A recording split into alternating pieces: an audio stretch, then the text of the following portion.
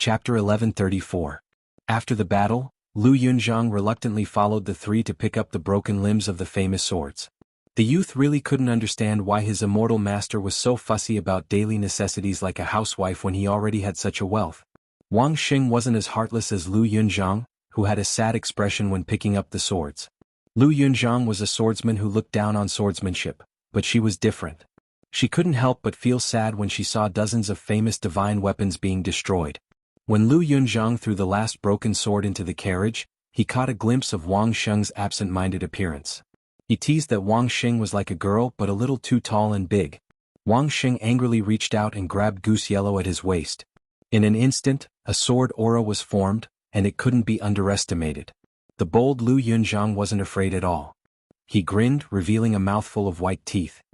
His palms spun around the hilt of his frost-long saber. His eyes were blazing as he asked Wang Xing if they wanted to fight. Whoever won would be the first disciple of his immortal master. Wang Xing's face changed, but he didn't speak. For a moment, the young boy and girl were in a deadlock.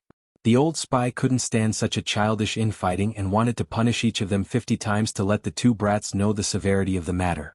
But he didn't expect that the young lord not only didn't mediate, but also added fuel to the fire. He wanted them to make a vow to fight 3 years later. Afterwards, the old spy privately inquired about the reason. Su Fengyan laughed and said that he deliberately let the two children be each other's whetstones. Moreover, he wouldn't hide anything from either side. He would teach them the best swordsmanship and saber techniques in the world. He also wanted to see the outcome of this battle. When the carriage arrived at the border of Yuzhou, Lu Yunzhang heard a rush of galloping horse hooves that he had never heard before. It was a single sound, but it was abnormally heavy. The youth quickly let go of the reins and jumped onto the horse's back. He looked up and saw a scene that he would never forget for the rest of his life. Hundreds of elite cavalry were all white horses and white armor. They wore cold sabers and carried powerful crossbows. The movement of the horses' backs was exactly the same as the movement of the horses' hooves. No wonder they were galloping on the road. The horses of Bailiang and the cold sabers of the Su family were treasures that the other lords of Liang coveted. Lu Yunzhang couldn't be compared to the ignorant Wang Xing. The martial emperor city was filled with crooks and honest people. The curious Lu Yunzhang had a rough understanding of the affairs of the Jianghu and the imperial court. Along the way to the west, the youth roughly guessed the identity of the immortal young master. However, as a Jianghu youth who lived in the streets of the Eastern Sea, he didn't know the scenery of the northwest frontier fortress.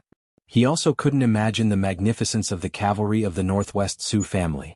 Now that he saw it with his own eyes, the youth had the most intuitive impression. He felt that if he was given a few thousand cavalrymen, no matter how many experts there were in the martial emperor city, he would be able to crush them a few times. For a moment the youth was a little dazed. He felt that if he were to practice his saber behind closed doors, it would be better to go to the border and practice a saber that could kill people. Half of the 800 white horse cavalrymen arrived.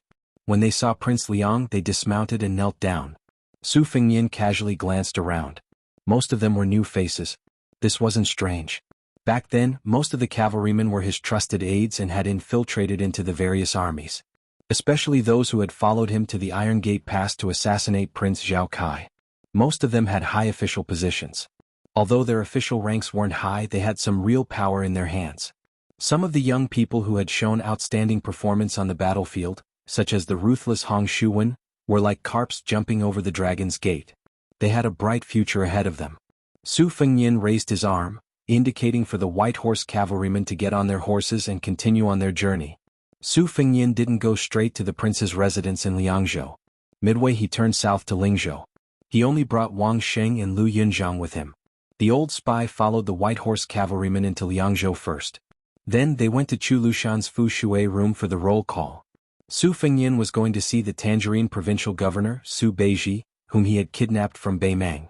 The northwest solar terms were connected by spring and autumn. Thus, it was known as the long winter without summer. It wasn't that there wasn't a hot summer season. When it should be hot, it was often much hotter than other places. The ground was high and the sky was close and there was nowhere to hide. Naturally, the sun was fierce.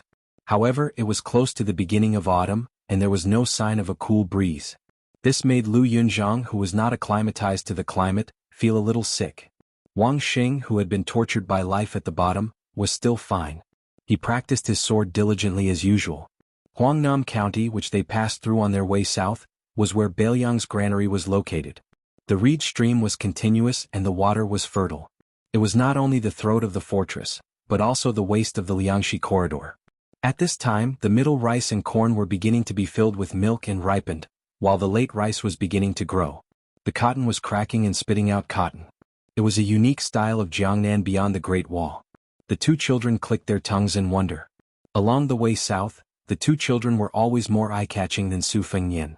One carried a white scabbard broadsword, the other carried a case on his back, and there were 7 or 8 swords tied to his body.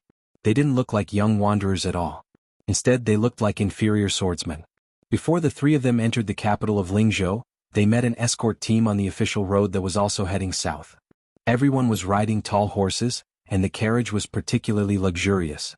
It had a banner with the word Lu embroidered on it, and there was a black and gold fish dragon. For some reason, the escort team got into a dispute with a group of foreign scholars. Logically speaking, Bailiang relied heavily on scholars who came to Liangshi. As long as they had some real talent, they would be given an important position. Normal people should avoid them. However, the escort team didn't say anything and beat up the brightly dressed scholars until they cried for their parents. After the pain, their eyes were filled with resentment. Lu Yunzhang was very clear about the workings of the Jianghu. When he saw the banner, he said with envy, "Wang Mudu, open your eyes wide and look. It's the Fish Dragon Gang, one of the top 10 sects in the Jianghu. Although it's not as noble as the snow villa by the spring deity lake, and it's not as high and mighty as the missing moon house on the great snow plains of Mount Hui, the Fish Dragon Gang dares to accept anyone from the Jianghu. It doesn't matter if you're a bandit or a bandit, as long as you have the ability, you can get a position in the Fish Dragon Gang. Therefore, this gang is famous for having a lot of people and they don't care about anyone. If any of the sects outside of Bailiang provoke the Fish Dragon Gang, even if it's a province away, the Fish Dragon Gang will dare to send 100 or 200 people to kill them. The local government doesn't even dare to fart." Chapter 1135. Su Fengnian did not do anything. Later on, he met Provincial Governor Su Beiji at an old location called the Jianghu Granary outside of Lingzhou City. This granary was once the largest granary in the ancient world. Its scale did not lose out to the 2 imperial granaries in Great Peace City and Guangling Road. The north was Jianghu and the south was Ganlu. The 2 were known in the world. However, the Jianghu granary had not been used for many dynasties and was completely abandoned. It only had a large frame. When the administrator Li Gongda was the provincial governor of Lingzhou, he had thought about repairing the granary. Unfortunately, no one responded. It was difficult to do it alone, so he could only give up. First, repairing the Jianghu granary required a large amount of silver. Second, moving the grain into the granary required great courage. Furthermore, once the grain entered the granary, it was the same as the government becoming a chicken rib. It was the same as having to spend silver every day to raise the grain. Normal granaries could still exchange new grain for old grain to earn money that could not see the light of day. However, once the Jianghu granary was used again, it was destined to be an important military location that even the young kings had to keep an eye on. Who dared to do anything to this place? Were they tired of living? The newly appointed provincial governor Su Beiji acted alone under these circumstances. He did not hesitate to overdraft the Lingzhou tax and decided to renovate the Jianghu granary. In the eyes of the sly officials, the provincial governor was doing it once and for all, but in the dark, he was biting off more than he could chew. The old foxes in the Lingzhou officialdom did not dare to do nothing in the open, but they secretly set up many obstacles. If the Jianghu granary was really messed up by that rash young man, it would cut off countless people's income. A Jianghu granary could not only take in the entire Lingzhou tax to pay for the salaries of officials and the local military, it could also reduce the price of grain to prepare for famine relief.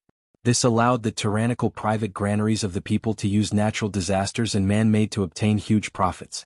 From the top to the bottom, from the ranking officials to the odd job workers, they all tacitly worked but did not put in effort. Furthermore, there were often disputes that hindered the progress of the project. Sir Su, who was mocked as the provincial governor of Grain Province, did not fly into a rage over this and did not punish the chicken to warn the monkey. He only borrowed 2,000 armored soldiers from the general of Lingzhou and then asked for 3,000 strong corvée laborers from Huangnam County and Longqing County that he could control. He almost completely ignored the orthodox officialdom in Lingzhou. At the same time, he sent Song Yen to clean up the official granaries in Lingzhou.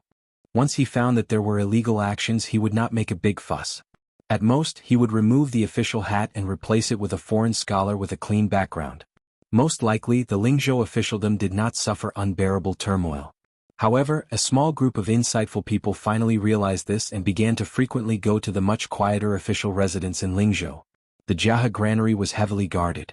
Su Fengyan also did not reveal his identity. He only asked a young military officer to help him pass on a message, saying that the prefect of Bishan County of Yanji County in Yuzhou was an old acquaintance of the provincial governor. Su Beiji, who had been sleeping and eating in the open at the old site of the Jianghu granary, quickly rushed over. He was even more travel-worn than Su Fengyan. The youngest provincial governor in Beiliang history looked exhausted, but he seemed to be in good spirits. After seeing Su Fengyan, he was not surprised and silently walked side by side. This gave the military officer a fright. The construction of the Jianghu granary was in full swing. Su Beiji was seen as the prodigal son of Lingzhou. He raised his sleeve to wipe his dusty face and said as he walked, "The Jianghu granary was the second granary of the Qin dynasty 800 years ago. It was only slightly inferior to Luo Yang's granary. It was called a granary, but in reality, it was no different from a city with both offensive and defensive capabilities. The granary city was 1.5 li from east to west and 2 li from north to south. There were more than 300 granaries and no less than 50 granaries. However, this was not all. When it was renovated, one could clearly see the ancient words carved on the bricks describing the source of the grain, the time it was stored in the granary, and the name of the official who was conferred the granary.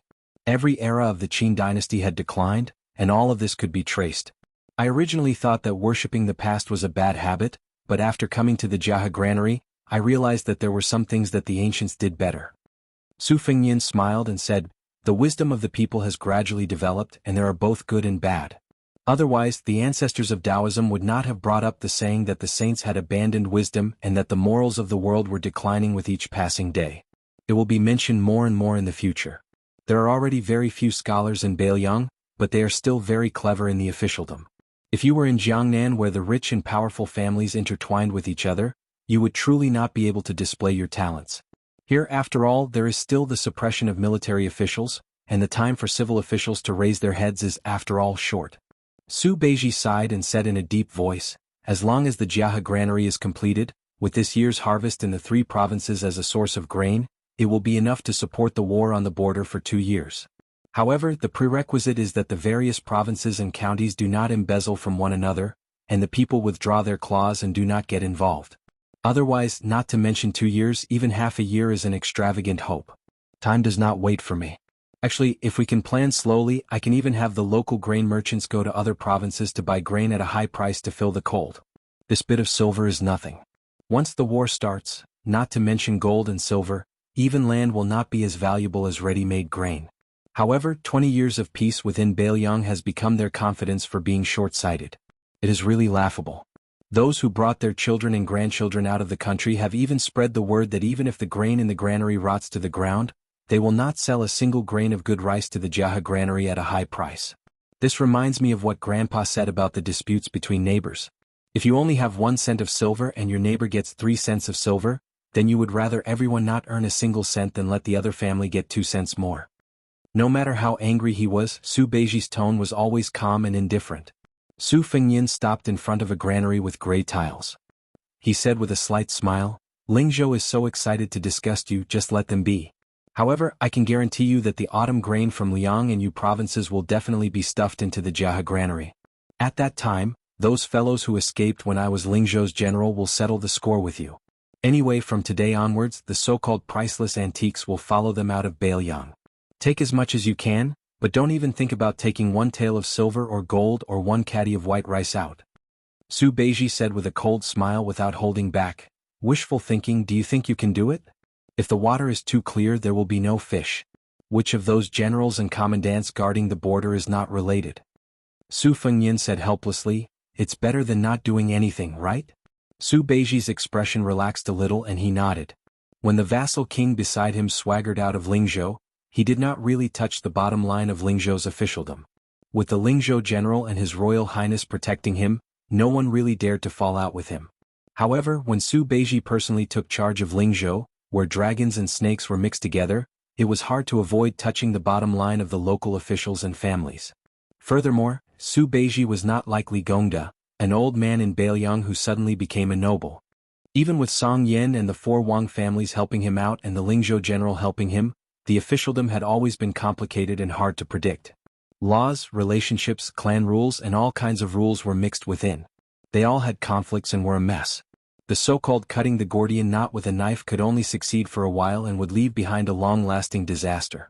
Su Beiji was in the middle of it. As long as he did something, he would naturally make enemies on all sides. Qin Shiliang, who had taken care of the salt policy and the transport of grain, was an example.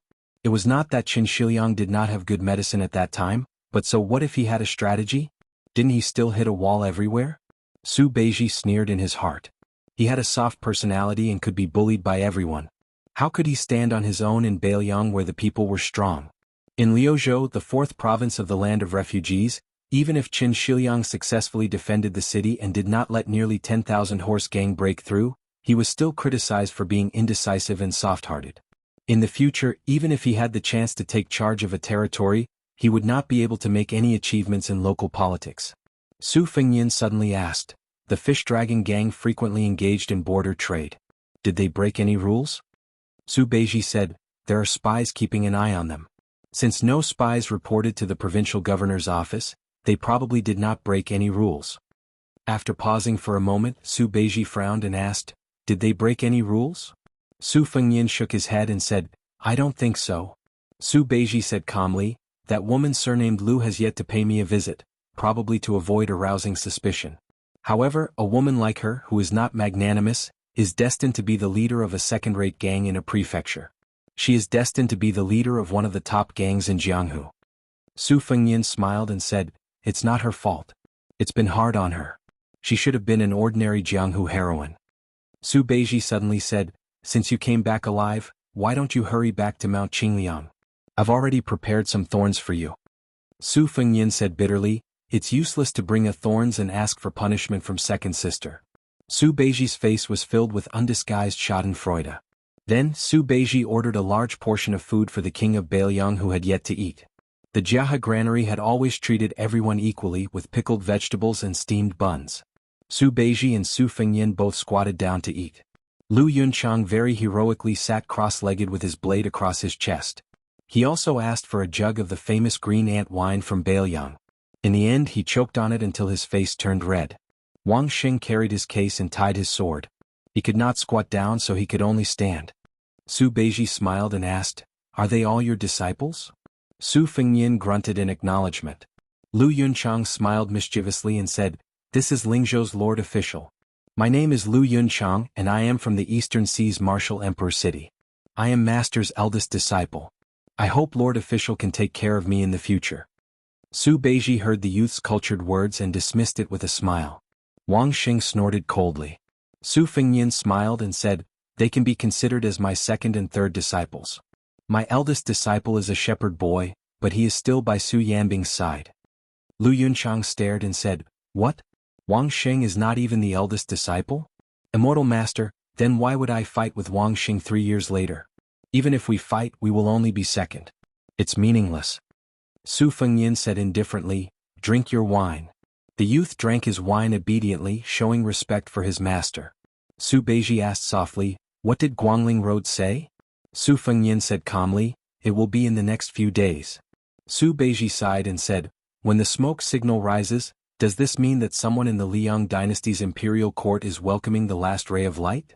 Su Fengyin grunted expressionlessly, if the old doesn't go, the new won't come.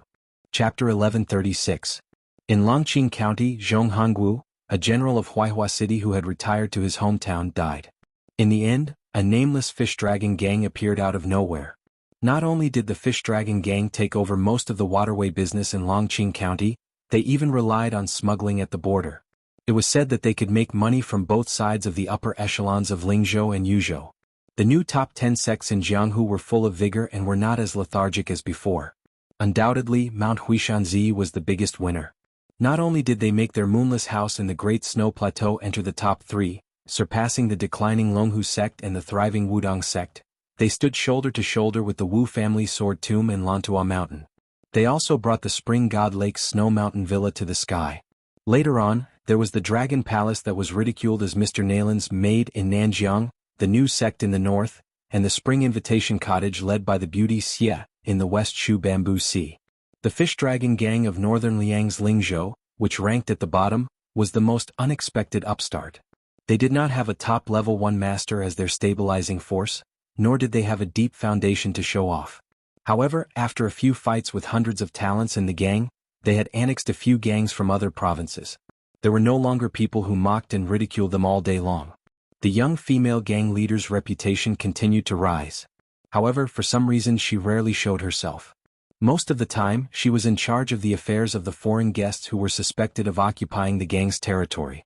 In the past, Jianghu was full of men and not enough of women. The so-called heroines and fairies were just decorations that could not cause much trouble. However, it was different now. Among the top 10 sects there were 4 female leaders, the leader of Wulin Alliance Shenyuan Qingfeng, the new palace master of Dragon Palace Lin Hongyuan, Xie from West Shu, and Lu Narong from the Fish Dragon Gang. They were almost on par with the men. However, among the 4 women, Lu Narong was undoubtedly the most inconspicuous. She did not have the beauty of Xie, nor did she have the peak martial arts of Shenyuan Qingfeng. She even vaguely retreated behind the scenes in the Fish Dragon Gang like a puppet. Many locals of Lingzhou couldn't help but feel indignant for him. It had always been the bigger shop bullying the customers. How could there be the logic of the bigger customers bullying the shop? In the famous Nanxiangzi restaurant in Longqing County, a heroic-looking woman went up alone. She ordered a few signature seasonal dishes and drank wine by the window. The manager was an old man in Longqing County. He had a close relationship with old gang leader Lu, who had already retired. Seeing this young woman who he had watched grow up with his own eyes, he felt sad and sympathetic. However, the old man knew the woman's temperament, so he couldn't show it on his face. He could only ask someone to find a good wine that had been stored in the cellar for many years. He personally opened the mud seal and accompanied the woman to drink a bowl of hot, strong wine. They talked about the Jianghu deeds of old Master Lu when he was young. When the old shopkeeper saw the group of people arrogantly climbing up the stairs, he sighed and silently got up to leave.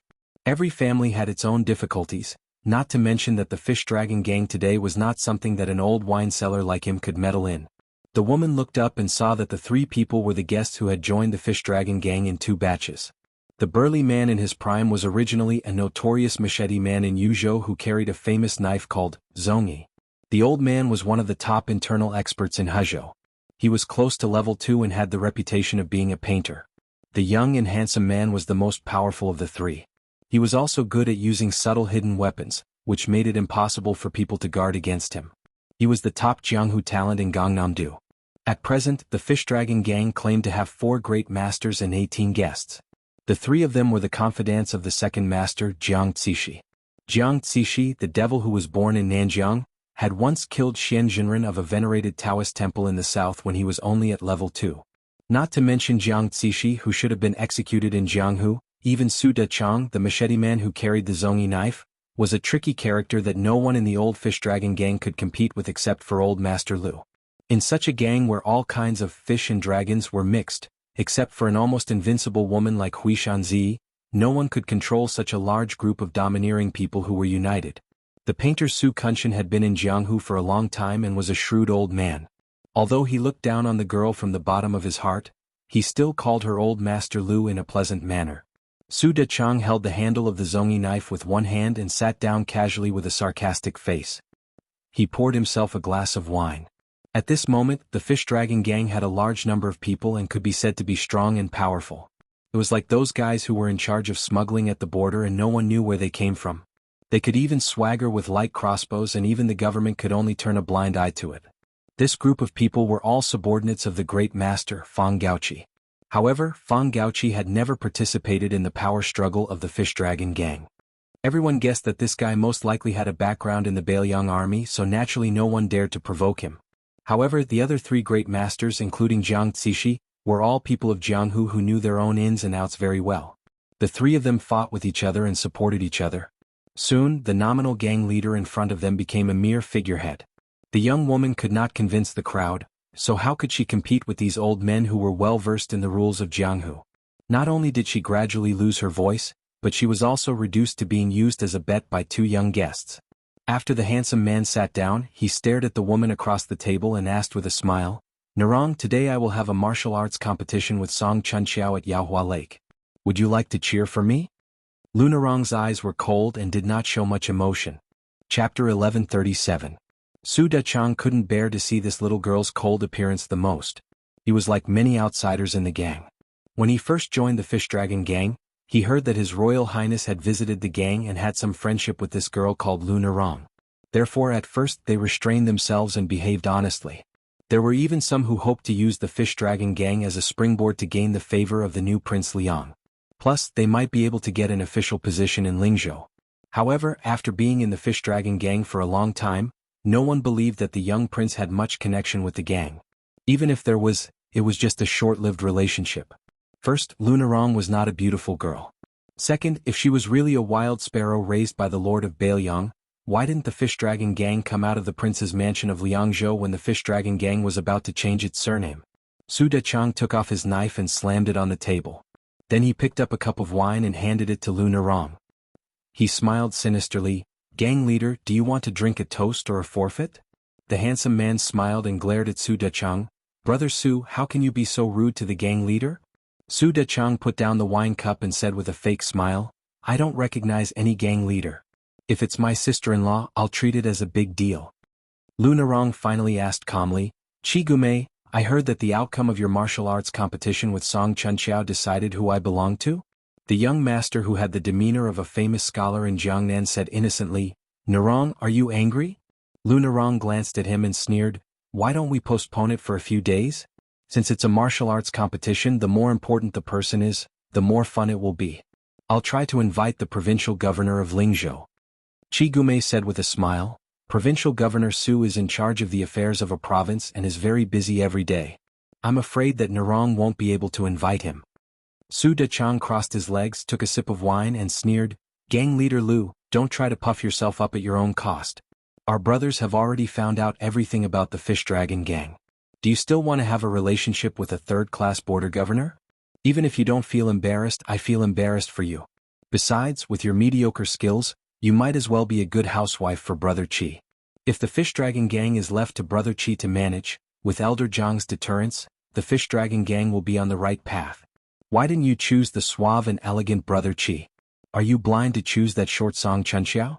He's as black as charcoal." Speaking of this, Su Dechang laughed out loud, his eyes burning with filth.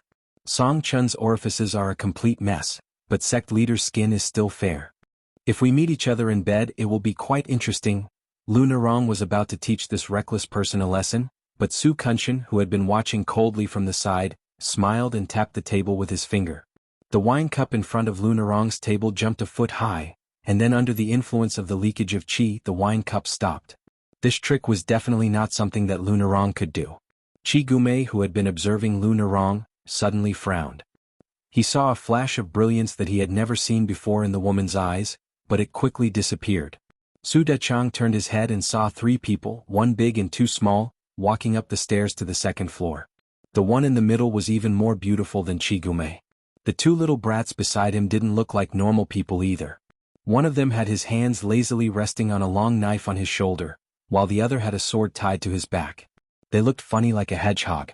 This was a rare scene in Lingzhou. Bailiang was much more boring than the Jianghu outside. Not many people liked to pay attention to fancy gimmicks. It was related to the customs of the people, and most of them were straightforward. Many of the newcomers in the Fish Dragons were not used to it at first. This place was far from the Jianghu of the Central Plains, where people liked to nag for a long time before a fight, talking about who was the master, the reason, the rules, and so on. But here, people often fought when they wanted to. Even if 2 people didn't like to look at each other, they would pull out their knives and fight to the death. The 3 unfamiliar faces in front of him were obviously more outstanding. Su Dechang didn't act rashly. There were as many seedlings in Lingzhou as there were hairs on a cow. Maybe he could pee 3 or 4 of them. Although these fops were like dragons swimming in shallow water, not everyone could casually step on them. Su Dechang cast a glance at Su Kunshan, who had a great amount of qi, and the latter nodded confidently. The old man must have recognized that the 3 strangers' qi activity was ordinary, and they were not elites who could cause them to fail miserably. Su Dechang gained confidence. He twisted his butt and turned around with his chair. He said stiffly, "Get lost, I have already booked the 2nd floor." The young man who looked more aristocratic than Chigume smiled and asked, "Is the Fish Dragons very impressive?" The young man was asking Lu Nerong. He completely ignored the other three. Su Dachang had a bad temper. He immediately stood up with a grin and picked up the knife on the table. The young man with the knife grinned and said, "Master, why don't I do it? And Wang Sheng, don't fight with me." Wang Sheng snorted. Su Kunshin's expression changed drastically. He quickly gave Chigume a look. Chigume stood up calmly and said gently, "Leader, I still have to rush to the Yaohua Lake to compete. I will take my leave first." Lu Nerong was expressionless. Su Dachang was confused, but he still followed Chigume and Su Kunshin downstairs. On the stairs, the three of them could clearly hear the young man with the knife and the young man with the sword tied to his waist complaining. "Blockhead Wang, sword energy is used to kill people, not to scare people. Didn't you alert the enemy? You made me lose 3 training dummies? No matter how broken they are still dummies. You have to pay. Master, you can be the judge." Su Fengyin ignored Lu Yunzhang. He looked through the window and saw the 3 people walking out of the building. Chigume happened to look up. This young master didn't forget to smile gracefully. Su Fengyin ignored him. He sat at Lu Nerong's table and said softly, "Let's not talk about asking Su Beiji for help. You could have at least talked to Fang Gaoqi of the Whispering Room. It wouldn't have ended up like this." Lu Nerong didn't say anything. Su Fengyin took a clean cup from Wang Sheng and poured himself a cup of wine. Lu Nerong suddenly smiled because for some reason she remembered the scene of this fellow squatting by the well and haggling with the water ruffian back in Yanhui Pass. Chapter 1138. Lu Yunzhang was greatly disappointed with this trip to Longqing County. His immortal master had only freeloaded some wine with that woman and chatted about some trivial matters. There was not even the slightest bit of romance, let alone slaughter the shrimp soldiers and crab generals of the fish dragon gang. Before leaving, Lu Yunzhang had been rambling, saying that the female master of the 10th largest gang in the world had average looks and cultivation. In short, he was fighting for justice for his immortal master. The implication was that if it were him, he would not waste his energy on such a woman. Su Fengyin, who had never been willing to talk nonsense with Lu Yunzhang, spoke his mind for the first time. He said that he was not looking for a wife. It did not matter whether Lu Nerong was beautiful or not. As for Lu Nerong's martial arts aptitude, it did not affect whether she was a heroine in his heart. When Lu Yunzhang heard this, his eyes widened. Was Lu Nerong worthy of being a heroine? Su Fengyin rewarded the youth with a 4-word evaluation. It was like playing the lute to a cow. After that, the 3 of them rushed to Liangzhou.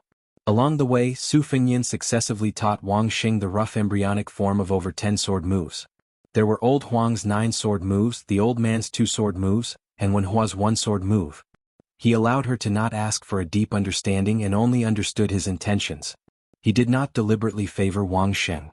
The moves he taught Lu Yunzhang were all top-notch. He did not even hide Gu Jiantang's Thunder Core. This pair of youths could endure hardships and work hard. They secretly competed with each other, afraid of falling behind each other. When they practiced martial arts, they were obsessed with it. However, it was obvious that Lu Yunzhang's speed of cultivation was much faster than Wang Sheng's. He was already very familiar with the hob and drag blade, and vaguely had the demeanor of a grandmaster.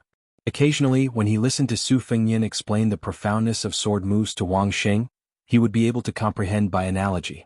On the other hand, after Wang Sheng acknowledged Su Fengyin as his master, for some reason, he became more and more introverted. He was silent and was no longer as naive and unaffected as before. Perhaps it was because of Lu Yunzhang's talent in martial arts that the girl felt a lot of speechless pressure. Su Fengyin was well aware of this, but he did not try to ease the heavy pressure in her heart because of this. As they neared Liangzhou, Su Fengyin rarely took the courier roads. He only chose the paths with few people and had Wang Sheng and Lu Yunzhang take turns to fight. He wanted them to do their best to press forward with their weapons. Compared to the two, Lu Yunzhang was naturally more imposing. With the great frost blade in hand, he dared to fight with his life on the line. He would not even acknowledge the heavenly king. When facing his immortal master, he would never hold back and would always charge forward in a spurt of energy. Wang Sheng, on the other hand, was much inferior. Every time he unsheathed Goose Yellow, even if his moves were 60 to 70% similar, his spirit was only 20 to 30%. This was exactly the opposite of Su Fengyin's expectations for her. Over time, Wang Sheng also realized the crux of the problem. His originally dark and rough face became more and more stiff. Every time he looked at Su Fengyin's calm expression, he wanted to say something but hesitated. He felt guilty and uneasy. After crossing the Yellow Flower Pass, they would arrive at Liangzhou a dozen miles away. Currently, There were 14 military officers stationed in Bailiang's Taoist realm to guard the 14 passes. From the point to the line, it was proposed by Ancestor Gu, the originator of the situation theory. There was a flintlock for 5 miles, a block for 10 miles, a fort for 30 miles and a city for 100 miles. In the past, Bailiang did not have flintlock forts. On the contrary, they were not shabby in number. However, most of them were disorderly. Once the real war broke out, they might not be able to quickly respond to each other. Now, the number was slightly reduced, but the situation in Bailiang suddenly became clear. The Yellow Flower Pass was one of the 14 passes. It was led by a senior military officer named Li Maozhen, who was an experienced military officer. Li Maozhen was old and wise and was deeply trusted by the old King Liang. Otherwise, Su Xiao would not have let him guard the east gate of Liangzhou. The Huayuan gate of this pass was the favorite of frontier poets of the past generations. This gate symbolized that the imperial court was conciliatory and far-sighted. The dark green city walls that extended out from the two sides of the pass were like a dragon traversing the desert. The dragon's head extended to the north and connected to the red-shooting Wild Goose Mountain. At the top of the mountain was the Een-locking flintlock, which was known as the #1 flintlock in the world. In the past, the Yellow Flower Pass did not exclude people from fairs. Especially on the 1st and 15th of every month, people would come and go. It was unusually prosperous. However, after becoming one of the 14 passes, the Yellow Flower Pass became much more deserted. The trade caravans that passed through the northwest region of the dynasty had to take a detour. There were complaints everywhere. So much so that the weak military officer Li Maozhen sent a memorial to the Qingliang mountain, requesting to reopen the city gate and military camp. The 3,000 elite soldiers would not need to be paid by Liangzhou and could even be used to support the border army. At that time, Su Fengyan was not in the palace. The Red Hanlin Academy in Wutangan argued about this. In the end, Lu Qingyan, who replaced the Green Ants to enter Wutangan, made the final decision and rejected the old military officer Li Maozhen's memorial. It was said that the old military officer Li Maozhen almost resigned and retired. He openly scolded the old military officer Wutangan for not knowing the cost of living. He even said that they would empty out the palace sooner or later. The old military officer Li Maozhen didn't even let the young feudal lord off. 6 or 7 elite light cavalry galloped out of the Yellow Flower Pass gate, escorting a white-haired old man in casual clothes.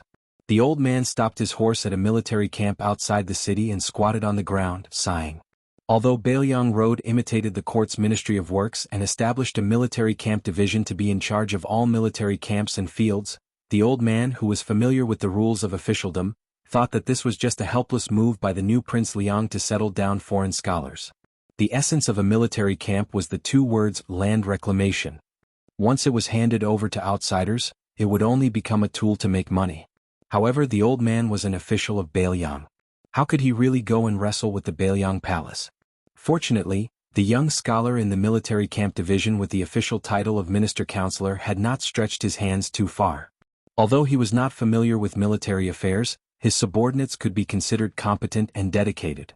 The new residents who had migrated from Bailiang Road's 4th prefecture, Liuzhou, were also well-behaved and peaceful.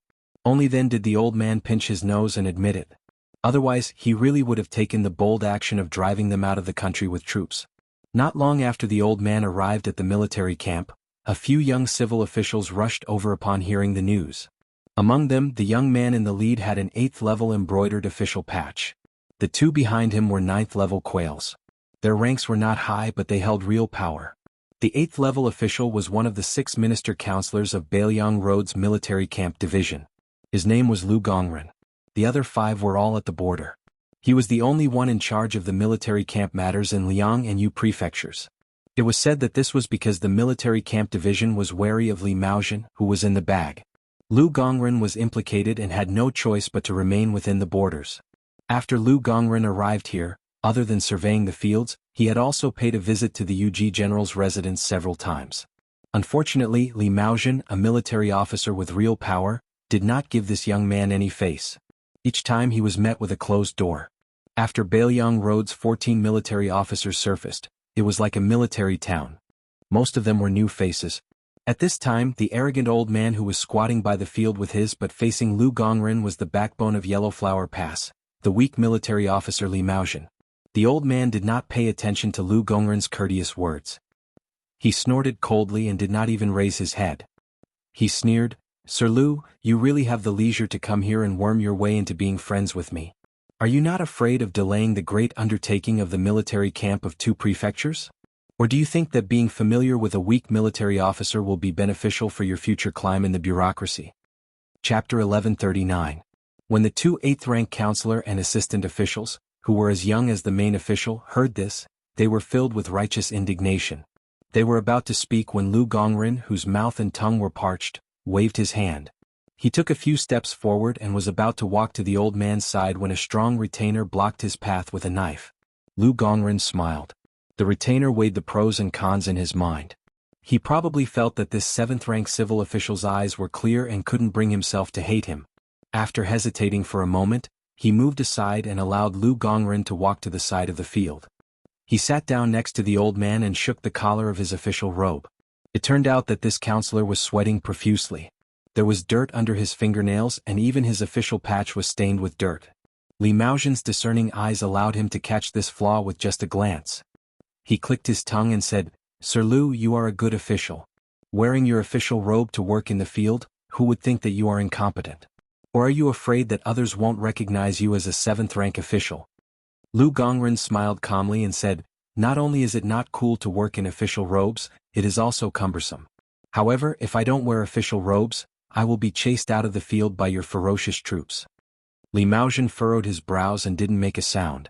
At this moment, the retainers who had followed Li Maozhen out of the city were somewhat wary. 3 strange people slowly walked over from the side of the field. When the 2 sides were about 10 meters apart, the empty-handed young man smiled and asked, "Are you Li Maozhen?" Li Maozhen, who had been called directly by his name, turned his head and looked at the somewhat familiar face. His heart was in turmoil but he wasn't sure. Li Maozhen was a veteran of Beiliang and naturally remembered the peerless beauty of Beiliang's Wu Wangfei. However, how could the old man believe that the young man in front of him was that him? The young man with 2 youths with swords and knives on his back smiled and said, "Li Maozhen, standing in front of you, you don't curse?" Hearing this ridicule, how could Li Maozhen not recognize this person's identity? He abruptly stood up and was about to kneel in greeting. However, at some point, the scholarly-looking young man had walked over to Li Maozhen's side. He and Minister Counselor Lu Gongren sat on the old man's left and right. Li Maozhen's light cavalry retainers were all startled. Just as they were about to protect the old man, Li Maozhen ordered them to retreat and return to the city. Lu Gongren and the 2 assistant officers of the Army Garrison Division who had been standing all this time were somewhat at a loss. Li Maozhen was so excited that he did not know what to say. The old man was not really stupid. If the king of Beiliang really sat next to him, he would not dare to scold him even if he had 10 times the courage of a bear's heart and leopard's guts. Moreover, when his memorial was refuted, he only said a few words out of anger. He regretted it afterwards. In fact, at that time, if the young king of Beiliang wrote it himself instead of those women in Wutangin, then let alone refuting it, even if the king of Beiliang scolded Li Maozhen to his face, he, as a weak military officer, would not talk back. Li Maozhen, who held great power in his hands, recognized 2 things more than many people. One was Beiliang and the other was the Su family. It did not matter if you were a kitten, a dog, or the head of the Su family after great General Su Shao. As long as you sat in the position of the Lord of Beiliang, Li Maozhen would serve you to the death. The person who came was naturally Su Fengyin. He leaned around Li Maozhen and looked at the 8th-rank official Lu Gongren. He smiled and said, "You should be the Minister Counselor Lu who once studied at Shangyin Academy. You can continue talking. I'll just listen." Lu Gongren mistakenly thought that this was a local snake that even old General Li was afraid of and that he was the son of a general with a strong background in Liangzhou. However, since he was here, he might as well take the opportunity to explain to the old military officer why Beiliang wanted to draw legs on a snake and set up the military field department. However, before the young civil official could speak, Li Maozhen turned his head and glared at him fiercely. "The king is sitting next to you and is personally supporting you. What nonsense are you talking to this old man about? In the future, I will strictly control those subordinates who deliberately make things difficult for the military field department. If you, as the minister counselor, have any difficulties, you can directly enter the UG General's mansion in the pass." Lu Gongren and the 2 young officials behind him were stunned. Su Fengyin raised his head and waved his hand. He smiled and said, "Sit down and talk." They sat side by side on the side of the field. Other than Li Maozhen, who was able to maintain a calm expression on his face, the others, including Lu Gongren, were all restless and had an uncontrollable excitement in their chests. In the cultivation of the government, one rank followed another, and the threshold followed the threshold. There was almost no end to it. For the 6 ministers who were the pillars of the imperial court, not to mention the officials from other places, even the officials from the capital who could participate in the court assembly might not be able to get in front of these important figures in their entire lives, much less speak a few words with them. However, other than the Grand Secretary Zhang Julu and Gu Jiantang, the vassal kings who had divided the territory were undoubtedly rarer than these pillars of the dynasty. These scholars who had gone to Liang had long heard of the various deeds of the new Liang prince. He was different from the notorious reputation of the past. The rumors that were becoming more and more intense were mostly the heroic deeds of the young vassal kings. However, even if Su Fengnian was an embroidered pillow that could not be supported as long as he was the master of Beiliang, then he was destined to have a large group of famous heroes on the battlefield such as Chu Lushan, Yuan Zuozong, and Yan Wenwan standing behind him. Su Fengnian saw that they were not willing to speak, so he could only smile and ask, "Official Lu, how many roads have you traveled since you became the minister counselor?" Lu Gongren said respectfully, "I have been the minister counselor of the army division for more than 2 months. I don't know how many roads I have traveled, but I have already changed 4 pairs of boots." Li Maozhen said softly, "Lu Gongren, this 8th-level official, is not quite the same as the previous pests in Beiliang. I have investigated his background. Since he took office, he has not bought a private residence or kept a servant. However, I can't rule out the possibility that he is not familiar with the network of officialdom and did not dare to enter the water too early and ruin his future." Lu Gongren did not know whether to laugh or cry. He said in a muffled voice, "Old General Li, are you saying good or bad things?" Su Fengnian said, "With Li Maozhen's bad temper, generally speaking, if he did not directly say bad things about you, then it is considered good things." Li Maozhen smiled softly and nodded. His expression was somewhat self-satisfied. Su Fengnian suddenly addressed him as Old General Li and asked, "Lu Gongren and the other scholars who have just taken up their posts, are they satisfactory?" Li Maozhen grunted and said, "At the very least, within 3 or 4 years, they can be considered honest officials. As for whether they can be called capable officials, compared to those who squatted in the latrine pit and did not shit, they are certainly much better." Su Fengnian said to himself, "This is enough." Li Maozhen suddenly asked carefully, "Your Highness, why don't we switch places? I do not dare to sit in the middle of the main seat. I feel that Your Highness is trying to use peaceful means before resorting to force. Are you going to remove my official hat?" Su Fengnian joked. "Su Xiao said before that you, Li Maozhen, are addicted to being an official, which is why he made an exception and asked the Liang Imperial Court for you to be a 4-man guerrilla general. Now it seems that this is indeed the case." Li Maozhen laughed out loud and said, "If I am not an official, how can I lead troops into battle? I know my own weight, otherwise I would have asked Your Highness for the position of Grand Commander." Su Fengnian said softly, "There will be a lot of fighting coming up." Li Maozhen was stunned for a moment before he smiled knowingly. "According to our old rules, every time there is a big battle, the Su family cavalry must set up 2 temporary vanguard battalions. Why don't you count Li Maozhen in?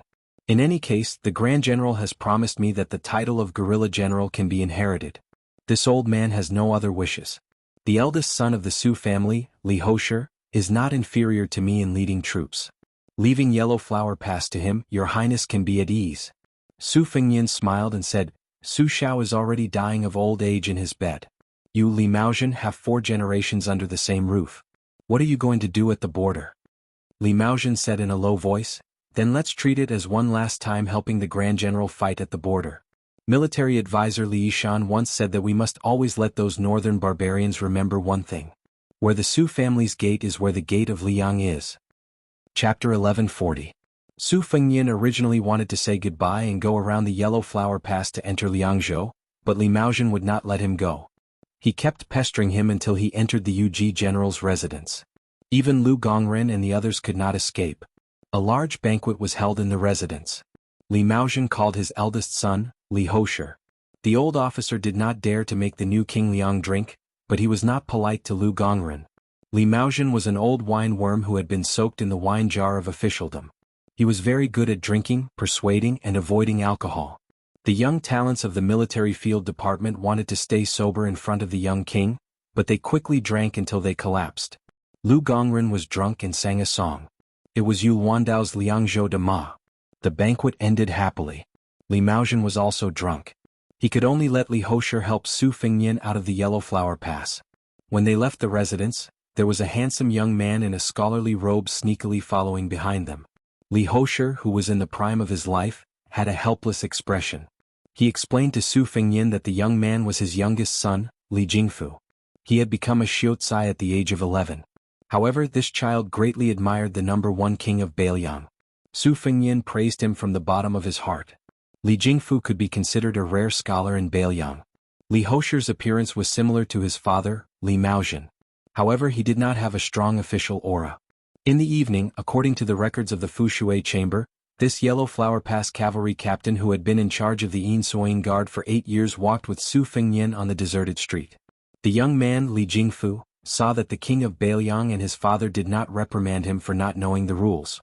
He tiptoed behind the 4 of them. He looked enviously at Lu Yunzhang, who was carrying a blade, and Wang Sheng, who was carrying a case. Li Hosher hesitated and said softly, "Your Highness, my father does have selfish motives. He wants me to take over the Yellow Flower Pass.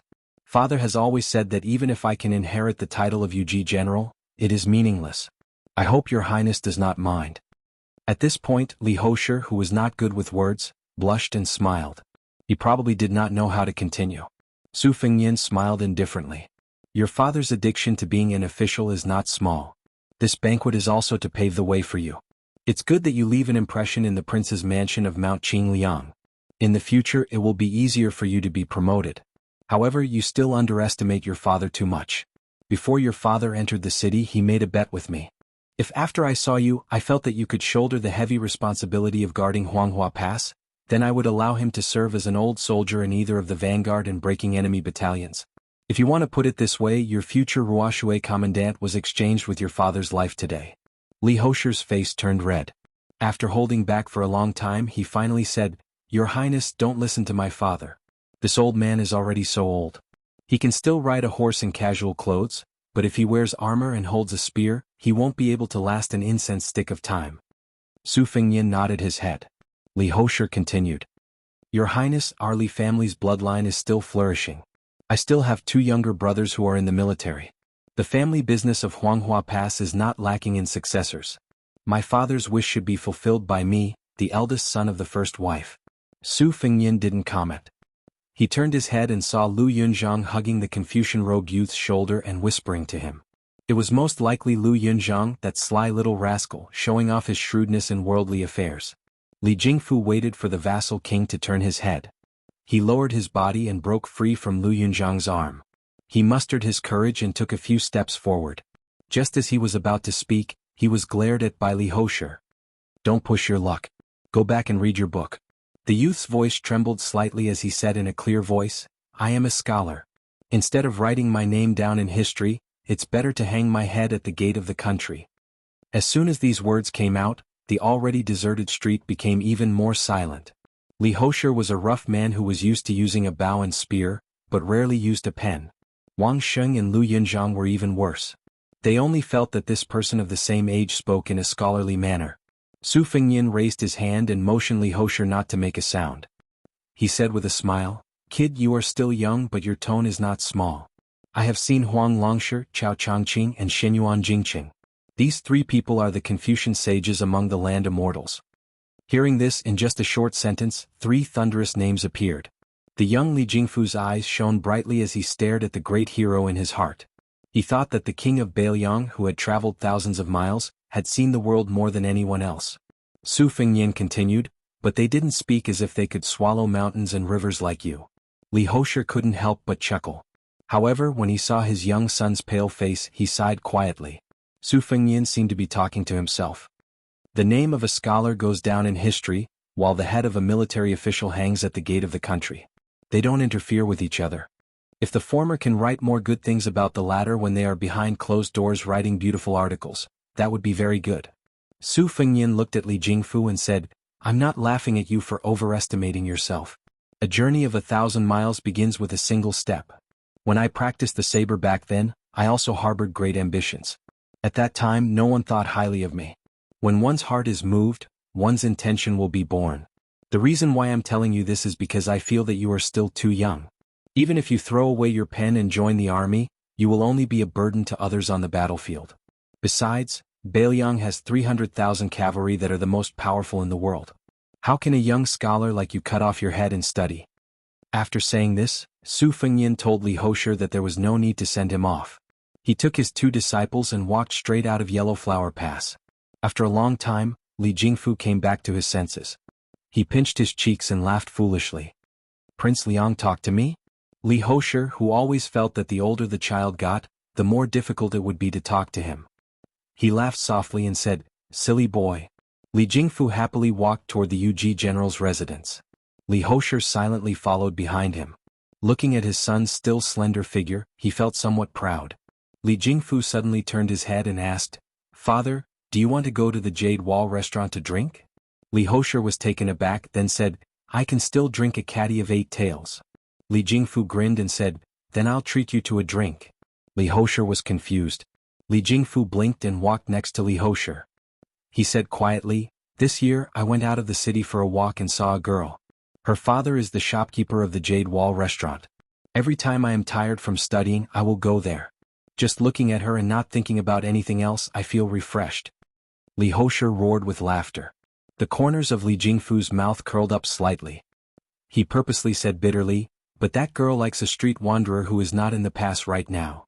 Li Hosher rubbed his young son's head, not knowing how to comfort him. Li Jingfu looked up and said with a smile, "Father, I want to learn from Zhao Chongling and Li Yishan, the 2 Bailiang strategists. In the future, when I am successful, I will give Prince Liang advice and strategize from thousands of miles away." Li Hosher made a sound of acknowledgement. The father and son walked together to the restaurant 2 streets away. Li Hosher said softly, "Since you have a girl you like in your heart and you also have ambitions, your grandfather won't let you drink, but your father will let you drink." 2 hours later, the commandant of Yellow Flower Pass, Li Hosher, walked out of the restaurant with his drunk young son on his back. The rough man had a warm expression. As he walked, the commandant's gaze gradually became determined. If he wanted to study, he should study. But there was one thing that the vassal king had said. Bailiang had 300,000 cavalry. Only if everyone, including Li Hosher, lost their heads would it be the people's turn. Didn't the Baimang claim to have 1,000,000 people controlling the strings? Even if they took down Bailiang, would there be tens of thousands left? The youth on his back murmured drunkenly, "Father, I will study hard and become a Confucian saint. I will not be afraid of walking the narrow path, but will pave a bright path for the people of the world." Li Hosher smiled and said, "You are so reasonable even when drunk. You are better than father." Chapter 1141. Since the first year of Xiangfu, the night curfew in Liangzhou city had become extremely strict. However, when Su Fengyin arrived at the city gate, there was already a group of elite spies waiting for him. The gate slowly opened, and Wang Sheng could clearly see the faces of the armored soldiers under the light of the city gate. Regardless of whether they had experienced the vicissitudes of life or immaturity, they were all brimming with a contradictory aura that made her feel unfamiliar. They were hot because of reverence and cold because of bravery. The simple-minded Lu Yunzhang did not feel much, but he keenly felt that these armored soldiers were taller and stronger than the light cavalry soldiers he had encountered along the way. They were also more dangerous. In comparison, one was like a noisy chicken or duck waiting for its owner to feed it every day, while the other was like a wild dog digging for its own food in the wilderness. It did not like to bark, but it could really bite people to death. For this pair of extremely lucky young men and women, the title of King of Bailiang was too far out of their reach. It was far less approachable than the tranquil demeanor of their immortal master. However, Lu Yunzhang soon had the most direct impression. When the young man saw the 2 jade stone lions as tall as 2 people at the gate of the king's mansion on Mount Qingliang, he was extremely shocked. He quickly trotted under one of the lions and reached out to touch the cool and huge lion claws. He clicked his tongue in wonder and chattered endlessly. One moment he said that it was too damn imposing and that no family in the martial emperor city had such a facade. Another moment he speculated about how much money it would fetch if he stole it and sold it. The king of Bailiang returned home after a long journey, but there was not much movement in the mansion. A middle-aged housekeeper came out to symbolically lead the way into the mansion. The housekeeper walked behind Su Fengyin and whispered to him. The 2 bumpkins, Wang Sheng and Lu Yunzhang, stared with their eyes wide open. It was too much for their eyes to take in. The 2 children stared at each other for a long time and did not show any signs of stopping. Only then did they reluctantly blink their sore eyes. They looked at each other and smiled, seeing each other's uneasiness. The two children, who were always at loggerheads with each other, finally had some tacit understanding. Lu Yunzhang felt as though he had walked into a fairyland. The sisters were all like immortal sisters who had walked out from the murals of temples. Their clothes were extravagant, and their auras were indescribable to an uneducated youth. Any one of them could easily beat Xiao Mei, who liked to put on thick rouge in the neighboring alley of the martial emperor city, by more than 18 streets. Lu Yunzhang was at the back of the group. He even turned his head to look at a young woman in a distant corridor. Her figure was graceful, and even from afar, one would find it hard to shift their eyes away from her. She walked leisurely under a large white lantern. When she suddenly turned her head, her eyes happened to meet his. She gave him a sweet smile that nearly hooked Lu Yunzhang's soul away. Lu Yunzhang retracted his gaze and shook his head. He smiled embarrassedly, thinking that this sister was really charming. Wang Xing, who was walking slightly in front, suddenly had her vision open up. She stopped in her tracks. Even when Lu Yunzhang bumped into her from behind, she did not take a step forward. Lu Yunzhang turned his body sideways, his mind swaying. Right in front of them was the famous Tide Hark Lake. The two new disciples of Su Fengnian had completely different reactions when they saw Tide Hark Lake. The lofty and ambitious Lu Yunzhang immediately looked up at the pavilion. The Tide Hark Pavilion on Tide Hark Lake contained tens of thousands of manuals. Just one of them was enough to dominate an area. Lu Yunzhang did not believe it in the past, but after he witnessed his master's artifact-controlling skills outside Martial Emperor City, he was convinced. Wang Xing, on the other hand, lowered her head and gazed into the distance. She looked at the calm surface of the water that was illuminated by the lakeside lanterns. She wanted to know if there really was a heavenly lake koi that weighed 10 jin of gold there. There was a pavilion in the middle of the lake, and in the pavilion stood a skinny shepherd boy who looked lonely and timid. For some reason, Wang Xing and Lu Yunzhang looked up and down at the same time. They saw the rather unremarkable child who was about 4 or 5 years younger than them. The three children had a tacit understanding as they looked at each other. Su Fengnian had already gotten the housekeeper to do his own things. He looked at the child in the pavilion and smiled. His name is Yu Long. He is your eldest senior brother.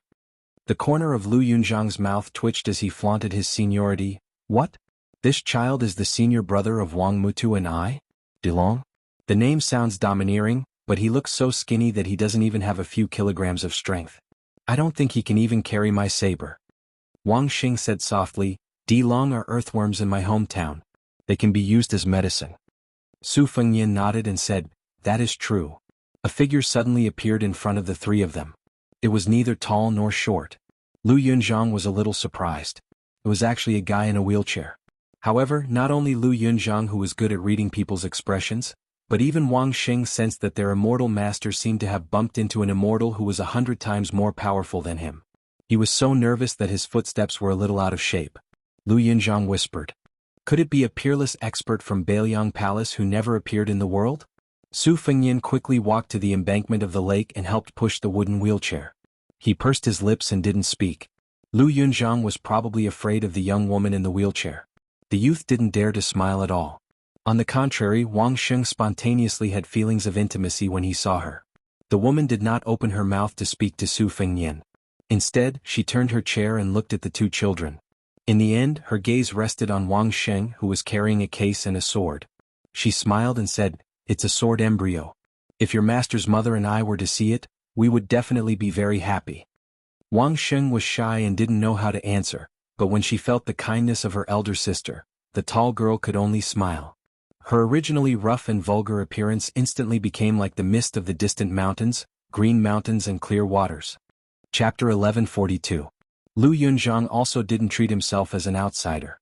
He could see that the woman with a high status didn't have a good impression of him. He didn't dare to draw legs on a snake, so he sneakily ran to the pavilion to find trouble with the little brat. Although the youth was unconvinced of Wang Sheng's senior apprentice brother status, Wang Mutu had the advantage of entering the sect early. Lu Yunzhang was actually bored to death and only wanted to quarrel with others to vent his anger. He didn't really care about the senior apprentice brother or second junior apprentice brother. The youth knew that as long as his fists were hard enough, his ability was big enough, and his blade was fast enough, these were the most solid principles in the world. But who was the fellow in the pavilion? How could he be ranked ahead of him and Wang Sheng? The moment Lu Yunzhang entered the pavilion, he slammed the great frost saber that was still in its scabbard on the ground. With a black face, he asked in a deep voice, Earthworm you, do you dare eat my saber? The little shepherd boy who had been left alone by Su Yambing after being brought to Mount Qingliang was still living in a fog. He did not know anything, but he knew one thing. This was the home of the king of Bailiang, and his master was the person whose words carried the most weight in Bailiang. At this moment he was being questioned by a stranger who was a head taller than him. He was at a loss. Who was Earthworm you calling? Why did he want to eat a saber the moment they met? Lu Yunzhang, who did not like to bully the weak, quickly became dispirited. It turned out that he was just an ignorant little fool. To think that he had even planned to use his trump card, the rolling blade divine technique. Lu Yunzhang said with a straight face, "In the future I will only call you senior brother in front of master, but every time I call you that, you have to call me big brother in private." Lu Yunzhang quickly added, "And you have to call Wang Muta's second brother. Do you see him? He's that tall and strong guy by the lake. I use a saber and he uses a sword." Lu Yunzhang said this and asked curiously, "What weapon do you use?" The little shepherd boy had obtained the nickname of Earthworm Yu and two elder brothers for no reason.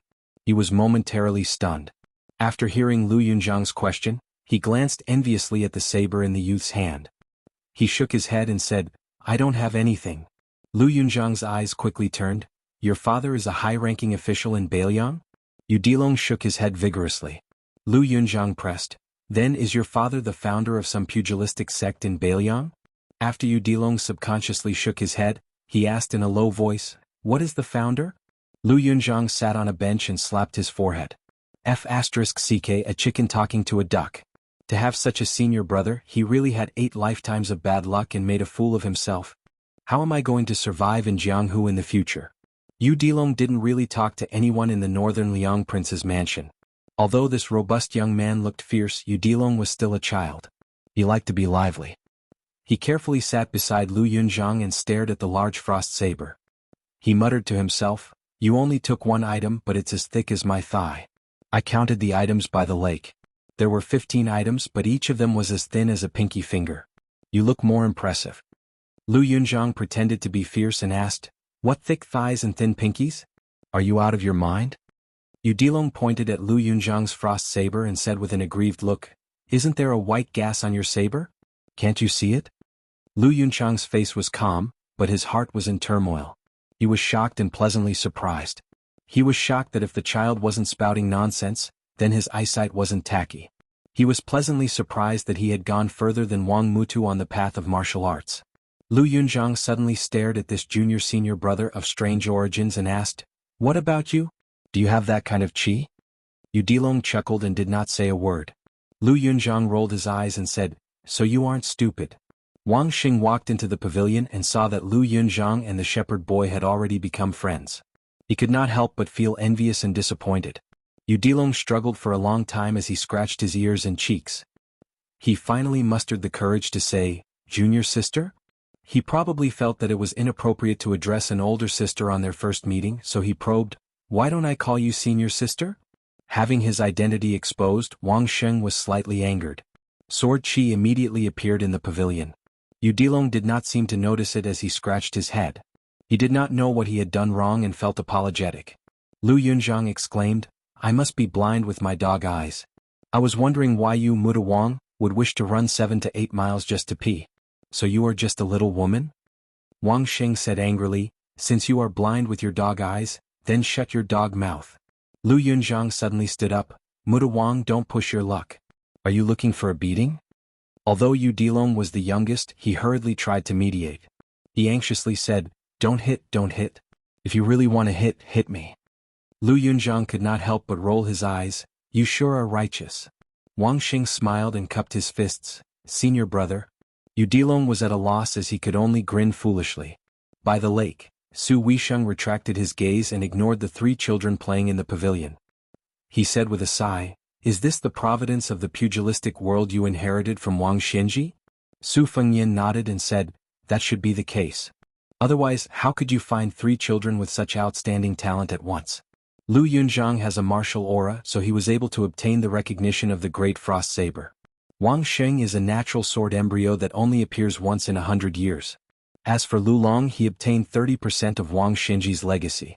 These 3 disciples of mine will probably have a place in the top 10 experts of the pugilistic world in the future. If this were to spread, it would be so good. Even Wang Xinji couldn't do this when she was still alive. Look, not only did I defeat Wang Xinji, even my disciple is more promising than this old fellow. Su Weisheng looked up at his brother and said calmly, "Look at how happy you are. Quickly close your mouth. Be careful not to crack it behind your ears." Su Fengyin squatted beside her and asked nervously, "Sis, aren't you angry? When I went to Wudong Mountain to practice my saber skills, you were unwilling to talk to me when I returned home. Later on, when we went to Beimang, you almost didn't acknowledge me as your brother." Su Weisheng placed his hands on his knees and looked at the calm lake. His eyes were warm and gentle as he said, "Back then Dad was in charge. You were fooling around. Now you are in charge and shouldering the burden." Su Fengyin acknowledged and rubbed his cheeks with both hands. "Don't worry. I won't have the time to mess around in the pugilistic world. I'm about to make a trip to the border, unlike the previous review. This time I'm going to call all 14 lieutenants.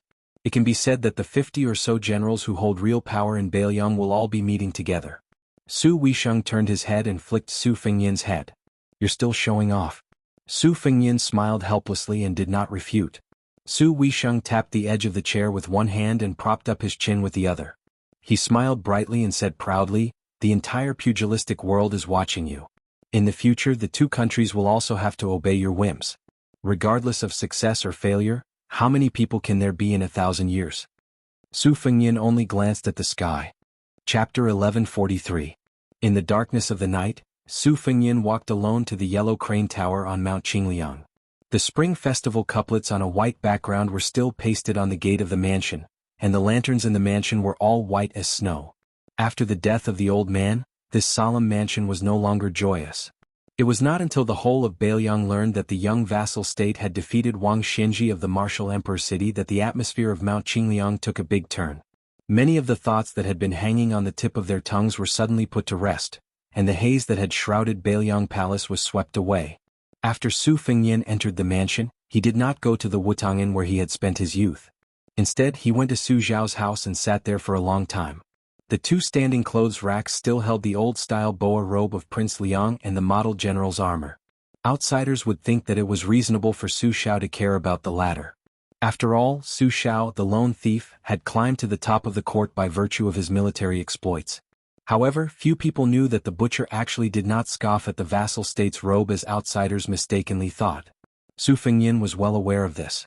What Su Xiao cared about was not the vassal state's identity as the vassal state's king, but the credit behind it. It was the credit of rebuilding the Zhao dynasty that many powerful officials in the imperial court had deliberately forgotten. At that time, Liang was just a barbarian dynasty in the northern region. Heroes rose together and the vassal state was divided. Who in the central plains, including De Chu, would treat this guy who had endless internal strife as a formidable opponent? It was precisely because Su Xiao, the troublemaker, went south to Liao that he forcefully helped the late emperor of Liang hold the dynasty in his hands. Without internal strife, he laid the foundation for the subsequent spring and autumn period. This was also the reason why many of the nobles of the Zhao dynasty had a clear distinction between their love and hate for Su Xiao. Most of the older members of the imperial family who were close to the late emperor were in the dark currents of the imperial court after the world was settled. Even if they did not speak up for Su Xiao at the very least, they would not hit him when he was down. However, most of the older members of the imperial family had suffered major and minor injuries on the battlefield, so they died earlier than some of the clan relatives who were lying down and enjoying life. Moreover, most of their descendants did not get along well with the current emperor and the ruling Baiyan, so they could not stand out. In addition, there were long-standing and serious disagreements within the imperial family. This group of nominal descendants could be said to be struggling at death's door. As a result, they did not have a share in this southern expedition to West Chu. Most of it was another group of young nobles who swaggered south with a few old generals to seize the credit. In any case, their parents and ancestors had relied on this kind of trick to climb up. This was probably the origin of their family's knowledge. Practice makes perfect. Su Fengyin walked slowly on the mountain path and then stopped halfway up the mountain to look at Liangzhou. The lights in Liangzhou were dim. One part of the city was extinguished while other parts of the city were lit up. It was peaceful and serene. Su Fengyin turned and continued to climb the mountain. In the days he had been rushing back to Beiyang, the Whispering Room had been sending him concise intelligence reports. Other than Lu Xingxiang, who had failed to seize power but still held the position of Assistant Minister of the Ministry of War, stationed at Yolu Pass, There was also a vast group led by Yang Xinxing and Yan Jinchuan, who had meritorious service during the spring and autumn period. They had formed 3 alls with Yolu Pass, pointing directly at West Chu.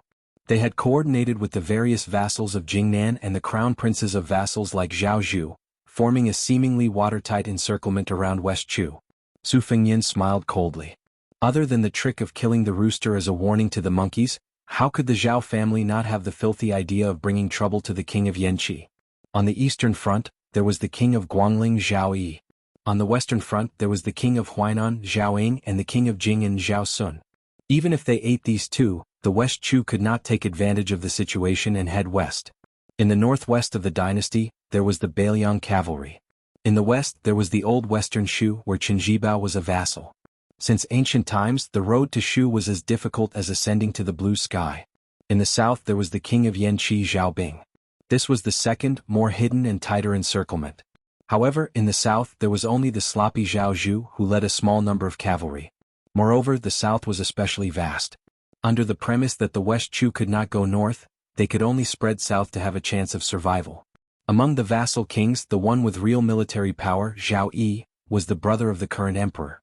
He was in Guangling, so there was no need for the one sitting on the dragon throne to scheme too much. Bailiang had Beimang to the north and western Shu to the south. It was equivalent to being suppressed. In the end, only Zhao Bing was left to be dealt with. In the past, there was Su Xiao to take the blame, so the court naturally prioritized Bailiang. Now that Su Xiao had left, it was naturally Zhao Bing who was high up in the sky and far away from the emperor. In addition, a new secret letter from Tai and City said that after Zhang Julu's opinion was rejected, he settled for the next best thing. He proposed a new strategy of using West Chu to train the troops and take back military power. Almost even Gu Jiantang, who had voluntarily abandoned Gu Lu, was ruthlessly tricked. As long as there was a sign of resistance to the restrictions of the court's Ministry of War, they were all openly and covertly sent to the periphery of West Chu. Once the battle reached a stalemate, they would immediately enter the battlefield. Thousands of deaths were counted. Gu Lu, who had taught all over the world, was naturally the first to bear the brunt. Swaying in the wind and rain, Gu Lu was already on the verge of collapse. Zhang Julu clearly still did not want to let it go. If Gu Jiantang was still in the capital and personally presiding over the court's military affairs in the Ministry of War, perhaps there would be some countermeasures to this decree. However, Gu Jiantang already held the title of pillar of the country and led the military affairs of the northern land. Zhang Julu, intentionally or otherwise, dug a hole for the only remaining general of the 4 great generals of the spring and autumn period. He spoke up for him in the court and said with certainty that only Gu Jiantang personally led the troops down south could pacify the rebels in West Chu. He practically elevated the old Minister of War to the lofty position of one person in charge of a country. In this way, Gu Jiantang, who had suffered an unexpected calamity, was already bold if he did not submit a secret memorial to ask for forgiveness. How would he dare to plead for leniency for the descendants of Gu Lu? This was also by Yen Er's consistent overt scheme. From beginning to end, it was for the sake of the country and the people, without the slightest bit of selfishness.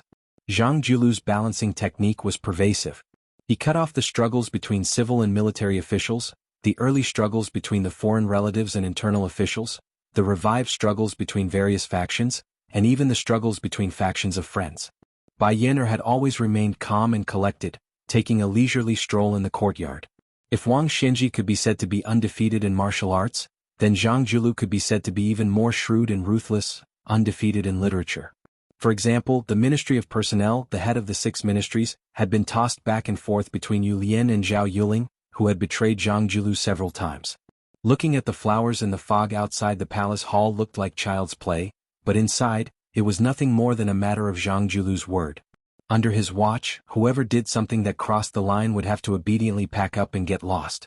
If one were to say that Zhao Yuling was Bai Yen's disciple, he was naturally lacking in confidence, but one must know that the old head of the Yu family in Jiangxin, Yu Jiankong, who was Yu Lian's father, was a big shot of the same school as Zhang Julu's benevolent teacher and West Chu's son Shiji's teacher. He was a master who evaluated the ranking of the clans under heaven, and was also the instigator of Hongjia's escape to the north. The old fellow only needed to play down the word up, and the clan would be like a carp leaping over the dragon gate. If the word down, it would mean that the entire clan would fall into the dust together. The entire group of Jiangnan scholars, including Lu Daolin and Lu Baijie, including the Lu family as well as the dragon general Su Gong of the Gumusu family, all had to follow this person's lead. But after so many years, Zhang Julu still did not give the old man the slightest bit of face. Su Fengnian unwittingly walked to the top of the mountain. There were stone tables and stone stools downstairs, and then he saw an unexpected fellow. He borrowed the white fox's face from the spring thunder embroidered winter, but he did not say anything after that. Su Fengnian sat opposite him. There was a large pile of green ant wine jugs on the table, and there were even 2 wine cups. It was obvious that he was waiting for him. White Fox's face was slightly sarcastic. First pin 4 realms. You've collected all 4 false realms. It's definitely unprecedented. This is even more admirable than you killing Wang Xianji. Su Fengnian laughed. It's worth it to be able to make you admire me. White Fox's face poured him a cup of wine for the first time. He pushed the wine cup forward and asked, have you ever thought that when Huang Longshu stirred up the Jianghu in the end he used Han Xingxian and you to end it? Why don't you count the number of first pin masters who died in the hands of Catman and you? Don't add up to 20? How many first pin masters can there be in any generation of Jianghu for 100 years? At most, there should only be this number, right? Su Fengnian raised his wine cup and laughed at himself. He then finished it in one gulp. When he reached out to ask for more wine, he shook his head and said, I really didn't think about this. White Fox's face threw him a wine jug and said, I promised Mr. Li that I would help you once. You killed Wang Xianji who was on my enemies list. This means that I, Nangong Puji, owe you twice. But I'll say this first. After I finish reading on the last floor of Tide Listening Pavilion, I'll go to Beimang first. If I can come back alive, this promise will only be valid. Su Fengnian asked, are you looking for trouble with Tuoba Bodhisattva? White Fox's face nodded. Su Fengnian lamented, Wang Xianji and Tuoba Bodhisattva. How much hatred do they have? You're just a woman. White Fox's face was cold as she interrupted, I'm a man. Su Fengnian dismissed it with a laugh. It was unreasonable to reason with a woman. However, White Fox's face was probably really treating him as a man. Or maybe he was really a man just like the androgynous Murong Tonghuang who had fled to Beimang? White Fox's face lifted his head and drank a big gulp of wine. He joked, if you were a woman I would really marry you. Su Fengnian was speechless. White Fox's face suddenly said, when I was practicing martial arts, I always felt that there were endless masters to kill and heads to cut off. But now that I'm climbing higher and higher, you've taken the lead, I realize that killing here and there is no meaning. In the end, do I have to fight you to the death to live up to this life? Su Fengnian choked on a mouthful of wine and said angrily, can't you have a conscience? White Fox's face held the wine jug to half of his face and asked with a playful smile, are you trying to say that a woman's heart is the most vicious? Chapter 1144. It was probably Su Fengnian's first time traveling in Jianghu. The only real master he had met was right in front of him. He still had a shadow in his heart. Even though everyone in the world could fight, he still could not help but feel scared. Glancing at White Fox's chest, Su Fengnian thought to himself that with his keen eyes that had been trained by his travels, even if the woman was deliberately hiding her amorous feelings, she would not be able to escape from the scene of prosperity and peace, would she? White Fox smiled and said, do you want to die? Su Fengnian said calmly, I'm not scared. Even if I don't have the body of Gao Shulu and have lost most of my spirit, it won't be easy for you to kill me. White Fox raised her eyebrows and said, oh, you're really promising. Su Fengnian suddenly leaped back 30 to 40 feet with the wine pot in his hand. Flustered and exasperated, he cursed, White Fox face, you really turned hostile just like that? White Fox squinted her eyes, full of murderous intent. Su Fengnian sighed and waved his hand at the top of the mountain. Wang Xing ran over with a blushing face. He still looked like an honest man with a sword case and a famous sword. He lowered his head and explained, Master, I couldn't sleep so I walked here. Su Fengnian made a sound of acknowledgement. He turned his head to look at White Fox's face and asked, approximately when will you leave for northern Mang? White Fox said calmly, at least 3 months, at most half a year. Su Fengnian smiled and said, then bring my second disciple Wang Sheng. White Fox nodded and did not refuse. After getting the answer, Su Fengnian said softly, go to bed early after you go down the mountain. The tall, dark-skinned girl turned and left silently.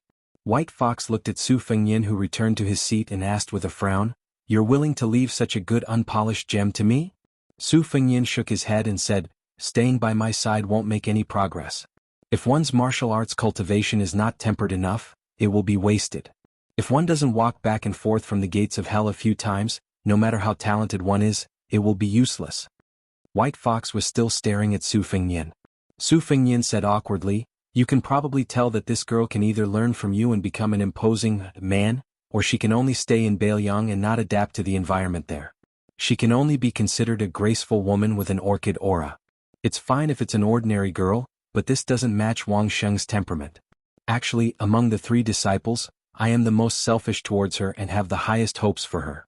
However, she couldn't say such things out loud. Once she did, the pressure on her, who was far more meticulous than Lu Yunzhang, would be even greater. She might even collapse. When Wang Xing followed you through northern Liang and arrived at northern Mang, he was able to borrow the vigorous wind and masculine energy unique to the frontier fortress to concentrate all of his energy in one go. This is much more direct and effective than any verbal instruction or reading through secret manuals. Su Fengnian swirled his wine glass and smiled. "Of the 3 disciples, I will take Lu Yuanlong with me, otherwise I won't be at ease. Lu Yunzhang will be thrown to the fish dragon gang for a period of time and then thrown to the border. As for Wang Sheng, she will go with you." Su Fengnian turned his head to look at a place further north than Beiliang and said softly, "Beimeng. I have been there and know that the sky is high and the ground is broad. Moreover, there is a person who practiced swordsmanship there." White Fox looked at the man who was less than 30 years old. He walked the Jianghu with a saber in hand. After all, it was just for revenge. What was the purpose of drinking the horse in the north? Su Fengnian patted his forehead and ran down the mountain. White Fox looked at him with disdain. What else could this guy be doing down the mountain in such a hurry? Wutangan was full of women. Su Fengnian did go to Wutangan, but he didn't have any obscene thoughts. The 2 future concubines of Mount Qingliang, Wang Chudong, who was only second to his second sister, went to give lectures at an academy in Liangzhou. Lu Qingyan was burdened by her troublesome family and had to work hard. She could only stay in Wutangan to accumulate merits for the Lu family's disciples. It was a bit like making up for her mistakes. Even Su Weisheng had mentioned that Su Fengnian must go to the courtyard to see his poor sister-in-law who was not well received by her in-laws. Su Fengnian walked into the elegant and quiet courtyard where the lights never went out at night. He felt a little sad and thought of the exquisite maids, Green Ant and the others. They had no choice but to live in a different Jianghu. They were not young and vigorous at all. From the beginning to the end, there were only cold schemes and betrayals. Su Fengnian didn't rush into the house. He looked around the familiar courtyard where the lights were as bright as day and the smiles of those young women lingered. He wondered if they were really happy when they played here year after year. Tonight, Lu Qingyan and a third-rank maid, Xiangu, were on duty. The 3 tables were piled up like a mountain. Xiangu grew up in Wutangan since she was young, so Su Fengnian was very familiar with her. At this moment, she was concentrating on holding a sharp stone badger pen. The pen was heavy with ink, but the ink was evenly spat out evenly. It was easy to write for a long time, and it had always been Xianji's favorite pen. Probably because she was hesitant about something, she didn't dare to write for a long time. The tip of the pen dipped in ink had already drawn ink stains of different shades on her face. She was completely unaware, like a cat with a dirty face. Other than Xiangu, there was another fresh face. Su Fengnian knew that she was a young girl that second sister had carefully selected. Her name was Jun Qiu, and she could be considered a newcomer in Wutangan. The secret files in her hands were somewhat cruder than the senior Xianji's. She was originally using her 5 fingers to hold her other wrist and gently turned it. Very quickly, she saw the figure of the king of Beiliang and jumped in shock. She was about to spring up and solemnly pay her respects. Xiangu also came back to her senses. Su Fengnian made a gesture to them to keep quiet and quietly walked to the innermost table. He saw the young woman who was more unfamiliar than familiar leaning over the table and sleeping. Her slender shoulders and light snoring sounds indicated that she was exhausted. Su Fengnian gently moved a chair over and sat beside her. He looked at the piles of official documents that had been neatly placed after being signed and then carefully sorted out. Her arms were pressed against a document that had not yet been written. Su Fengnian lowered his head to look. It was an official document from Liuzhou. It talked about the large change of personnel that was currently being carried out in secret. Batch after batch of refugees were being moved into the prosperous Lingzhou in an orderly manner. Then, the foreign scholars who did not have a seat in the Liuzhou officialdom would be moved into Liuzhou to become officials and officials. Su Fengnian pulled back his gaze and seriously sized up this Qingzhou woman that he had always been distant from. She wore a small flowery brocade dress that was like when in Rome, it was far from the layers of soft and tender clothing of Jiangnan women. The temperature difference between day and night in Bailiang was extremely large. There was a light green overcoat that was used to keep out the cold hanging on the back of the chair. It was probably because she had slept in a hurry that she forgot to put it on. Thus, when she slept, she unconsciously hugged her arms tightly. Most likely she did not sleep well. Su Fengyan sighed. He carefully took out the overcoat and covered her with it. Of course, Su Fengyan knew that this was the woman from the Lu family that even Lu Feiqi, who was the pillar of the country, adored and admired from the bottom of his heart. Lu Qingyan was very smart. It was because of her intelligence that she could feel that the Su family from Su Xiao to Su Weisheng, as well as her husband, favored Wang Chudong more than her. However, such a woman who had never shown any grievances or hidden bitterness had even pulled out a sword to kill people outside the new Lu family ancestral hall. Not only the old and young of the Lu family, but even her father would probably be dissatisfied. Although it was inevitable that a married daughter would be like spilled water, her elbows were too biased towards the Su family. She actually did not let the Lu family, her maiden family, gain any advantage. Anyone would inevitably criticize her silently. Then why did she, Lu Qingyan, marry into the Su family? The Lu family had gone through untold hardships and came to this poor place to settle down. Shouldn't they enjoy some good fortune and bask in some glory? Su Fengyan sat next to Lu Qingyan and began to personally annotate the official documents. During this time, the third-rank maid, Jianghu, tiptoed over and whispered that Miss Lu wanted her to wake her up in half an hour. Su Fengyan waved his hand. In the dead of night, only the tip of the brush could be heard as it brushed across the Xian paper. The new maid, Jun Xiu, would occasionally pluck up her courage and turn her head to sneak a peek at the extremely wealthy young man. When the sky outside the window turned white, Su Fengyan finished annotating all the official documents and quietly walked out of Wutangan. Jun Xiu did not feel sleepy the entire night. Every time she peeked, she could not see how this elegant young vassal king could kill that martial emperor city lord. That was an old monster who had lived for 100 years. Jianghu, who had not dared to make a sound, took a pile of waste paper and threw it at the ignorant maid. The latter playfully stuck out her tongue. When Lu Qingyan woke up in a daze, Su Fengyan had already left the city and rushed to the border. She only saw that the mountain of documents on the table had been emptied. There are two things. First, there will be an event hosted by Baidu's official Tieba forum in the evening. It will be held from 8 to 10. Those who have time can participate. Second, I haven't asked for votes in a long time. I definitely have more than half a year. Snow will probably be finished in 3 to 4 months. I also hope to update more in these few months. Of course, the first prerequisite is that I have to update more in June. Therefore, I plan to give it a try. In June, I hope that those who have a monthly red ticket can support me. It seems that next month is the 2nd anniversary of Snow. I still haven't become a eunuch. I'm actually finishing the chapter. Snow is almost 5 million words. I don't have an update target for the entire month in June. I'll try to be a monk for a day and strike the bell for a day. As for you guys, you don't act until you see the hair. You can choose to start voting after I guarantee that I'll update at least one chapter. However, after 12 o'clock tonight on the 1st of June, I still hope to get off to a good start. In addition to the guaranteed chapter, I'll update at least 1,000 words for every 100 monthly votes. The upper limit is the guaranteed chapter. I can guarantee that I'll update at least 10,000 words. At the end of the 1st, I'll give you another update target for the 2nd of June. If I only update at least one chapter, I won't ask you for monthly votes. When the time comes, you can keep it to yourselves. You can vote when I'm sure that I'll update more. If I promise to update that day, I won't update that day or even the next day. Please kill me. June, the votes are coming. Chapter 1145. In an elegant house in the forest, 2 old men sat opposite each other and ate crabs. The older man had snow-white hair and a lazy white cat sat on the corner of the table beside him. The autumn wind made crabs itch, but it was still 20 years away from the best time to eat crabs. However, as the capital of Liang City, Great Peace City received countless tributes. Gluttons with backgrounds and connections naturally had their own ways. Fun Spring Lake in Yangzhou produced purple-whiskered yellow crabs. Because the Taoist ancestral court, Dragon Tiger Mountain, had many noble people, someone gave it the nickname Dragon Tiger Crab, which had been used to this day. Compared to other lake and river crabs, this kind of crab matured 20 years earlier. It was only autumn, but the female crabs were already yellow and full of meat.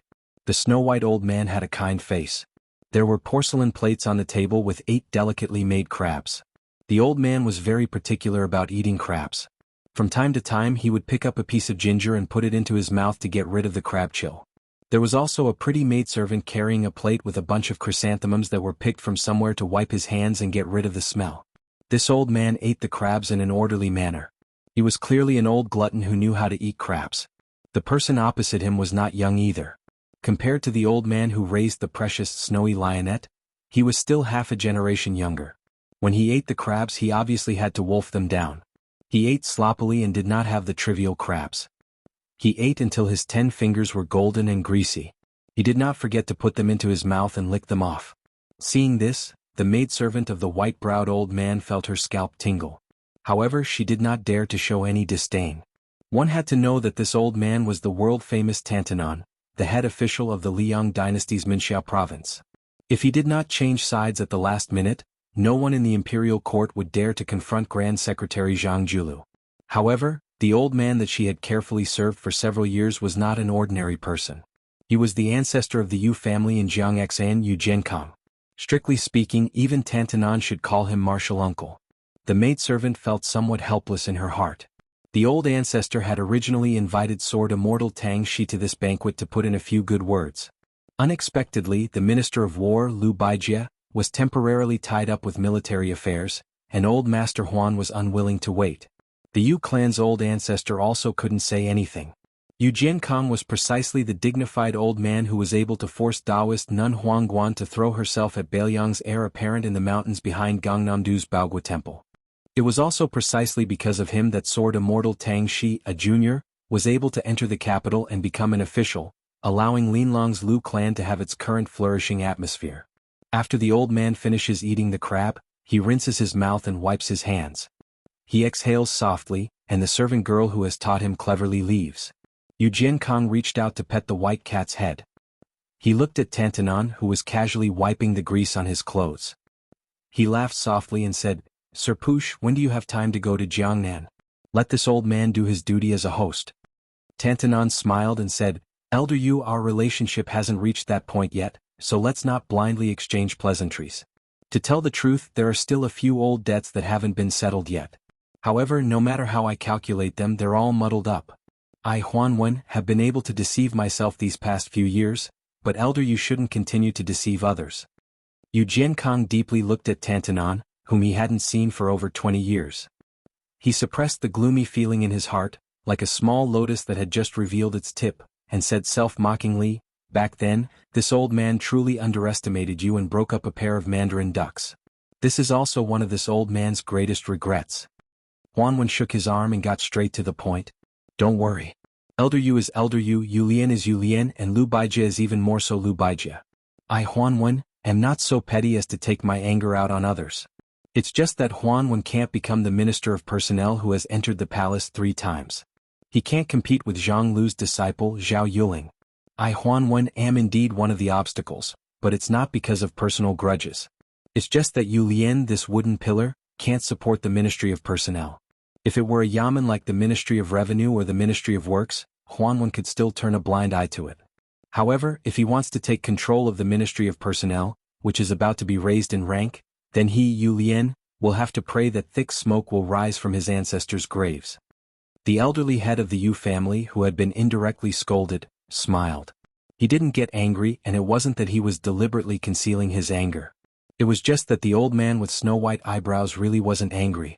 Huanwen continued bluntly, "The Ministry of War was incompetent and made the Guangling Road a mess, giving Chao Chongqing an opportunity to easily wipe them out.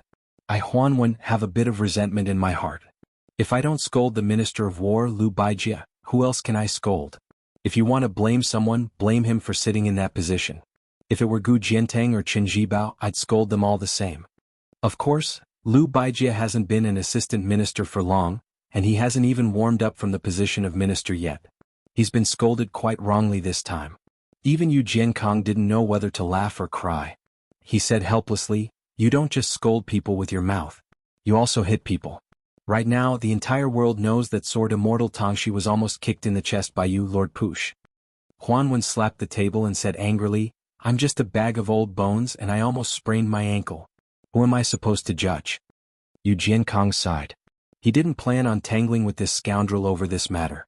Everyone in the court knew that it wasn't important whether or not Tantanon kicked Minister Lu. What was important was that the left push of the provincial governor was furious at the newly appointed Ministry of War. This would affect the entire situation. Even if Liu Baijie was highly regarded by the emperor, if he gave off a terrible impression of being hated by Tantanon, then Liu Baijie's ambitions would be hindered in many ways. Even if he could succeed, it would be greatly reduced. The hearts of the people in the Ministry of War were already wavering, and the Ministry of Appointments, which had been suppressed for a long time, showed signs of rising again. As the new leader of the Jiangnan scholar group, Liu Baijie, who had a clear reputation, originally even had hopes of reaching greater heights and not being constrained by the Ministry of War. In the end, he was kicked by Huanwen and everything changed. Among the Jiangnan scholars there was Yu Jiankong, who had once been evaluated, but weren't there just a few old fellows hiding behind the scenes in Jiangnan? Yu Jiankong could pick up and let go. He asked, "Then what about Su Gong?" Huanwen glanced at Yu Jiankong and said unhappily, "I'm not a green-eyed child. It's not difficult for me to hinder someone's future, but I can't and don't want to do the work of promoting someone else. Elder Yu has picked up the wrong pig head and entered the wrong temple. Besides, with Elder Yu's decades of friendship, it doesn't seem like he needs to burn incense to anyone." In the past, the Gumusu family was propped up by two pillars. The outstanding dragon general Su Gong was outside, and Su Shufei was inside. Unfortunately, because the latter was Su Zhao's eldest daughter, she was caught by the empress and thrown into the cold palace. She probably wouldn't be able to see the light of day for the rest of her life. When she went to Changchun Palace, not only did the Gumusu family suffer a great blow, the entire Jiangnan scholar group was seriously affected. Aristocratic families were bound together for good or ill. This had been the case since ancient times. At the time, Su Shufei had just fallen out of favor. Very quickly, a few famous Jiangnan officials with bright futures were forced back to their original positions by Zhao Yuling's Ministry of Appointments. In officialdom, laughing at others and being laughed at often happened in a single night. There was no such thing as 30 years in the East and 30 years in the West. If it wasn't for Liu Baijie's meteoric rise in Great Peace City, the scholars in Jiangnan would have had an even harder time. Disregarding everything else, the day Liu Baijie was promoted to Minister of War, the number of people in the guild halls in the various provinces of Jiangnan doubled. Later, after Tantanon scolded the Ministry of War, another 30% of them silently left. Yu Jiankong gently stroked the white cat's back. He shook his head and sighed. The difference between being in the palace and not being in it is like the difference between heaven and earth. Inside, if you ask someone to do something, they should be deeply grateful. Outside, asking someone to do something isn't very effective. Yu Jiankong used the pretense of interceding for Liu Baijie, but in reality he was plotting for Su Gong's future. Because the two old men were very clear about the situation, Liu Baijie's temporary rise and fall on the stage couldn't stop the trend of this favored person. However, Dragon General Su Gong was different. The court already had an undercurrent that suppressed generals. The Ministry of Appointments promoted him higher than the Ministry of War. Gu Jiantang was confined to the northern border by a gaudy title of Pillar of the Country.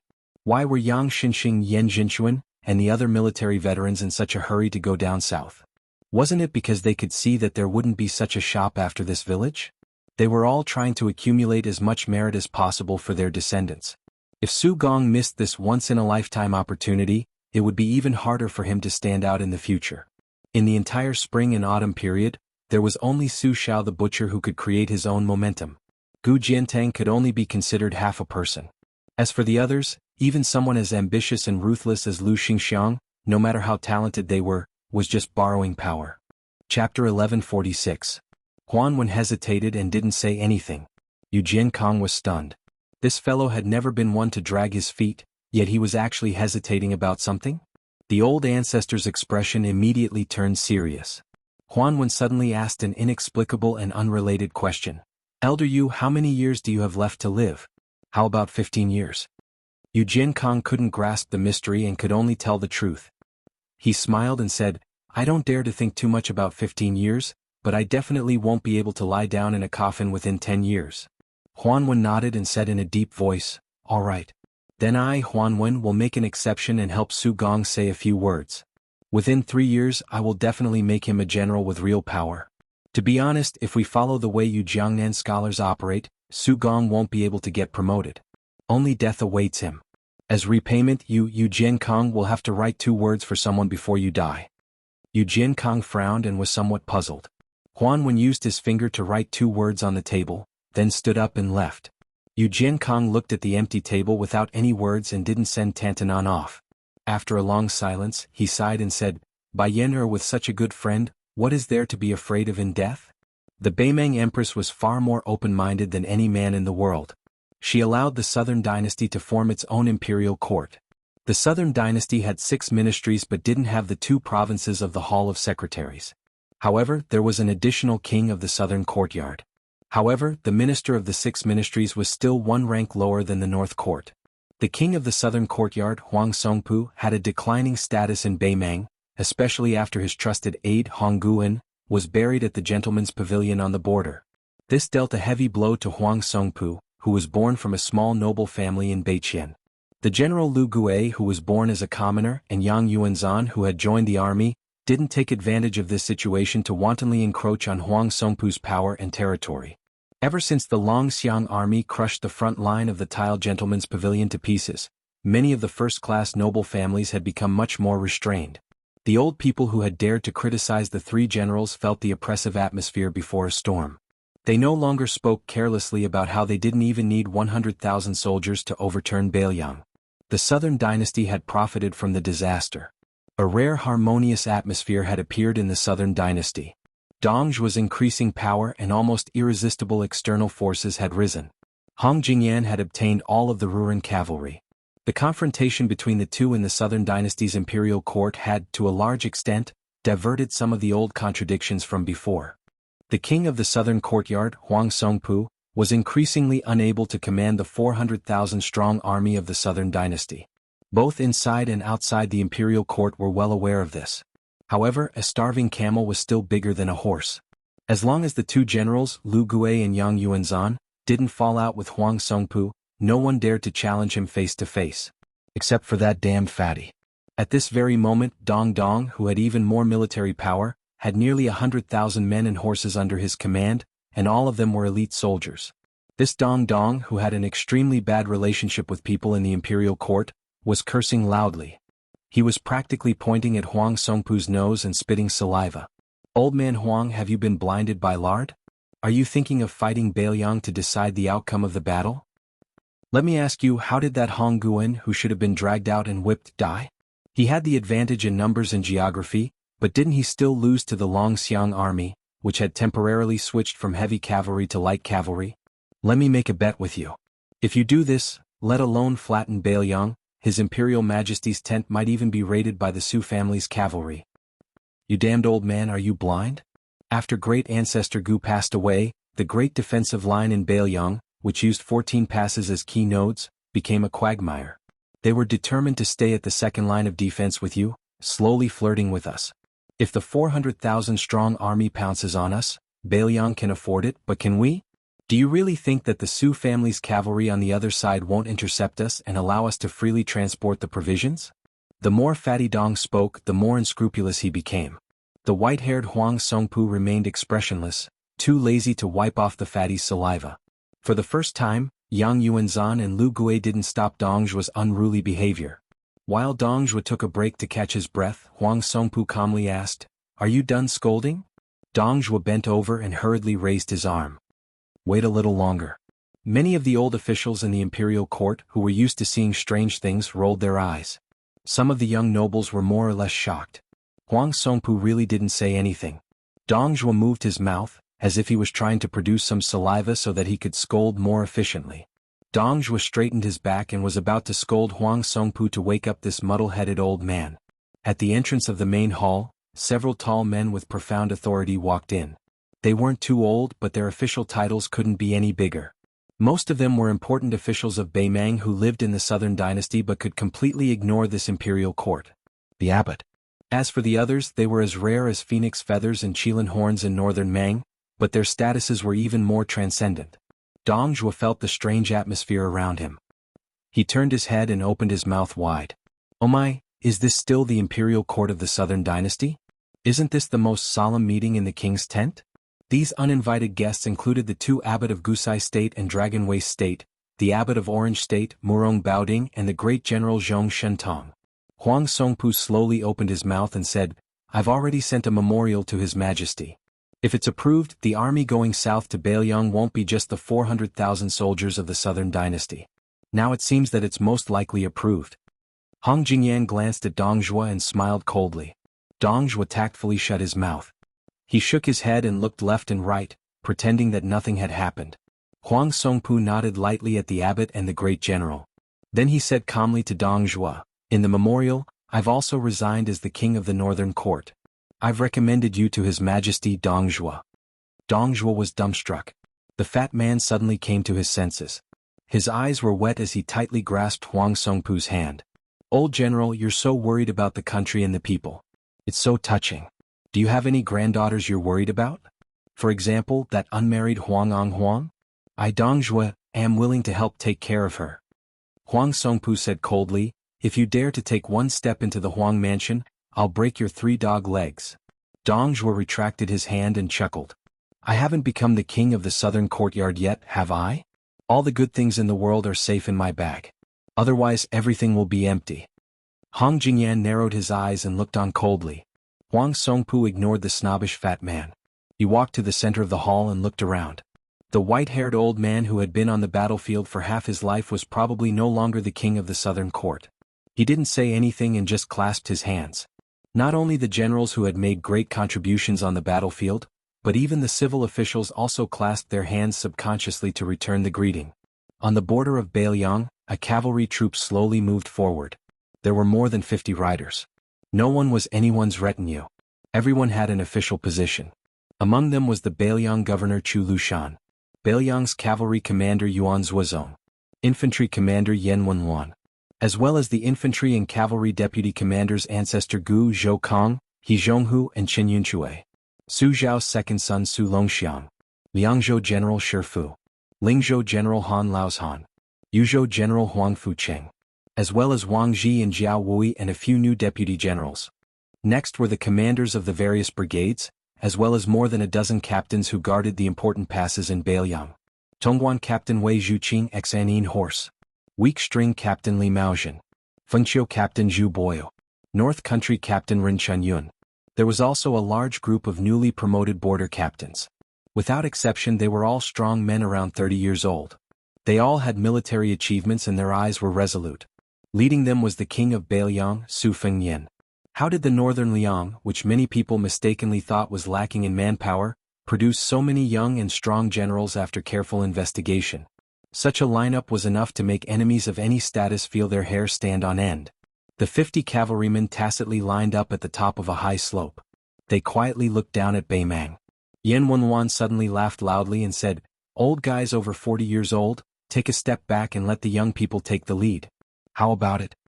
Ancestor Gu, Qin Yunchui and the other old guys looked at each other and smiled, silently retreating. This cavalry troop was slightly uneven. However, their majestic aura did not decrease at all. Because on the front line there were more than 30 people. Whether it was Liang or Baimang, it seemed that it was impossible to bring out so many young and strong generals who could fight on the same front at the same time. It was even more impossible to make Yen Wenwan and the other famous generals of the spring and autumn period willingly cover the rear. The young king holding an iron spear used the tip of the spear to draw a horizontal line on the ground at the same level as the front horse's hooves. Chapter 1147. In the desert, 500 cavalry against 500 cavalry. The two sides were all lightly armored elite cavalry. They did not have bows or crossbows and the only weapon in their hands was a wooden pole. One side was the elite cavalry from Yuan Zuozong's Jibei camp, and the other side was He Zhonghu's Iron Monument camp. The reason why the two sides were practicing martial arts here was not because the group of Northern Liang elders in the distance wanted to see the battle prowess of Northern Liang with their own eyes.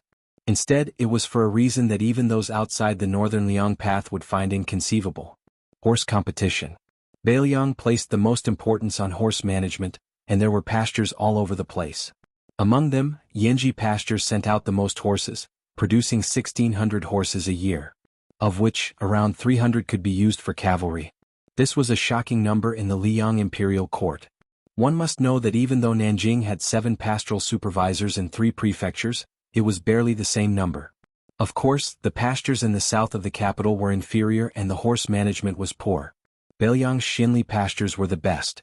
Over the years, the number of horses allocated to the elite cavalry units of northern Liang had never changed. However, the quality of the war horses sent from the various pastures was very particular. Even when Huaihua's great general Zhong Hongwu held the power of the cavalry, he could not control the allocation of good horses. He had to follow a rule, and that was that every cavalry in Beiliang had to fight in pairs. If they won, they would take the good horses. If they lost, they could only eat the leftovers of others. A few cavalry troops with over 10,000 people would choose 800 cavalry each time. Another cavalry troop with similar combat strength would choose elite soldiers and fight each other. The flag-holding camp would send out 500 people, and the small camp would send out 200 to 300 people. Beiliang claimed to have 300,000 cavalry, but it was referring to the total strength. Naturally, it could not be all cavalry. In fact, the total number of Beiliang cavalry had always been between 100 and 150,000. Otherwise, unless Liang sent all the horses in the world to Beiliang, it could not support the Su family cavalry. Based on historical records, the Great Feng dynasty, which had always been crowned as the most prosperous after the Great Qin dynasty, only had 800,000 horses in the 30 years from Jinyuan to Linda. Furthermore, Beiliang's most elite cavalry always had 2 or even 3 horses per person. This was an extremely exaggerated matter in the 2 Liao provinces where the horse source was relatively abundant. Horses were the foundation of armors and weapons, the most important weapon of the country. The current commanders of Beiliang's cavalry were Yuan Zuozong, the veteran deputy commander He Jianghu, and the Zhou partridge Zhou Kong, who was promoted last year.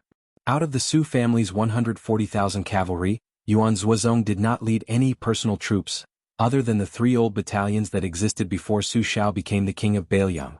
Excluding the Great Snow Dragon Cavalry and the Longxiang Army, He Jianghu led the left cavalry of 40,000, and Zhou Kong led the right cavalry of 30,000.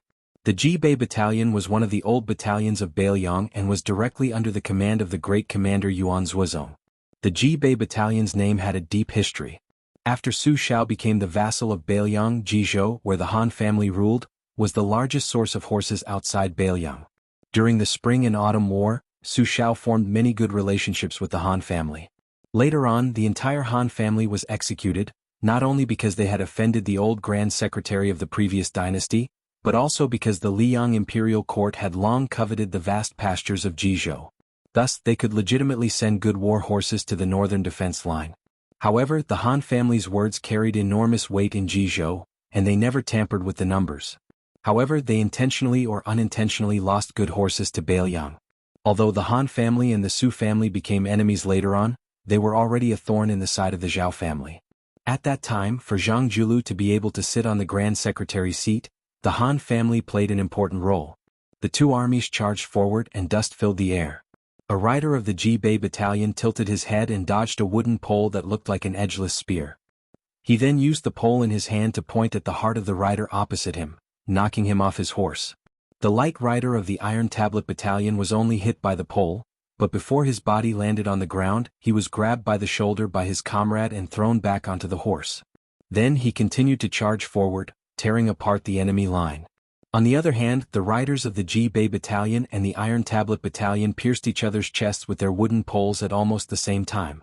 With the momentum of the war horse's charge, the sturdy poles bent at an astonishing angle, knocking the weaker riders off their horses on the spot. No matter how skilled the cavalry was in spear techniques, they would never use the fancy technique of killing the enemy with a single point of the pole. They would always rely on the momentum of the cavalry's charge, and the cavalry would always be so clean and neat. After each side penetrated the enemy's formation, both sides had changed positions. However, the Jibei battalion and the Iron Tablet battalion did not slow down their horses, nor did they stop their horses to turn around and charge again. Instead, after the cavalry successfully pierced through the enemy's formation, both sides took a large and precise arc at almost the same time, striving to gain more momentum from the collision as quickly as possible. During this period of time, the riders who fell off their horses had to immediately lead their horses away from the battlefield. After all, this was not a real battle, and falling off a horse meant death. Chen Yunshui was the deputy commander of Beiliang's infantry. He narrowed his eyes and watched the situation on the battlefield. He smiled and said, "Old He, the 120 A-class war horses from the Xinli Ranch and the 400 B-class war horses from the Koa Ranch should have nothing to do with the Iron Tablet Battalion." He Zhong was calm and said calmly, "This is just a charge. If we were at a disadvantage in the early stages, we would have lost. Chen Yunshui would have died 7 or 8 times in the Battle of the Western Wall. Qin Yunshui laughed and said, "How can it be the same? The Iron Tablet Battalion is fighting against the Jibei Battalion, one of the best elite troops in Beiliang. They are not the hotheads from West Chu." He Zhong suddenly sneered and said, "Old man, why don't we make a bet? If I win, you will give me that yellow parasite scout. How about it?" Qin Yunshui laughed and scolded, "I only have 4 yellow parasite scouts in total, and they are all my treasures. I won't make this bet, I definitely won't. Also, why don't you say what you will do if you lose?" He Zhong said calmly, "The soldiers I have trained will never lose." Qin Yunshui turned his head to look at the young king of Beiliang, who was sitting high on his horse and carefully watching the battle. He smiled and said, "Your Highness, look. Isn't Commander He's face as thick as the city wall?" Su Fengyan smiled and did not say anything. Chapter 1148. Jianghu led the troops and governed the troops. His style was ancient, he had to personally attend to everything, just like an auntie taking care of her own children. Even though he was the deputy commander of the cavalry, his eating and sleeping were no different from ordinary soldiers. Moreover, He Zhonghu did not have a wife or children, he only raised several lame old horses. This veteran general who had meritorious service throughout his life had made up his mind to live and die at the border. If it was based on military merit and seniority, Zhong Hongwu simply wouldn't be able to sit on the cavalry commander's position. It was just that He Zhonghu had never formed a faction, and always maintained a gentleman's friendship with Wei Taizhan and those old generals who had already withdrawn from the border. He also didn't like to rope in large numbers of young and strong generals to be his students and direct subordinates. He was the one who had been the deputy commander for the longest time in the Beiliang army. He Zhonghu did not have a distinctive style in leading the army. He rarely seized a big victory. However, in the 30 years of military service, He Zhonghu had almost never suffered a crushing defeat. Li Maozhen, who was known for his experience and wisdom, used to be a subordinate of He Zhonghu. However, Li Maozhen was famous for his addiction to being an officer. He had followed He Zhonghu for many years and was often manipulated by Zhong Hongwu's henchmen. Li Maozhen left the border army and returned to Beiliang. He asked Su Xiao for the position of guerrilla general. Qin Yunshui continued to fan the flames. He joked with Yuan Zhuozong, "Commander Yuan, how can you bear this?" Yuan Zhuozong smiled, "It's hard to say who will win. It's not good for me to clamor for a one-on-one horse battle with old General He. After all, you are old and weak." He Zhonghu suddenly glared at him, "Yuan Zhuozong, if you were 20 years younger, believe it or not, I could beat you down with one hand." Yan Wenwan, who looked thin and small, laughed, "Bullsh *t. Whether it's a horse battle or a foot battle, He Zhonghu can't beat Commander Yuan even if he has 3 heads and 6 arms." He Zhonghu was the most respected person in the Beiliang army. Yan Wenwan, who had joined the army at the same time as He Zhonghu, did not refute after his identity was exposed. Chu Lushan, who was about 400 pounds of fat, did not ride a horse. He stood beside Su Fengyan's warhorse and said calmly, "Just now we received a spy report that great General Zhong Shentong and Gu Sarangio prefectures appeared in the imperial court of the Southern Dynasty.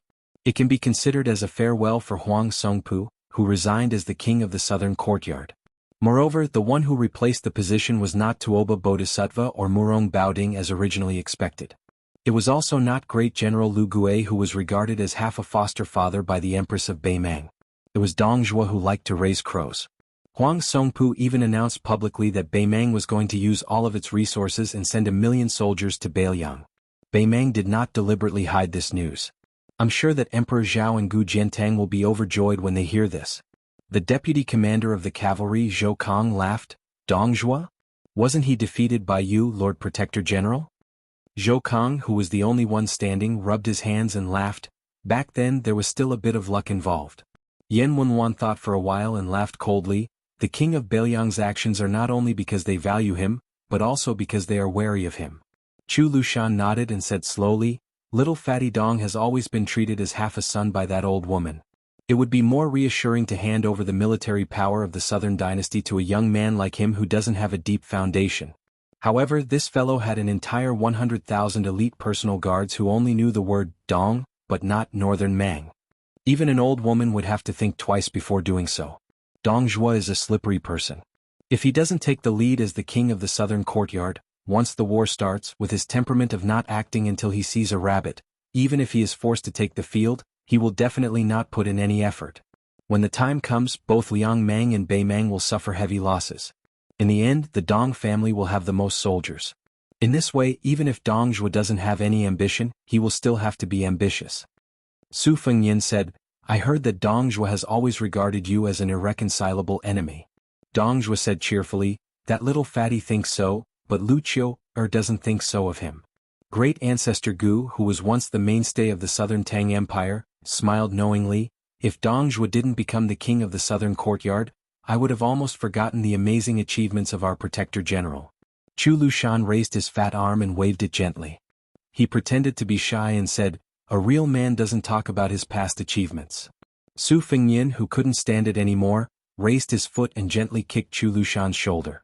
He said, the Iron Tablet camp won, but there are only 21 cavalrymen left on horseback.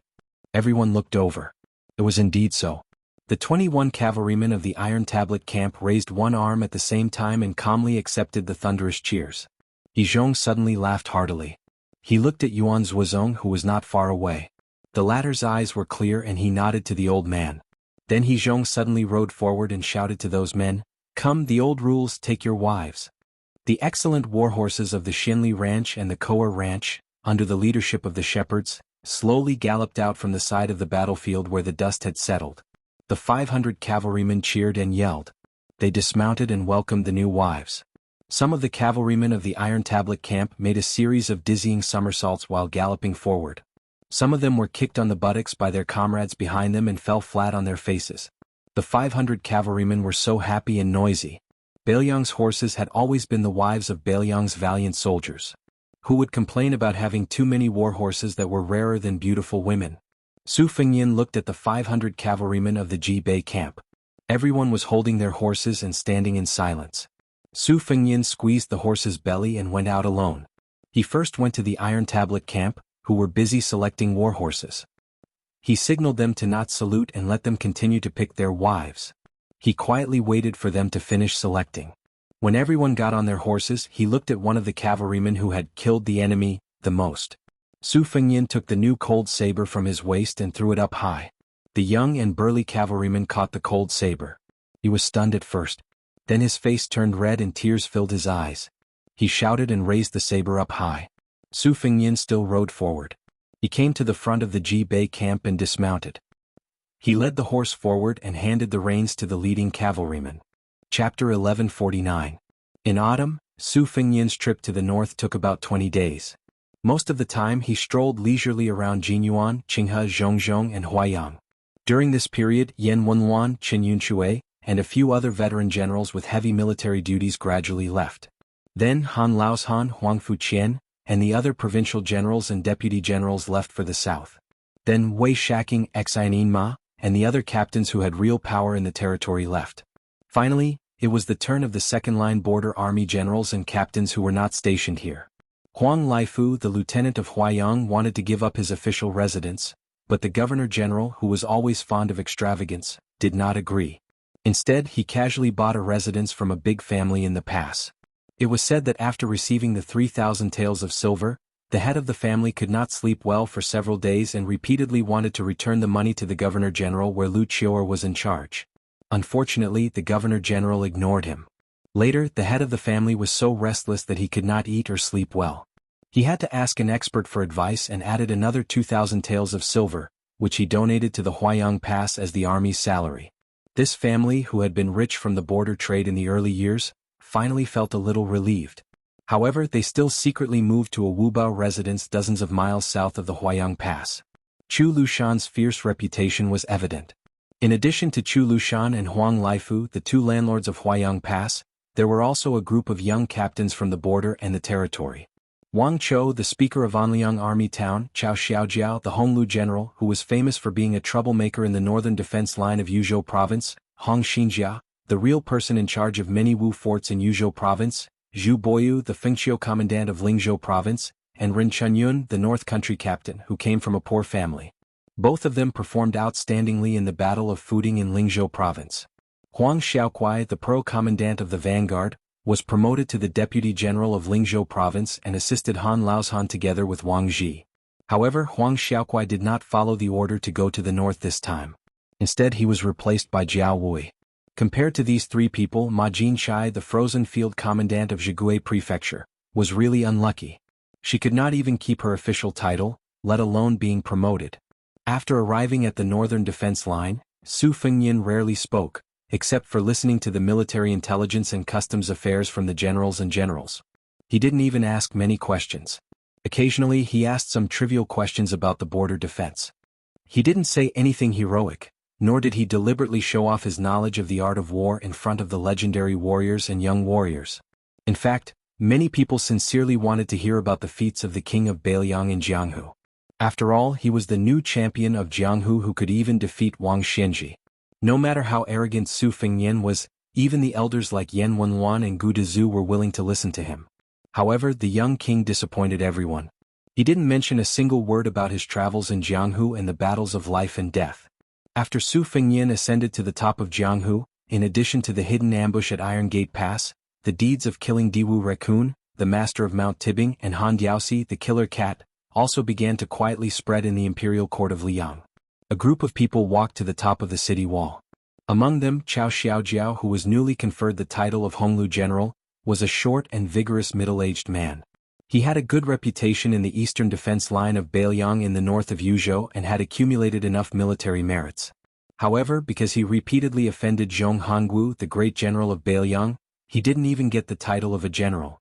After Zhong Hongwu fell, Su Fengnian specially asked Beiliang to keep an eye on him for about half a year before he decided to promote him. Of course, Cao Xiaojiao was not a perfect person. He had a strong desire to kill and was ruthless in his management of the army. Many of his subordinates violated the rules and even embezzled the salary of the border guards. Zhong Hongwu used these reasons to keep Cao Xiaojiao in the position of a small lieutenant. Cao Xiaojiao was like a sharp blade that could hurt others, but he could also hurt himself. Su Fengnian's use of this person was not without criticism in the Beiliang army. Even the old general Chen Yunshui had some objections. As for Hong Xinjia, who was a full head taller than Cao Xiaojiao, his reputation was much better. Beiliang had a lot of hereditary military records in the Wu Castle. The gourd mouth area was especially prominent. The king of the southern courtyard once said that even if Beimang threw in 160,000 soldiers, they might not be able to fill it up. More than half of this could be attributed to Hong Xinjia's achievements. He was only mediocre when it came to leading troops in war, but whether it was managing the military affairs or building the Wu Castle system, he was one of the few geniuses in the Liang dynasty. He was also a master of investigation and knowledge. Gu Jiantang valued this person a lot. When he was in charge of military affairs in the northern region as the Minister of War, it was said that the general had secretly asked Zhang Lu to bring Hong Xinjia to the Liao and improve the defense line. After the request was rejected, there was even a ridiculous attempt to mobilize Zhaogo to kidnap Hong Xinjia. Walking to the top of the city wall, Su Fengnian looked to the east with his hands folded in his sleeves. He suddenly turned his head to look at Hong Xinjia, who was a block away from him. He called out Hong Xinjia's nickname, Lord of the Earth, and said with a smile, "General Gu Jiantang, who is stationed in the Liao, recently offered this king a sky-high price. He promised that as long as he handed over the title of Lord of the Earth, he would help Beiliang get 30% more grain and 300,000 taels of silver from the imperial court. He also promised that you would be promoted by 3 ranks. You are only one step away from becoming a duke." Hong Xinjia grinned. "First of all, it doesn't matter if I want to go or not. Second of all, I really don't care about the title of Lord of the Earth as long as I can get things done. I've managed the gourd mouth area for more than 10 years and I can't bear to leave." Su Fengnian shook his head. "Tell me the truth." Chapter 1150. Hong Xinjia's face, which was as dark as charcoal due to years of exposure to the sun and wind, could actually be seen blushing. Cao Xiaojiao immediately mocked, "Old Hong fears nothing but his wife. His wife is an auntie from Yanji County. She's such a beautiful flower and she's stuck on top of Hong Xinjia, this black cow dung. Last year she even gave birth to a big fat son for him. How could that woman be at ease with her man going to Liang to be a high-ranking official? We used to say that the woman's words were more effective than a general's. As for the imperial edict from the imperial court, even if it really reached the Hong residence, wouldn't that woman directly throw it into the latrine? Isn't that right, old Hong?" Hong Xinjia elbowed Cao Xiaojiao's ribs. The latter didn't block it and rubbed it with a mischievous smile. "You hit me, right?" The prince also saw it with his own eyes. "I won't pay back the 28,000 taels of silver I owe you." Hong Xinjia, who was close to Cao Xiaojiao, widened his eyes. Just as he was about to speak, he suddenly realized that the king of Beiliang was beside him. He forced himself to swallow back the family scandal that he almost blurted out.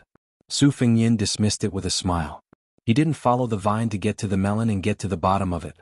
Chu Lushan frowned imperceptibly. Su Fengyin looked at the sky and said jokingly to the group of generals and lieutenants around him, "You guys, go back to your homes and find your mothers." When they walked down the city wall, Chu Lushan approached Su Fengyin and asked in a low voice, "Deploy 500 elite cavalry to protect the prince?" Su Fengyin, who was followed by his eldest disciple who was a burden, shook his head. Chu Lushan didn't dare to make a decision on his own. At most he could only secretly add more people.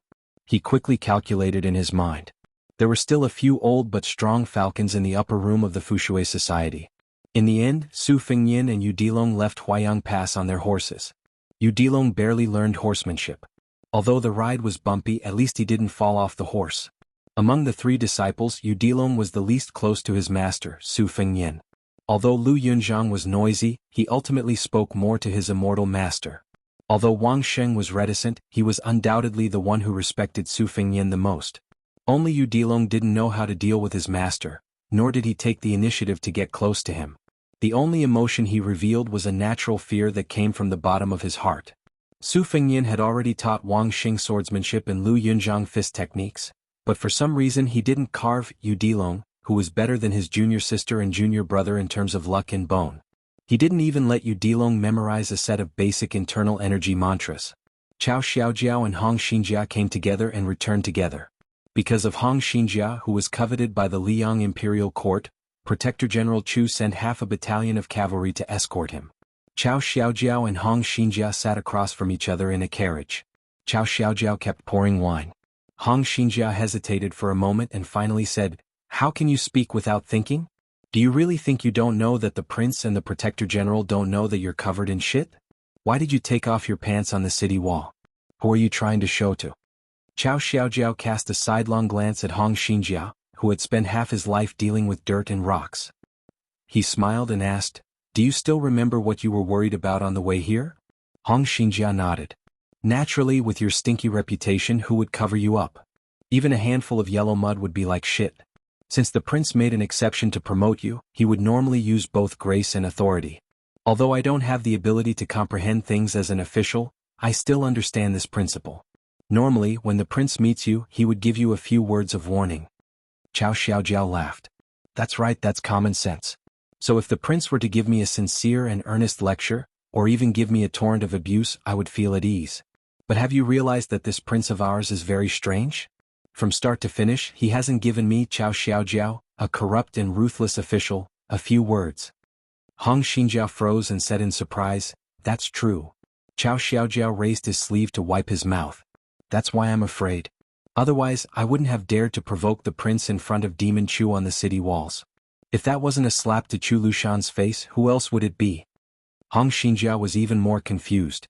With a blank expression he asked, "Then if you offend Protector General Chu, won't you also be made to suffer in the future?" Chao Xiaojiao slowly drank a mouthful of wine. "Old Hong, don't worry about it. You wouldn't understand even if I told you. You're just fated to deal with dead things like dirt and rocks. Don't get mixed up in this mess." Hong Xinjia smiled. "No matter what, a promotion is a good thing." Chao Xiaojiao said in a muffled voice, "I, Chao Xiaojiao, will display my abilities according to how high an official I'm given. But if anyone wants me, I'm willing to give up my life. Don't even think about it. There's nothing in the world that's more valuable than life. I'm not an empty-handed little pawn that needs to use my life to fight for my future." Hong Xinjia was half flustered and half angry. "You should just keep these words to yourself and rot in your stomach." Chao Xiaojiao raised the curtain and gazed at the autumn wind sweeping up the yellow sand. Wave after wave, it swept across the desert. Hong Xinjia slapped his thigh and suddenly said, "I remember something. When I was drinking with old General he accidentally let it slip. Do you still remember that day when the two battalions confronted each other and after the victor was decided, the prince gifted him a saber and a horse?"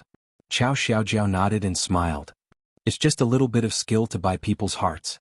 Hong Xinjia's expression was rather strange.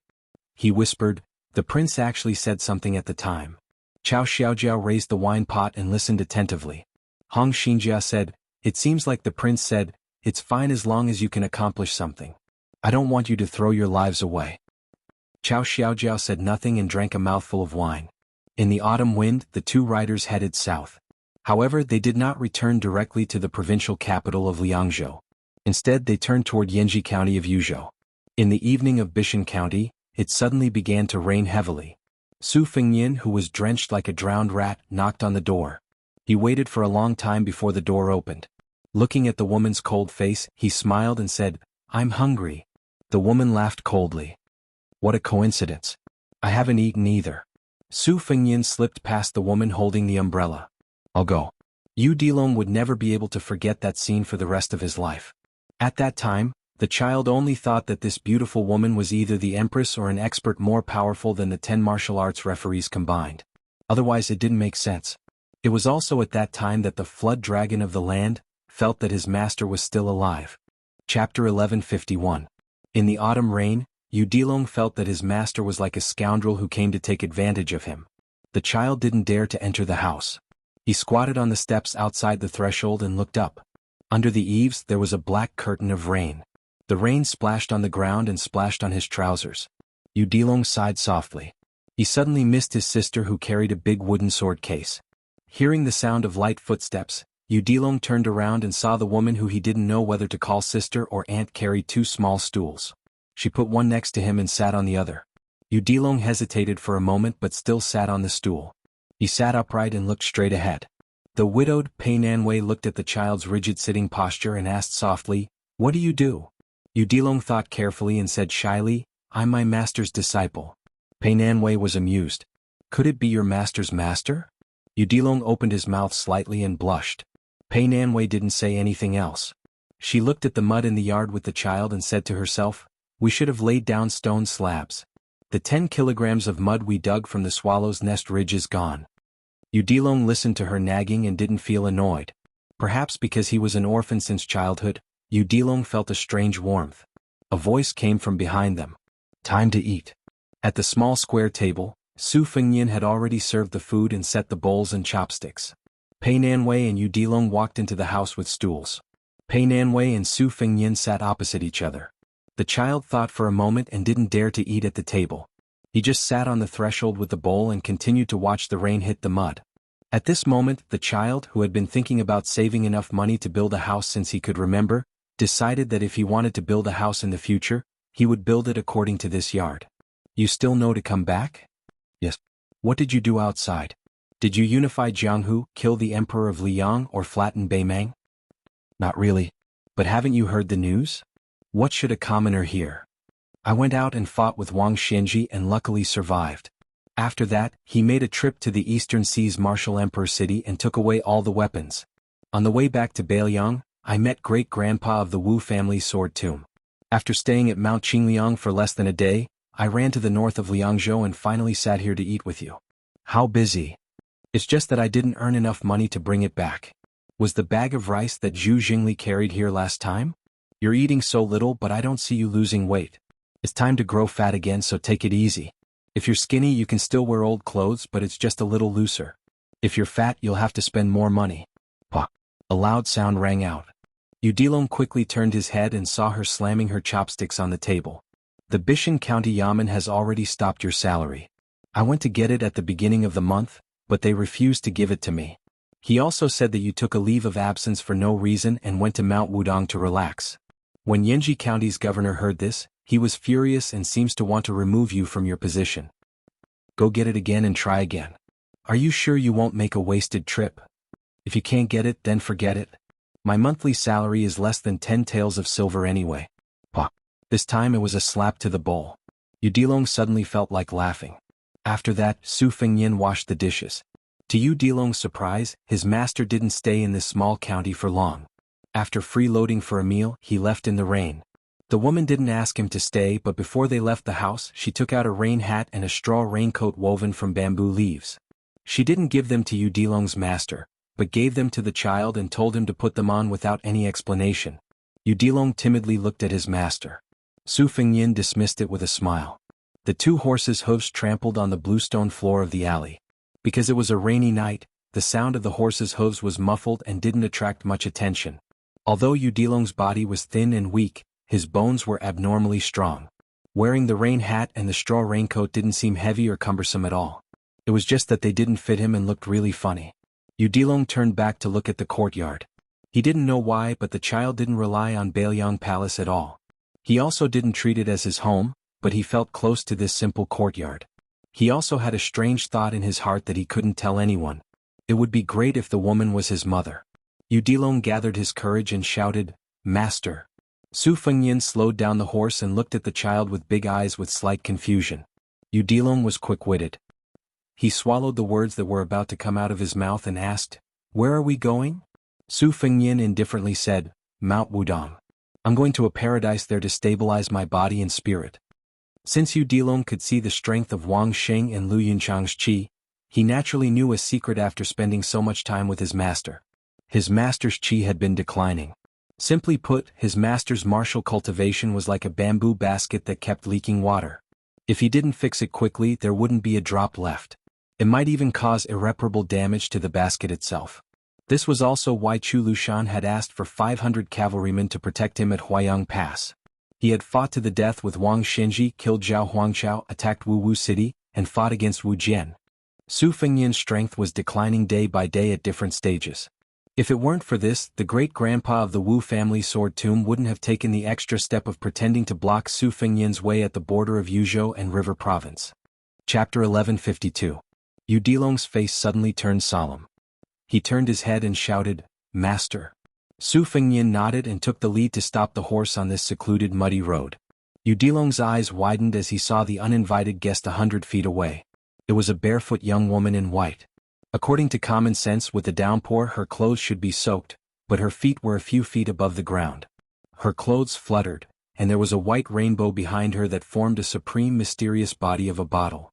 In this way, the radiance she emitted was like a full moon that had descended to the human world. Udilong suddenly felt like he was facing a great enemy.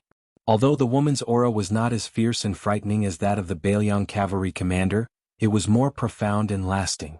Su Fengyin stared expressionlessly at the qi cultivation genius of the Guanyin sect of the South Sea who had picked up scraps along the way.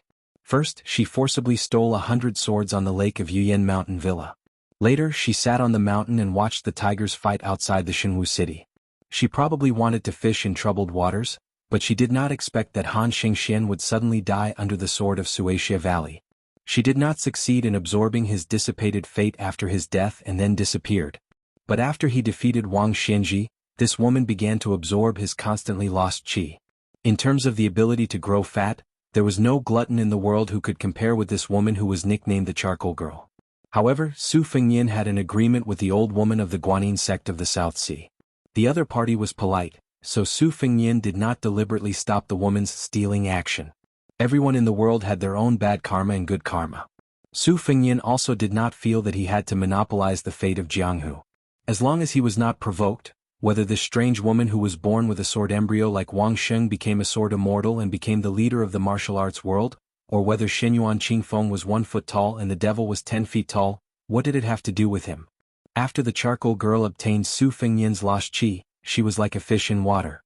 Compared to Yuyan Mountain Villa, she was much more powerful. After she appeared, she looked at Su Fengyin. Her mouth curved into a condescending, playful smile. She stretched out her hand and waved it in front of her. It was like a beautiful painting scroll drawn by a celestial being. Under the Charcoal Girl's hands appeared one after another. There was the tall and sturdy old man Wang Xinji, who was riding the waves of the Eastern Sea. There was Deng Tai, who was leading a donkey and holding a peach branch. There was the Western Chu official Chao Zhangqing, who was indecisive. There was Han Xingxian, who had red hair fluttering in the wind. There was a man holding a spear who looked somewhat similar to a green bird. There was Li Chungang, who was riding a sword with his hands behind his back. There were about 40 people in this long scroll, and all of them were great figures in Jianghu in the past 100 years. The people. Dead people. Of the people. Dead. Those who were still shining brightly were those who were still alive in this world.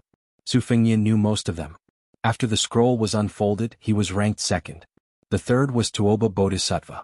It was just that the positions of those who had passed away did not change, but the portraits of those who were still alive in the mortal world began to quietly change their positions. The most obvious change was undoubtedly that Tuoba Bodhisattva had squeezed out Su Fengyin's second place and became the second person on the left of the scroll. Among them, Huang Sanjia suddenly appeared on the list, showing an unknown scene. Moreover, the color of this spring and autumn demon was different from the black and white of the others. After the charcoal girl revealed this skill, she giggled and said, "This is the treasure of our Guanyin sect. Not only can it subdue demons and devils, it can also summon gods. Back then, my master, yes, the one who was defeated by Li Chungang, should have used this to shine in the spring and autumn period." Su Fengyin said calmly, "I know. It's the land pilgrimage painting." The charcoal girl said, "Wow, Su Fengyin, you've even heard of this?"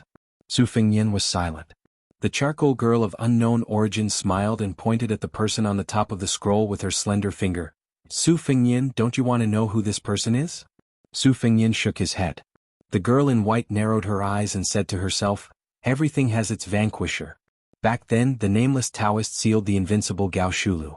The Taoist mansion of Longhu Mountain suppressed the devil Lu Songtao of Zhulu Mountain. Wang Xinji suppressed Li Chungang. In the end, you subdued Wang Xinji. Then, aren't you curious who's going to subdue you? Su Fengyin frowned. The charcoal girl was slightly surprised. She looked at a fresh portrait that appeared out of thin air in the scroll. She glanced at the earth dragon, then stared at Su Fengyin and continued, "Su Fengyin, don't you want to know who Qi Xianzhu and Hong Shixiang, who are also the reincarnations of ancestor Lu, suppressed when they were born?" Su Fengyin looked at the portrait at the top of the scroll. It was not the same as the other people. This person was blurry, but he was wearing a Confucian robe. He sat cross-legged and stared at a white water bowl in front of him. There was about half a bowl of water, and the water surface was slightly rippling. The charcoal girl who had been acting alone asked tirelessly, "Su Fengyin, let me ask you. Why is it that in the past 100 years, the Confucian saint is the most difficult to be born? Xianyuan Jingqing reached this realm less than an hour ago. Wang Longshu is the same. Even Xiao Changqing is a dying man." Su Fengyin fell into deep thought. The charcoal girl who had not gotten a response all this time was like a woman who complained about her lover's lack of understanding. She stomped her feet and complained, "Su Fengyin, will you die if you answer me?" Su Fengyin could only sneer. An uncontrollable strong killing intent rose in his heart. Intuition told him that if he answered this woman, unless he was at his peak, he would really die. Chapter 1153. The charcoal girl looked at the young vassal king who had made up his mind to practice silent meditation. She did not give up and tried to goad him. "Su Fengyin, you were once the most powerful warrior in the world. Why are you afraid of competing with a little girl?" Su Fengyin stared at the Confucian scholar who had placed the bowl in front of him. He understood that the charcoal girl's words contained too many tricks. He could ignore half of the truth. This person was more likely to be the one who could restrain Huang Longshu. Otherwise, the devil Huang Sanjia would not have been so secretive and unwilling to enter the realm of terrestrial immortal. As for the one who really wanted to subdue him, it was most likely the charcoal girl herself. Nurturing qi, gathering fate, occupying fate, and finally achieving the grand qi phenomenon. Step by step, step by step. The charcoal girl's seniority in the Guanyin sect of the South Sea was even higher than that of the old woman. Moreover, she had a sword embryo. Her fate was not bad. Moreover, she had picked up the fate left by Su Fengyin. It could be said that she was blessed with fate. If she could get rid of Su Fengyin here and accept him completely, it was not impossible for her to become an unprecedented terrestrial deva. The Tide Listening Pavilion had collected countless rare copies of martial arts manuals. There were also many classified secret files that recorded the secrets of various sections. The Guanyin sect was the best place for qi cultivators in the south. However, the Tide Listening Pavilion still could not find any information about the chart of immortal pilgrimage. However, Li Chungang, who had personally beaten the charcoal girl's master back to the sea, had mentioned that the girl's martial arts were only outstanding but her swordsmanship was not top-notch. Even when facing him, she was not willing to use the trump card of a qi cultivator. Therefore, her journey in Jianghu was strange. She met many martial arts legends and young talents. She cast a wide net to catch more fish just to get familiar with them. She must have had an ulterior motive. When Su Fengyin first heard the charcoal girl's long-winded words, he did not pay much attention to what she said. He was more concerned about the reason why Dong Tai drowned the Guanyin sect with his sword. However, when the charcoal girl called out his name for the second time, Su Fengyin immediately became alert. Since then she had to mention the name Su Fengyin almost every time she spoke. This made Su Fengyin even more cautious. Moreover, because of Gao Shulu's mountain ceiling talisman, he thought of the world's talismans. Among them, There were immortal necromancers who often carried the Yenxing Tu manual that was passed down from generation to generation when they traveled across mountains and rivers. They were familiar with the names of the immortals and ghosts in the world.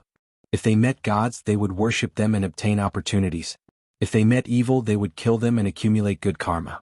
Therefore, every time they met a mountain elf or a ghost, they would call it by its name and supplement it with incantations. Those with high cultivation could follow the teachings of their founding ancestors and recite the secret incantations that were originally hidden in the heavens.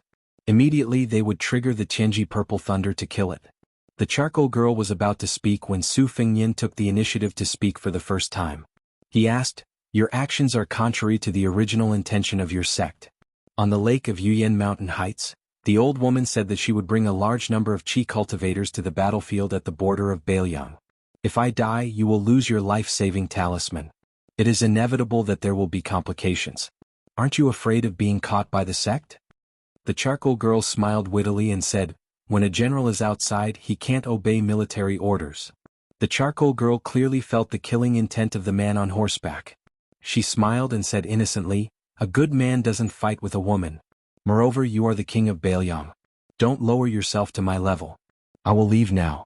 I will not dare to provoke you in the future. I will obediently stay on the isolated island in the South Sea. When you die, I will come back to the land." Su Fengyin bent down and stroked the horse's mane. The charcoal girl's face changed dramatically.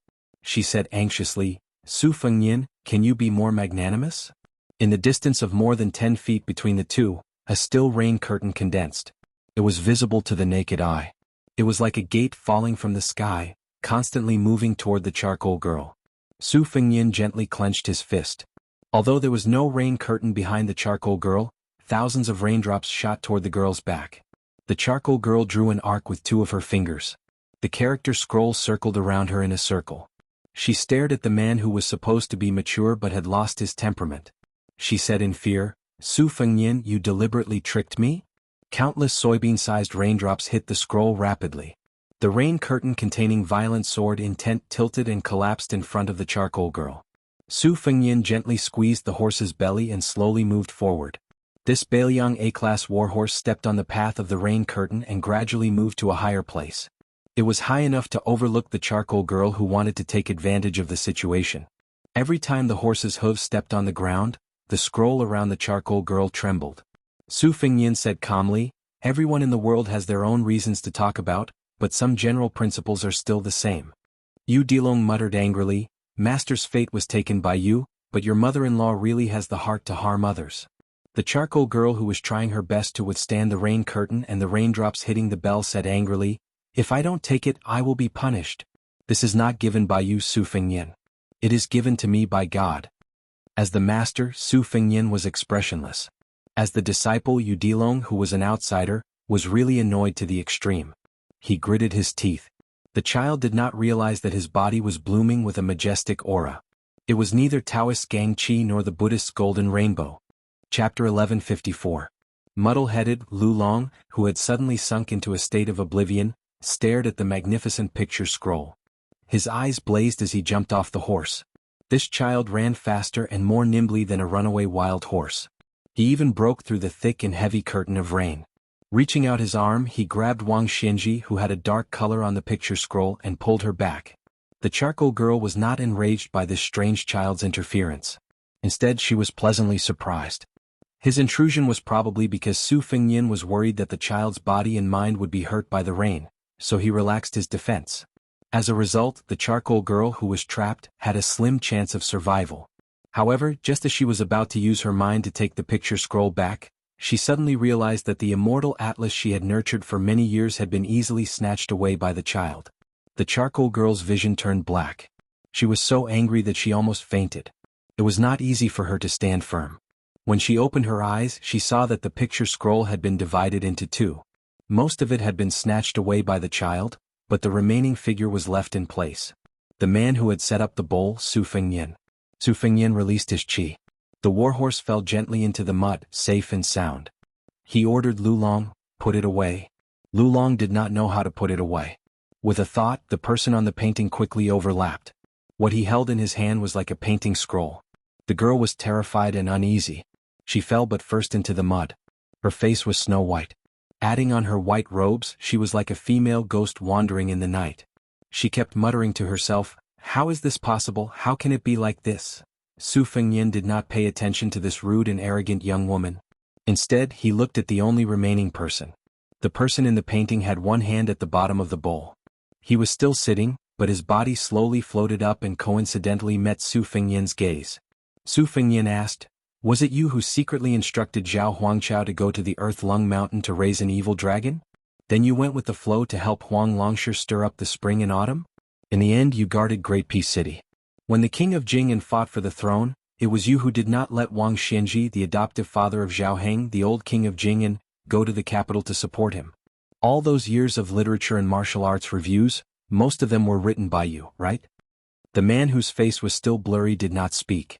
Su Fengnian asked with a smile, "Heaven, earth, and man all have their own mathematical principles.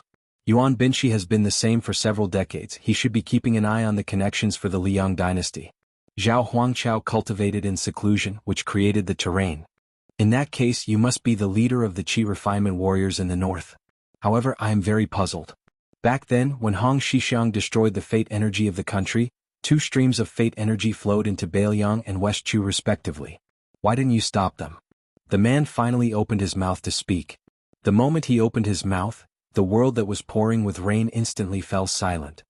"It's just a debate between heaven and man. I once defended the Zhao clan who was blessed by the heavens. As for you, what do you say?" Su Fengnian sneered and said, "Damn, you just like to be self-righteous and spout nonsense." The man asked in return, "Is that so?" Su Fengnian seemed to be unwilling to argue. The man laughed and said, "In the next 10 years there will be 4 major battles. I only need to win one to win." After sitting and watching the clouds rise and fall for many years, the man finally stood up. His feet seemed to have landed in the mud of this small path. Su Fengnian saw that the man began to walk forward. Then he brushed past him and headed towards Shishu. Su Fengnian stood where he was. The dragon was at a loss, while the charcoal girl's heart was like dead ashes. Su Fengnian raised his head and looked at the raindrops falling in the night sky. Every drop was crystal clear. The trend of the world today was no longer so unclear. Needless to say, Crown Prince Zhao Zhuan had an incomparable innate advantage and still occupied the most fate energy. Huang Sanjia and Beimang state preceptor Yuan Qingshan chose Zhao Zhu at the same time. This person, who might be the true scholarly sage of the century, chose Qin Zhibao. This was undoubtedly a situation that Su Fengnian was most unwilling to see. Su Fengnian turned to the charcoal girl and said, "Using external objects to steal the secrets of the heavens is not a long-term solution. If you are really interested in the martial arts world, I will make a deal with you." The charcoal girl's eyes lit up. "You want me to invite the Qi cultivators of the Guanyin sect to the border to promote the Beiliang?" Su Fengnian shook his head and said, "I want you to temporarily move the entire sect's manpower behind the defense line of the Jinkinjiang tomb. You are also allowed to withdraw from Beiliang if the situation is not good." The charcoal girl was stunned. "Are you crazy?" Su Fengnian shook his head and said, "It is the Beimang Empress who has gone crazy. Beiliang and I have no choice but to go crazy with her." The charcoal girl said with an aggrieved expression, "How can I dare to roam the martial arts world alone now? From here to the southern sea I have to take a detour. It is thousands of miles away. Can you be at ease?" Su Fengnian glanced at her. The charcoal girl pouted and admitted defeat. I know. You just want to say that this is how you walked out of Beimang. But you're a man and I'm just a weak woman. If I delay your important matters, I'll just die somewhere." Su Fengnian smiled and said, "I will let the Heavy Sword Cave's master Mi Fengjie protect you on your way back to the Guanyin sect." The charcoal girl asked for a yard after taking an inch. "Is there anything more powerful?" Su Fengnian asked, "What do you think of me?" The charcoal girl said excitedly, "Good." Su Fengnian no longer paid attention to this muddle-headed fairy and continued to gallop forward on his horse. Yu Dilong followed closely behind, leaving her stomping her feet resentfully. In the rainy night, Yu Dilong suddenly called out, "Master." Su Fengnian turned his head in confusion.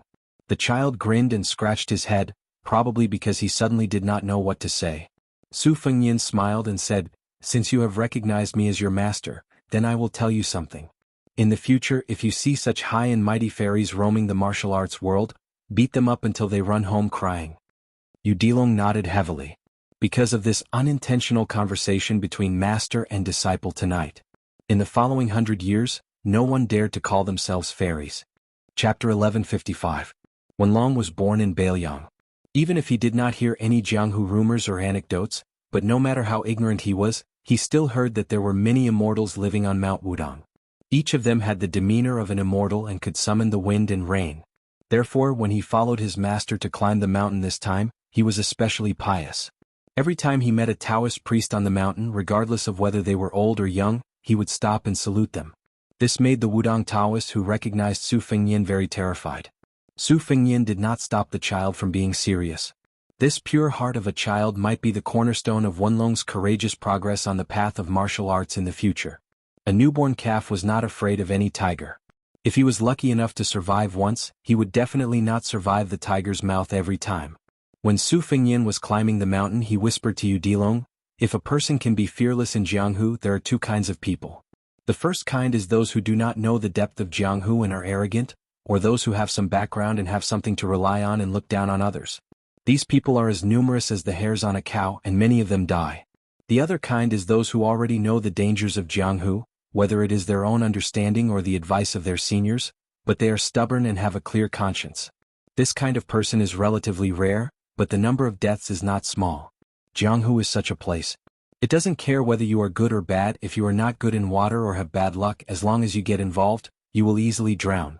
In just a few years, most of the masters who died in my master's hands are the latter. Your junior apprentice sister Wang Sheng studies the sword, and she will not change in this lifetime. Since ancient times, there have been battles of will and Taoism.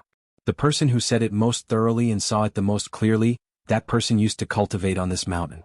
The reason why he did not let Wang Xing practice on the mountain was because he was afraid that it would be dark under the lamp, and she would not be able to see the mountain clearly. He simply let her go further away to look at the scenery. After all, her rise is very high. If she blindly spoils things through excessive enthusiasm, she may become an embroidered pillow like the Spring Invitation Cottage's sect master in the future. Your junior brother, Lu Yunchang, is extremely sharp, but he's also filled with bloodlust. Just by relying on joining the army at the border to kill people, his saber arts will only deteriorate as he kills. His martial path will become narrower and narrower. In the end, he will be caught in his own trap. Even if he has Gu Jiantang's talent, as long as he doesn't have Gu Jiantang's breadth of mind and vision, he will definitely not be able to master a top-grade saber art. That was why he was sent to the Fish Dragon Gang to train for a few years. The world was like a mirror, and the more you looked at someone, the more you wiped the mirror. Her heart was not his heart. You have to be an understanding person first, only then can you understand how to use a saber. A saber has a single edge, it's more focused on killing intent than a sword. It's extremely hard and easy to break. If you don't understand anything, sooner or later you'll die by your own saber. As for you, you're still young. You might as well learn from that guy called Hong Shixiang on the mountain. There's no need to rush, and there's no need to force yourself to take that step. I only have the three of you as my disciples. Lu Yunchang will fight for the limelight, so it won't be your turn as the eldest senior brother for the time being. He would gladly carry your burden on his shoulders. In this world, other than the crown prince who's destined to sit on the dragon throne in the future, no one has to be successful. As long as you can protect yourself, you can live however you want as long as you're happy. Among the three of you, Wang Xing is a little different. Because she practices swordsmanship, out of selfishness, I put master's score on her and gave her a heavy burden.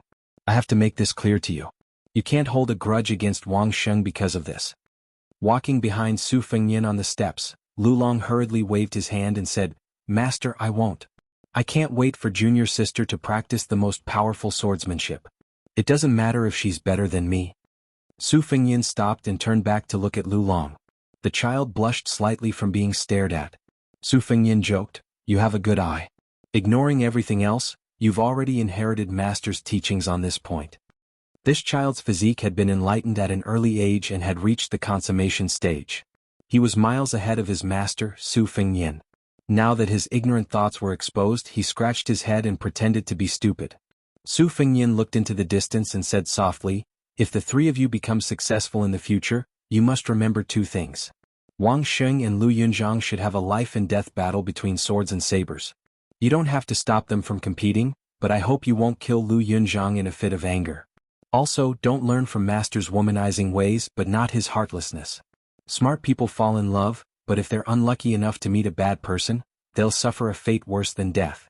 Whether it's true or not, There's almost no one who's comfortable. Look at Chao Chongqing and Shenyuan Jingqing, and then look at the carefree Dong Tai. Su Fengyin stopped talking halfway. Yu Dilong heard half of it and waited for a long time, but he didn't continue. He looked up at his self-proclaimed heartless master. After Su Fengyin slowly came back to his senses, he rubbed Yu Dilong's head and asked with a smile, "Do you think it's your master's wife?" Yu Dilong stared blankly for a moment, but he quickly said decisively, "Pei Nan Wei." Su Fengyin bent his finger and tapped the child's forehead. "It's not bad to help those close to you, but those who achieve great things are mostly neutral and peaceful. Master has suffered a lot in the past, so you have to learn from it."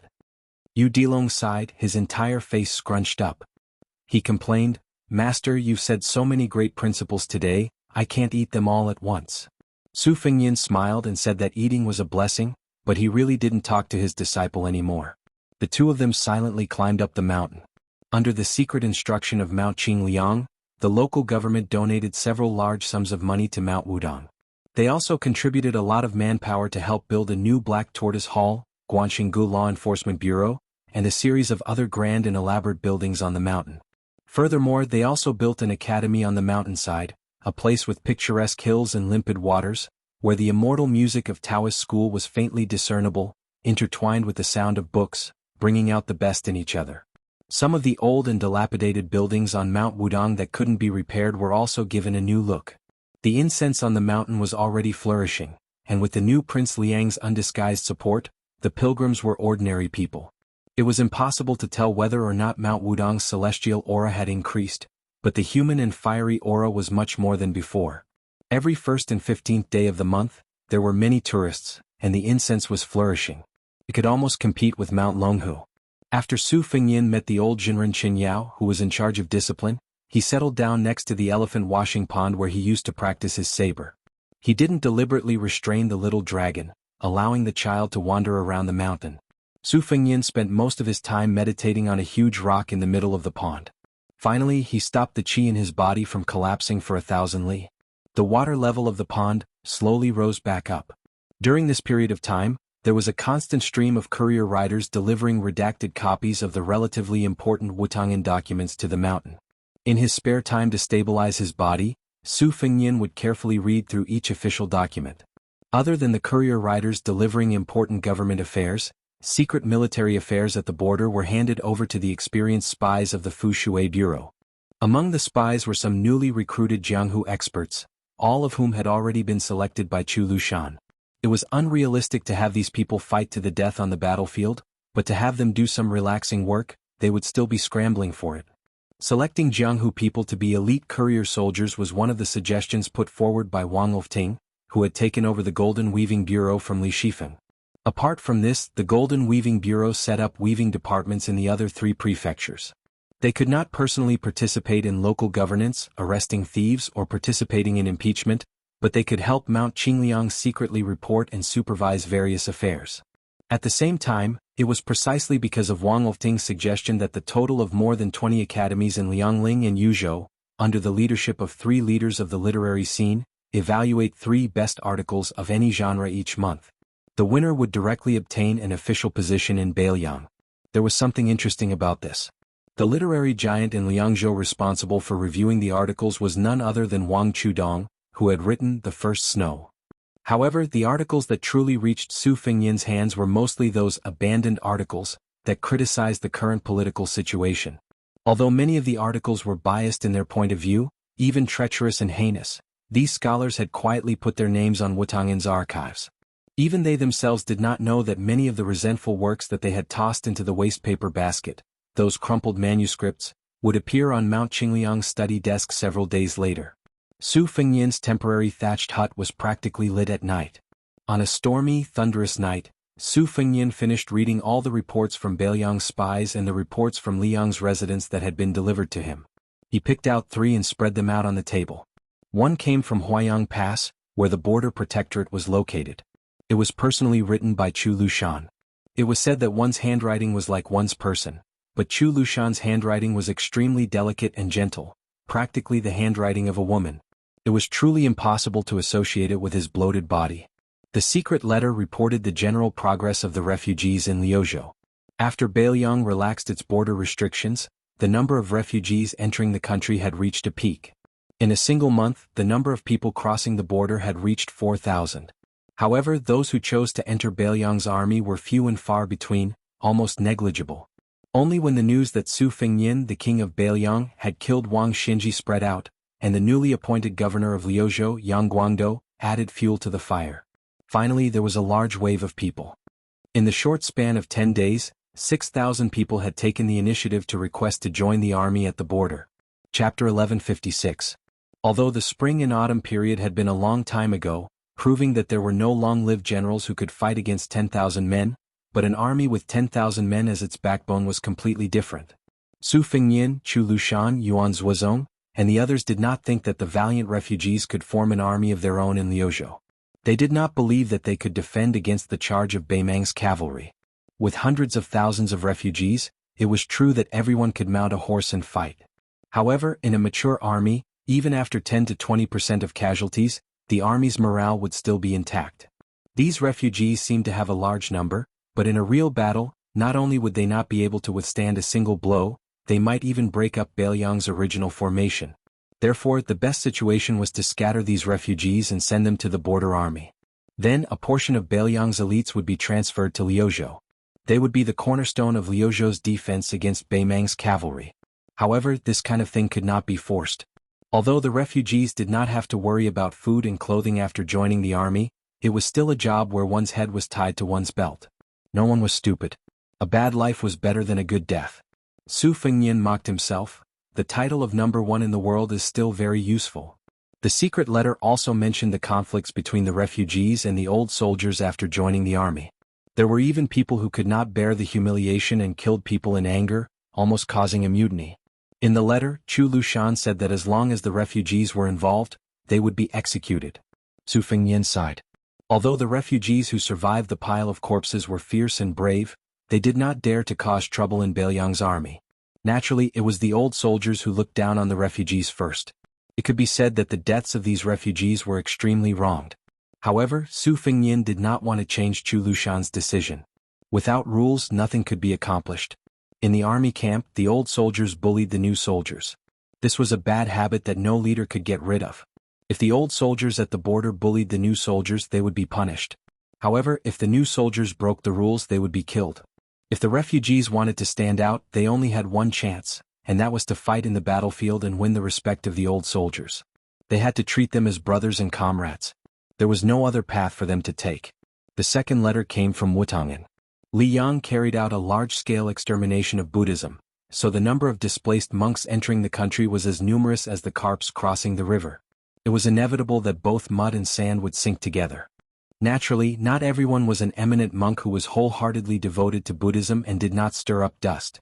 The reason why they cultivated Buddhism was because they had not yet become Buddha. Among them, there were many famous monks who were used to living like princes. They used various channels to ask the government for the tax-exempt land granted by the temple. Nominally, they were praying for Su Fengnian, the prince of northern Liang's temple. There was a dispute in Wutangan because of this. Su Weisheng's opinion was that not only should they not open this mouth, they should also order the local government to severely reprimand these monks and expel them. Lu Qingyan's opinion was to appease them on the surface but secretly keep an eye on them. If they did not agree, they could just drag it out. There was no need to fall out with them. Su Fengnian rubbed his temples and smiled bitterly. One is ruthless, the other is kind. Both seem to be right. Let's just pretend we didn't see this. The third letter was very interesting. It came from Li Yang. There were many twists and turns in the process. In the end, they were able to enter Bailiang. Other than the fact that money could make ghosts drag the mill, they also had a lot of luck. Between Guangling Road and Nanjing was Lake Yanjiao. It was a man-made lake after Li Yang unified the world. It was said that it was used to suppress the dragon aura left behind by West Chu. There was an island in the lake. On the island there was a warehouse that was heavily guarded. The warehouse was specially stored in a yellow book that was produced every 5 years by the various provinces of the dynasty. It recorded the household registration, farming and labor situation of the various regions of Liang. But the world did not know that other than the yellow book of the head of the Ministry of Revenue in the capital, there was an even more obscure file. Other than the current Grand Secretary, not to mention the various government offices, even the 2 chief officials of the Hall of Governmental Affairs could not read it. That was the book of the various armies. This originated from when the late emperor ordered the compilation of the duties of various ministries. Not only did he have to specify the exact amount of farmland in the world, he also had to protect military secrets. As a result, he made a compromise and hung the Yellow Book of Farming under the various ministries and provinces. Guangling Road was originally the granary of the world and could be considered hidden. However, the number of farmland in both Liao and Liao was surprisingly large. There was no doubt that this was the reason for hanging up the Yellow Book. The current Right Assistant Minister of the Ministry of War, Lu Mao, had asked the Marquis Gongliang, who was in charge of Lake Yanjiao, for a list of names. This imperial relative impeached him according to the rules. Lu Mao, who was slow to realize this, successively submitted a letter of apology. However, he was still unable to keep his position as Right Assistant Minister. He was demoted to Yanqi Road, a wild and desolate place where miasma overflowed. In the end, he died of old age in his post. This time, because of the influence of Westchu's revival, Lake Yanjiao began to move north on a large scale. During this time, there was not a single original copy of the book, but for no reason there were many copies of the program. Most of them flowed into Guangling Road, while a small number were scattered among the common people. The Bailiang spies planted in the territory half bought and half robbed from a group of Jianghu people and obtained a cup of soup. The numbers on the Yellow Book were dead, but those who were observant could see that many things were alive. Chapter 1157. It just so happened that Su Fengyin had obtained a large stack of intelligence reports from the Fushui room on the military town of Guangling over the years. Su Fengyin originally knew that the Zhao family's emperor had appointed the old Grand Preceptor of West Chu, Sun Shiji, as the administrator. It seemed like he was letting the tiger return to the mountain, but in reality he was inviting the tiger into the jar so that he could catch the big turtle in the jar. However, looking at the truth that had been carefully analyzed, Su Fengyin could be sure of one thing. Those garrison generals who complained to their subordinates that the court lacked pay were all righteous and confident. They said that the court was too biased toward the two Liao defense lines, but in reality, it was just them filling their own pockets. Under the joint leadership of Zhang Julu and the Minister of Revenue Wang Xiongui, who was extremely skilled at turning stone into gold, the court had never treated the garrison troops in the territory unfairly. It was not strange to say that the local garrison troops were making a ruckus, and that the child who knew how to shout would get milk. But in Su Fengyin's view, the manners of these generals of the Guangling path were really terrible to a shocking level. However, this was Zhang Julu reaping what he had sown. At the beginning, it was he who had single-handedly created the situation of Southerners going up north as ministers, Northerners going down south as generals. Although this action had separated the two powerful groups in Jiangnan and the north from their respective areas, after those northern generals had been led to Guangling path, they had the support of the neighboring families near the place where the Zhao family had risen. How could these martial artists, who were proud of the fact that their father's generation had built the country, have good table manners? Guangling Path was also the place where the court had taken the lead in squeezing out criminals. How could they have any fear? After more than a dozen years, almost every position with real power had been taken by turns to plunder and plunder. Who cared about the people's livelihood and public opinion? Su Fengyin said quietly, "Too much is as bad as not enough." Su Fengyin rose and walked to a wall. On the wall hung a geographical map that included the old Chu territory and the entire southern part of the capital. If the name was not legitimate, the words would not be reasonable. If the words were not reasonable, the matter would not be accomplished. Currently, both Liyang and West Chu could be considered legitimate rulers. The former was sitting on the country and wanted to quell the rebellion, while the latter was waving the banner of the Orthodox Central Plains. This was not 200 years after the fall of the country, but only 20 years later. When West Chu was destroyed, even the historians believed that the emperor, the officials, and the common people did not deserve to live. The destruction of West Chu was even more lamented by countless scholars as the sinking of the divine land. Su Fengyin looked at the map. It was different from the usual rough maps of the territory. The geography of the mountains and rivers and the military towns were extremely detailed. As long as there was a possibility of a military base being used, there was not a single place left out. Furthermore, the number of soldiers and residents of each place were clearly marked and often changed at the last minute. On this map there were hidden movements and stillness. The ones that were still were Prince Jing Nan's various troops and horses, as well as the temporary assistant minister of the Ministry of War, Lu Xingxiang's tent, which was temporarily conferred the title of Great General, Yang Xinqing's infantry, which was mainly 40,000 elite troops, and Yan Jinchuan's cavalry, which was mainly 30,000 troops. It was said that Lu Xingxiang's Yulu Pass was difficult to issue military orders. Yang Xinxing's troops were in the Xiyu area, eyeing covetously. Behind this veteran General Chuanqiu was a large group of nobles and aristocrats waiting to be fed. Xiyu had many mountains and rivers as well as many tunnels and valleys. It was neither a dead place for military strategists, nor a lonely place. They were connected by the same breadth and branches. As for Yan Jinchuan's Dongyu Plain, it was a plain. The terrain was flat and wide.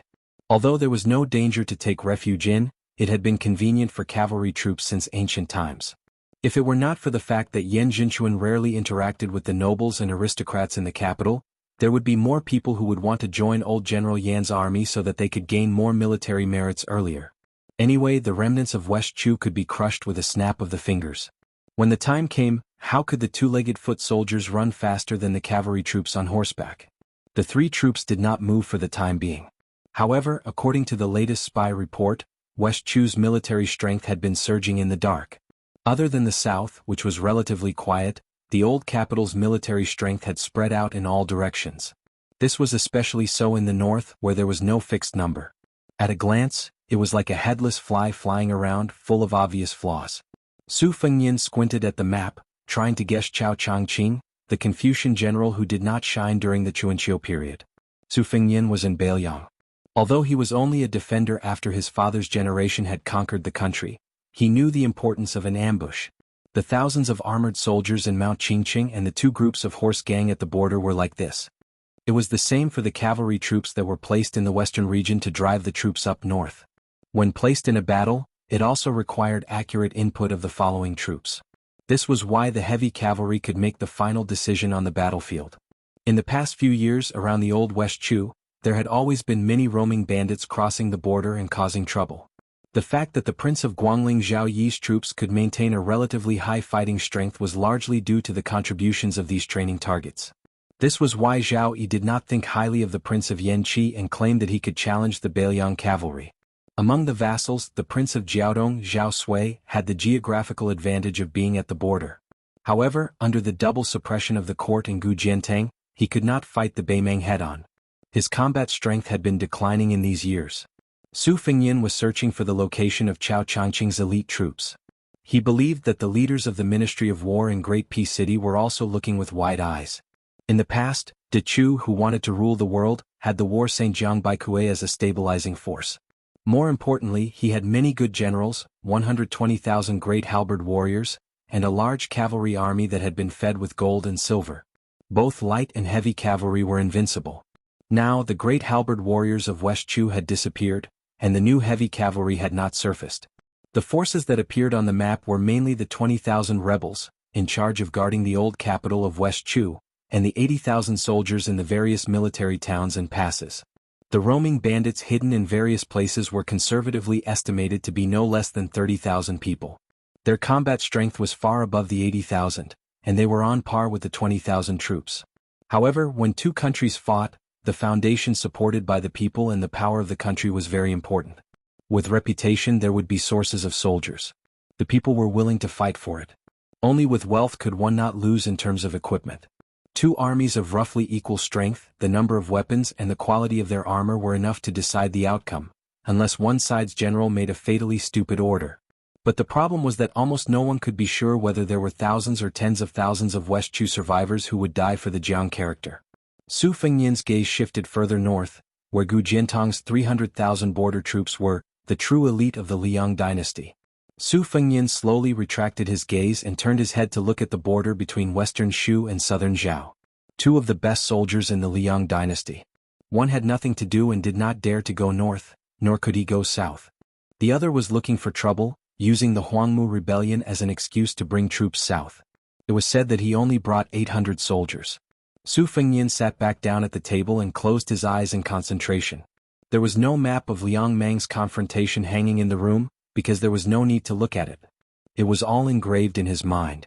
There was also no need for him, the king of Beiliang, to do his utmost in military affairs at the border. The reason was very simple. After nearly 20 years of hard work, the defense of Beiliang's border had reached the pinnacle. If the northern Mang only sent 400,000 soldiers from the southern dynasty to the south, Beiliang would eat them up without hesitation. If Beimang sent all of its troops south, it would be nothing more than a battle to the death. Of course, it could also be understood as helplessly waiting for death. To put it nicely, it would be mutual destruction. Su Fengyan walked out of the room and came to the side of the elephant washing pond. The small path was paved with cobblestones in the pond, tight and orderly. After being washed by the rain and pond water year after year, the cobblestones, which were originally not very sharp, had become even smoother and rounder. Su Fengyan took off his boots and held them in his hands. He slowly walked on the cobblestone path, a cool but not cold comfortable feeling seeping into the soles of his feet. Su Fengyan jumped onto a large stone and lay down, looking at the starry sky and closing his eyes. How many tens of thousands of people on the Guangling Road would not survive this autumn? How many tens of thousands of Bailiang would not survive the next autumn? Chapter 1158. In the main general's tent outside Yulu Pass, the atmosphere was heavy and strange. An urgent military report was delivered by the Lu family's personal guards. The assistant minister of the Ministry of War, Lu Xingxiang, was sitting behind the table. His expression did not change as his finger gently stroked a commander's seal. Inside the tent, the generals and captains were divided into two groups. Most of these generals were brought to the capital by Assistant Minister Lu from Guangling Circuit. There was no doubt about their loyalty and ability. Some of them were steady old men who had been nurtured by the flames of war during the spring and autumn period. Some were talented military officers who were in the prime of their lives and were eager to make progress. There were also a few young captains who were promoted as exceptions. A trusted subordinate who was sent to be a coachman rushed into the tent with his butt on fire. None of the guards stopped him. Lu Xingxiang did not even bat an eyelid. He just lowered his head and looked at the old map that was taken from the Ministry of Revenue with great difficulty. It was funny that even though Gu Lu had kept the Ministry of War for many years, he could not find a map of the southern part of the capital that satisfied Lu Xingxiang. However, he could easily find a few hundred maps of the border between the two Liao provinces. Guodongfeng, who smelled of horse urine, glared at his peers who were rejoicing in his misfortune, and asked loudly, "General, did that Yang Xinxing eat the wrong medicine? Why did he take the initiative to hastily advance towards the south? Is he so confident that he can break through Yufeng Pass, cross the Qinshui crossing, and then take down the most important town in the north of Guangling Road, Xiaoxiao? If he rushes in like this, what will happen to our two armies? General, what do you think? Are we going to watch him lead a bunch of hedonistic sons to their deaths, or are we going to accompany them in playing with fire? Damn it, 40,000 soldiers and horses, that is the last of Southern Ji army. Once they cross the Qinshui crossing before they reach Biao town, that place has always been the Qingyang Basin, a place where battles have been fought since ancient times. Now, we are completely in the dark about the mobilization of soldiers in Guangling Circuit. Where did this old man get the confidence to penetrate deep into that place alone? No matter how useless West Chu is, they can at least squeeze out 8,000 to 9,000 soldiers who can fight, right? What if the garrison general of Biao town is faking his surrender? As the great general of an kingdom, you will be defeated by such a clumsy strategy to lure the enemy. At that time, won't you be the one to take the blame? Lu Xingxiang did not even raise his head as he said calmly, "First of all, we can confirm that the arrogant guard general Han Penglai is not faking his surrender. Secondly, they had 40,000 elite soldiers from Jinan, and their supplies were perfect. The great general of an kingdom was good at organizing his army, and he was good at advancing his army step by step. Even if they were faced with an army of 8,000 to 9,000 cavalrymen, as long as there were no heavy cavalrymen launching a surprise attack, they would not necessarily lose. In the end, no one dared to say whether or not the remnants of West Chu would be able to deploy nearly 10,000 cavalry at the front line of Buxiao Qingyang. Because of geographical limitations, West Chu had always fought on foot in the west and on horseback in the east. Of course, if you meet a lunatic, it's hard to say." Guodongfeng stiffened his neck and said, "But the Ministry of War's established strategy is to let the Duke of Huainan Zhao Ying, who is stationed at the slippery platform, and the King of Jing and Zhao Sun, who is stationed at Haoao Lake, launch the attack at the same time. No matter whether they succeed or not, it should be Zhao Yi, Prince of Guangling's turn next. How could it be Yang Xinxing's turn?" Lu Xingxiang angrily rebuked, "You think you can call the name of the vassal king? Scram back to feed your horses." Guodongfeng shrunk his neck and obediently left the tent.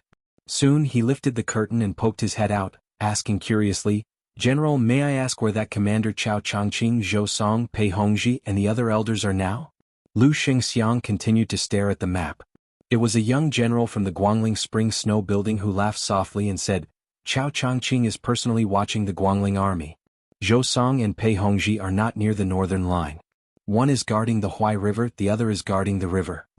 Guo Dongfeng made an O sound and turned to leave, muttering to himself, "It seems that West Chu is not the Chu after all. They no longer have the courage to fight outside their borders." Waiting for Guo Dongfeng to walk far away, Lu Xingxiang raised his head to look at an old man in a scholarly robe who stood out like a crane among chickens. He asked, "Has Zhao Guo's side found any traces of horse movement on the Guangling Road's northern line?" The old man helplessly said, "It's difficult. The war hasn't even started yet, but more than 40 spies from the imperial court have died. In addition to the 20 or so people who betrayed us before, this is not a good sign." Lu Xingxiang made an O sound and waved his hand, indicating for everyone to leave. The assistant minister of the Ministry of War who led the general glanced at the military report. On it, there was a general explanation of the reasons for sending troops down south. The wording was beautiful and the style was exquisite. Naturally, it was not something that Yang Xinxing could write. Even if Lu Xingxiang used his but to think, he knew that it was the work of someone who was familiar with military books. Although the south of the capital is the central province of the world, the stone of hegemony, it cannot be accepted.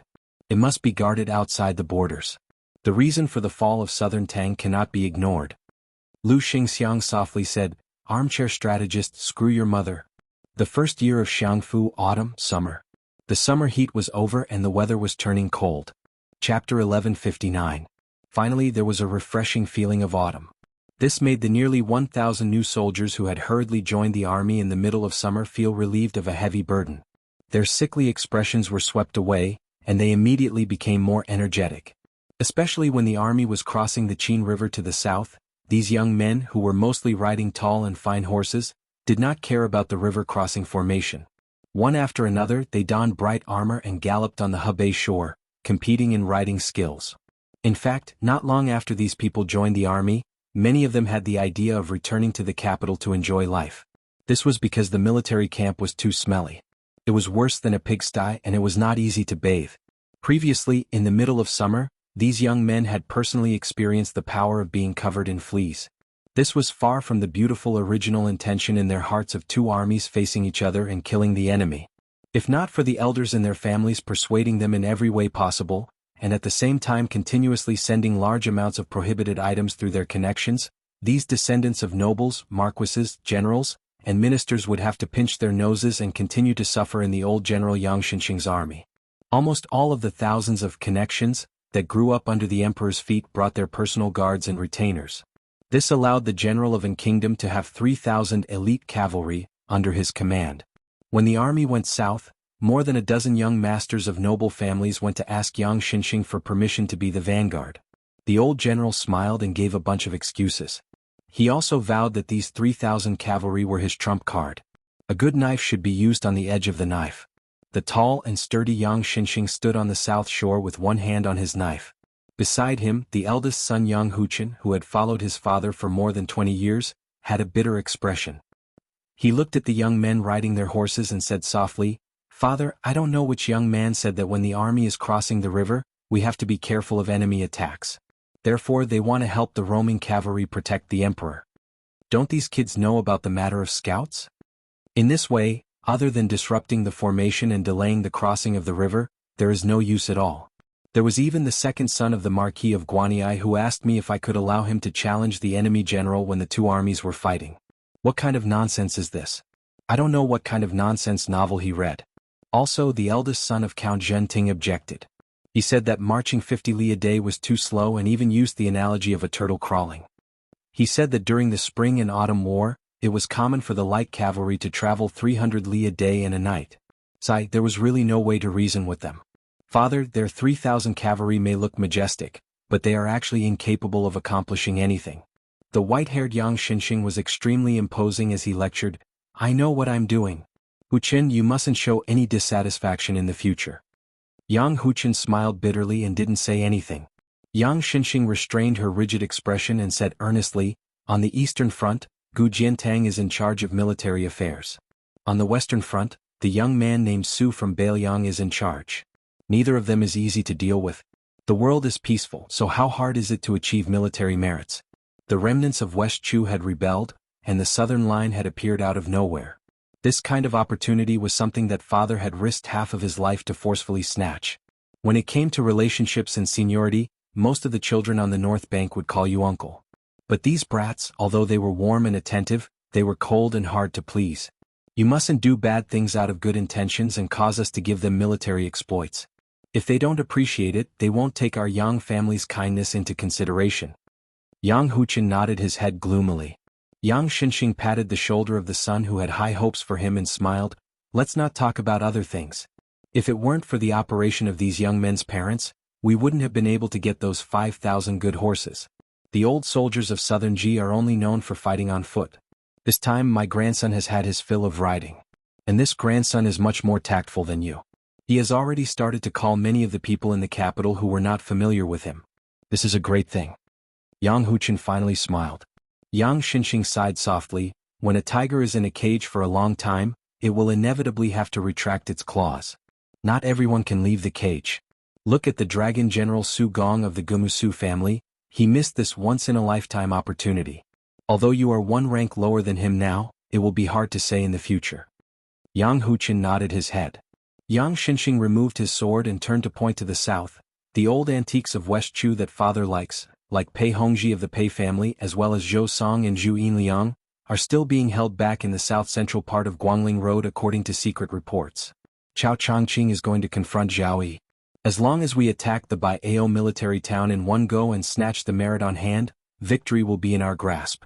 Afterwards, whether we advance or retreat, the imperial court will have a lot of leeway. As for the criticism from the Ministry of War, can it compare to the spittle of the imperial court elders behind the soldiers of the dukes and marquises on the North Bank? As for Lu Xingxiang, let's forget about him. He is just an assistant minister of the Ministry of War from the Spring Snow Building. He is not worth mentioning.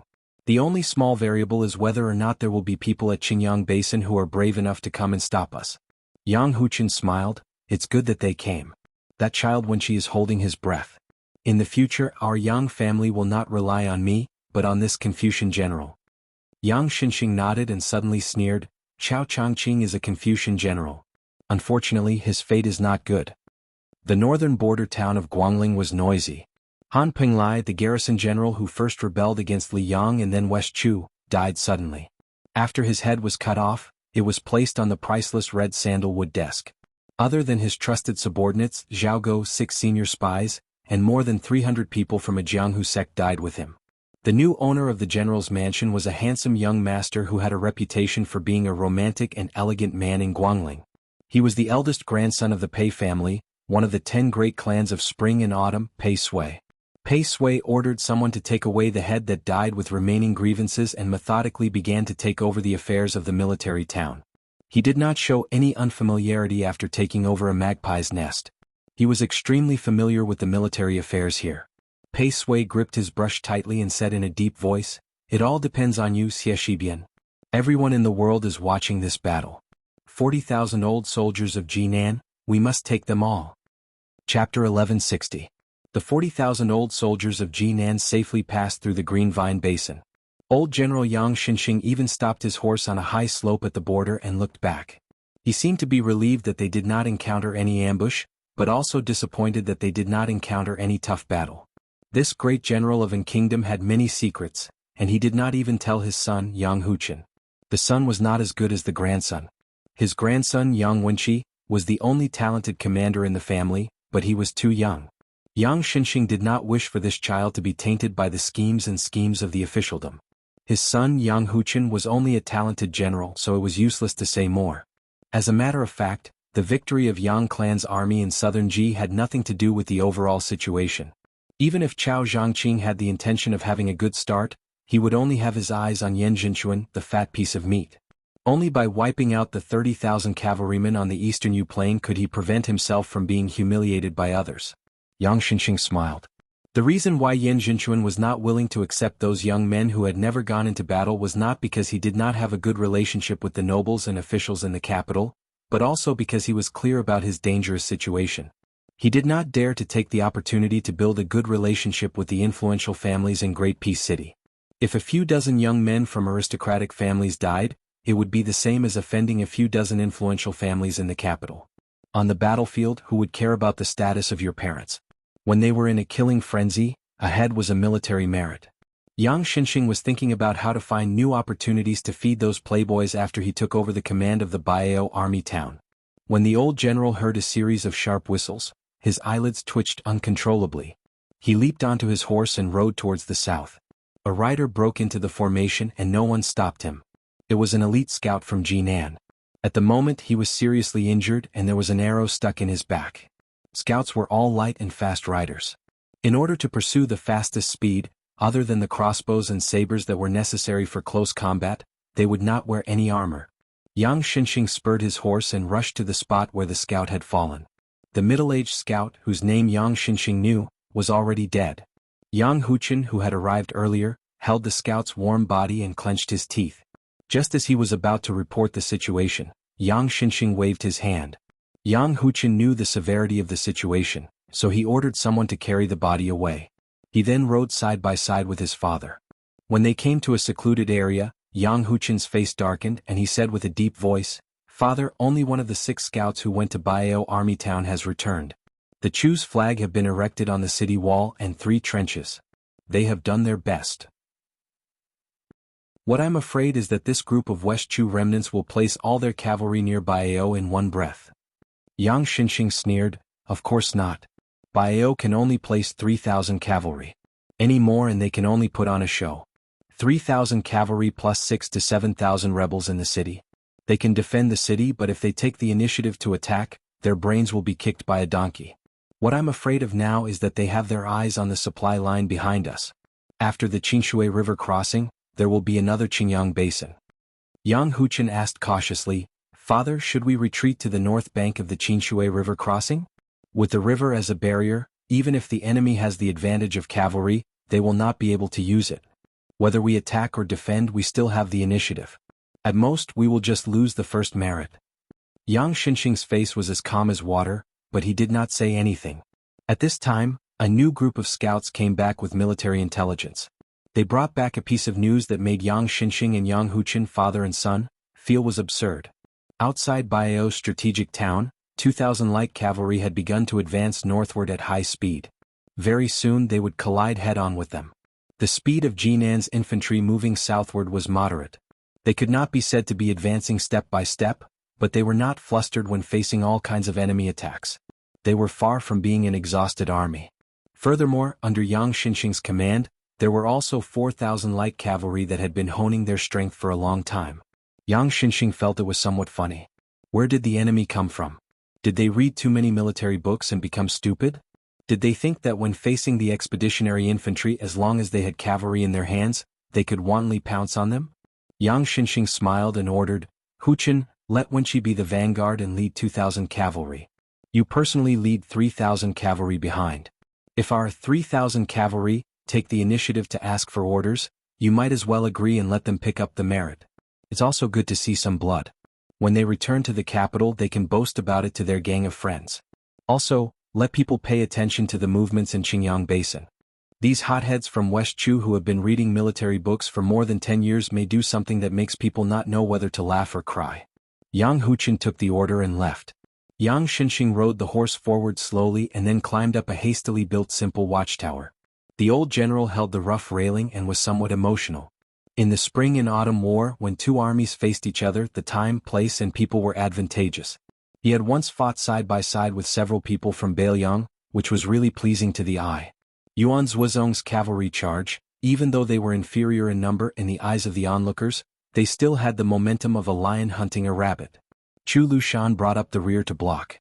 No matter how many tens of thousands of people were chasing after him, this fat pig would never make people feel worried.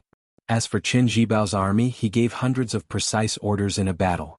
Every commandant in every camp was like an arm to him. The reason why the current emperor only had eyes for this little butcher was because it was Qin Jibao who had won the absolute victory against Yi Baikue in the spring and autumn war in a battle of more than 100,000 soldiers. Moreover, he won without any hesitation, which was called clean and neat. Yang Xinxing sighed. How could the old man not know the surname of the greatest hero of the spring and autumn war? It was just that the cripple won on the battlefield and lost in the court. He could not blame others. Chapter 1161. Yang Xinxing made a sound of surprise. After the two cavalry armies with roughly the same number of people each broke into their own formation, the other side did not collapse like a landslide under Wenqi's charge. They still had the strength to fight? The old general was originally worried that this was the enemy's plan to lure them in. Wenqi was young and impetuous. If their cavalry suffered too many losses here, it would not be good. The old man laughed self-deprecatingly. After all, this is not the time when we fought West Chu. How could there be so many bloody battles to the death? Yang Xinxing quietly watched the situation on the battlefield. When the old man saw the elite cavalry that his son had secretly mocked as 3,000 cavalry charge out, he nodded. Huchen had released them to charge out at the right time. Wenqi and the enemy's losses were about 2 to 3. Firstly, Wenqi was not decisive enough when he had the advantage and could not immediately expand the results of the battle.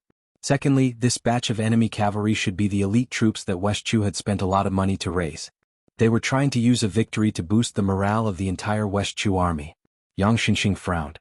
The 3,000 cavalry were charging with such a huge advantage, yet they were still so hesitant? In the old man's vision, the 3,000 cavalry were buried in a large pile of corpses. Their charging speed was clearly much slower. Their horsemanship was not good, but it was more likely that they were frightened by the sight of so many limbs and broken bones that were still alive a moment ago. In less than an hour, the clamorous cavalry had left behind more than 600 corpses. His grandson Yang Wenqi's cavalry had purposely opened up a path for them to pursue, while Yang Huchen continued to advance at a constant speed. After the initial discomfort of the 3,000 cavalrymen, their fathers were after all meritorious generals who had survived the battlefield. Only a generation had passed and it was far from being completely diluted. The 3,000 cavalrymen were all descendants of generals, and under the careful protection of their personal squires, everyone fought to be the first. Yang Xinxing smiled and said softly, "At least there is a little bit of the bravery of your fathers and ancestors fighting for their lives on the battlefield." Yang Xinxing held the guardrail and his expression suddenly changed. The earth trembled. This was not the small-scale trembling that the Jinan light cavalry brought. It was the armored cavalry. The real heavy cavalry. It wasn't that Yang Xinxing didn't covet the kind of heavy cavalry that could intimidate people just by looking at them. It was just that she didn't have a big horse that could carry heavy loads, and she didn't have enough money to support and maintain it. Moreover, there were no real plains in her territory that she could gallop on. If she lacked one of the three, she could only dream about it. Owning a troop of over 1,000 heavy cavalry was an obsession that almost every cavalry general with real power couldn't give up. Yang Xinxing's face darkened. "Do you really think my Jinan soldiers are made of paper if you don't join the Dongyu Plains?" A black torrent appeared in his field of vision. Yang Xinxing heaved a sigh of relief. Although it seemed like an irresistible force, it was only 1,000 or so cavalry. It wouldn't affect the overall situation. Both of them were fresh and full of stamina. Now, it would be a battle to see who was stronger, between Hu Chen's 3,000 light cavalry and the enemy's 1,000 heavy cavalry. The young general Yang Wenqi naturally sensed the enemy's heavy cavalry entering the formation earlier than his grandfather Yang Xinxing. He shook off the blood on the tip of his spear. He didn't recklessly form a formation to stop them. Instead, he sent someone to order the 3,000 cavalry who were lying on the back of their horses to immediately retreat. Furthermore, they must not turn around and retreat. They must make a path for his father Yang Huchen's 3,000 light cavalry. Of course, at the same time, it was also convenient for the enemy's heavy cavalry to charge forward. However, he chose the lesser of two evils. It was better than having his 3,000 cavalry trapped in the middle. Not only would they be killed by the heavy cavalry, they would also have to obstruct the charge of his father's 3,000 cavalry. When that time came, his own 6,000 men would be in a mess. How could they withstand the huge charge of the enemy's red-armored cavalry? Yang Wenqi looked at the hedonistic sons who were busy stabbing the enemy's light cavalry off their horses with their spears. Some of them even laughed loudly and purposely poked the air with their spears, teasing the enemy soldiers who were dodging under their horses. Yang Wenqi was furious. He quickly rode forward and lightly stabbed the armor of a son of an aristocratic family with his spear. He shouted angrily, "Raise your head and look ahead. If you don't want to die, then retreat according to my orders." Fortunately, the 1,000 heavy cavalry charging out could not chase after the 5,000 cavalry scattered on the battlefield. Under the protection of Yang Wenqi's light cavalry and the retainers of the aristocratic families, the majority of them successfully retreated. However, there were still several hundred young masters who were charging at the front who were slightly dazed. When they came to their senses, they only turned around and fled in a straight line, leaving the 1,000 heavy cavalry with a swagger behind them. Yang Wenqi's eyes were red. He saw several familiar figures among the several hundred cavalry. These people were all from Great Peace City who lived in the mansions of marquises and dukes. Yang Wenqi gritted his teeth and had the old soldiers who had fought with his grandfather lead the 300 personal cavalry to save those bastards. Yang Wenqi retreated in an arc, tears streaming down his face. He could not bear to look at the scene behind him. Yang Huchen rode at the front and shouted angrily, "Kill!" Yang Xinxing's eyes widened. His hands holding the railing could not stop trembling, his veins bulging. As the 1,000 heavy cavalry came out of the water, another 1,000 light cavalry charged out from the left and right flanks. Yang Xinxing was not an immortal, so he could not change the situation of the battle. Without needing him to say anything, the old soldiers of South Ji County started to form a defensive formation under the lead of their captains. A group of light cavalry of aristocratic families barely dodged the impact of the charging heavy cavalry. When they were retreating crazily from a different route, they still could not catch up with the black tide. They could only watch the heavy cavalry from the side as they kept leaping over their shoulders. The heavy cavalry was fully equipped with armors and carried only a spear. Their expressions could not be seen. Other than the muffled sound of horse hooves, there was no sound at all. Then, from the side of the battlefield, they saw countless South Ji County cavalries being knocked away by the heavy cavalry. Many of them were knocked away together with their horses. There were even 2 old soldiers of Yang clan who were pierced through by a spear, and their spears only created some sparks on the armor of the enemy cavalries before they slid away. Only those who were lucky enough to pierce through the gap of the bright red vest with their spears were able to knock the enemy off their horses. However, for those enemies who were destined to fall off their horses, their spears were still able to easily pierce through the South Ji County cavalries in front of them as if they were tofu. Looking from afar, rows of corpses that were killed on the back of the horses were brazenly knocked away, fell to the ground, and then were trampled into a pile of meat paste.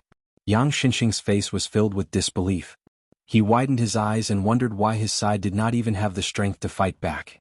How difficult was it to train a heavy cavalry that was not a burden on the battlefield, but could decide the outcome with a single strike? Yang Xinxing was extremely furious. Half of it was because of the surprise brought to him, the general of An Kingdom, by the remnants of West Chu, and the other half was because the enemy had underestimated them when they chose to use the old soldiers of South Ji County as their breakthrough point. Chapter 1162. Because it was more than 5,000 words, it was a bit late. After the summer of the first year of Xiangfu, there was a piece of news that shook the court. The great general of An country, Yang Xinxing, faced an enemy of less than 10,000 people. The 40,000 Jinan elite soldiers were defeated again and again. First, he lost almost half of his cavalry and retreated to Qingyang Basin. Being attacked from the front and back, his cavalry was completely wiped out. After this battle, Yang Xinxing, who had lost his integrity in his old age, became a rat on the street.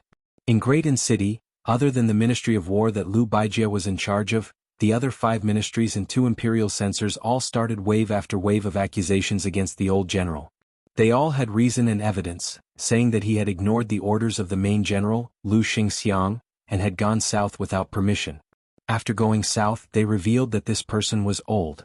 Not only did he not have a good command of the troops, he was also muddle-headed in the direction of the troops. Facing the remaining forces of West Chu, he was reduced to a state where he could not even take a single blow. Where was the invincible Li Yang? Where was the prestige of the nation? Yang Xinxing did not have the time to care about the unrest in the court. The old general and his 40,000 Jinan infantrymen that were still intact had become a turtle in a jar. Even he felt it was absurd and laughable. No matter how the white-haired great general tried to hide it, he still showed an aged appearance. The eldest son, Yang Huchen, had survived the cavalry battle more than a decade ago, but had lost an arm. His grandson, Yang Wenqi, had also been heavily injured in the battle 6 days ago. Even now, he was still lying on his sickbed with the stench of medicine. Yang Xinxing had never fought such a humiliating battle. It was not a big deal that Huchen's 3,000 light cavalry could not win against the 1,000 heavy cavalry. Victory and defeat were common in the military. It was Yang Xinxing who had let down his guard and violated the taboo of the military. The old man did not have many complaints. However, the development of the situation made General Nguo almost kill someone. The 3,000 soldiers who did not suffer too many casualties in the first cavalry battle actually requested to leave the army immediately after witnessing the power of the heavy cavalry's charge. They passed through Qingyang Basin and retreated to the north of Qinshui and Jindu. Yang Xinxing did not reject them. He only suggested that they slowly retreated with the infantry to prevent the enemy's light cavalry from launching an attack. Unexpectedly, after receiving the news, those bastards agreed to it verbally, brought their personal guards and retainers and fled to the north in the middle of the night. After receiving the news, Yang Xinxing had no choice but to move his camp and follow them to the north. He also ordered his grandson Yang Wenqi to dispatch almost all the cavalry to escort them. Yang Xinxing could only hope that the main general of West Chu, who was in charge of the eastern battle, could not seize the opportunity to separate their infantry and cavalry. He did not even hesitate to have the vanguard pretend to be attacking Biao's army. However, in the early morning of the second day, his grandson, who was covered in blood, only brought back a few hundred Southern Ji cavalry. The 3,000-plus chief culprits, his grandfather's soldiers, were safe and sound. Yang Wenqi, who had a large piece of flesh cut off from his shoulder, wept silently. He said that the enemy's light cavalry were very good at night battles. They had split into several groups, and not only did they attack their hastily prepared Southern Ji cavalry, they even purposely drove the 3,000 cavalry, who could not even be considered as useless, southward to disrupt their formation. Yang Wenqi's cavalry could only form a battalion of 300 men and sent them to their deaths in batches. Only then did they manage to protect the 2,800 men who deserved to die but could not die. After his grandson fainted, Yang Xinxing interrogated a few lieutenant commanders who were defeated and turned back. The old general was getting more and more terrified. According to them, not only were the enemy cavalry good at ambushing at night, they were also skilled in archery. They could even imitate the hunting tactics of Baimang barbarians in the outer perimeter. They did not get close to the enemy, nor did they stay far away.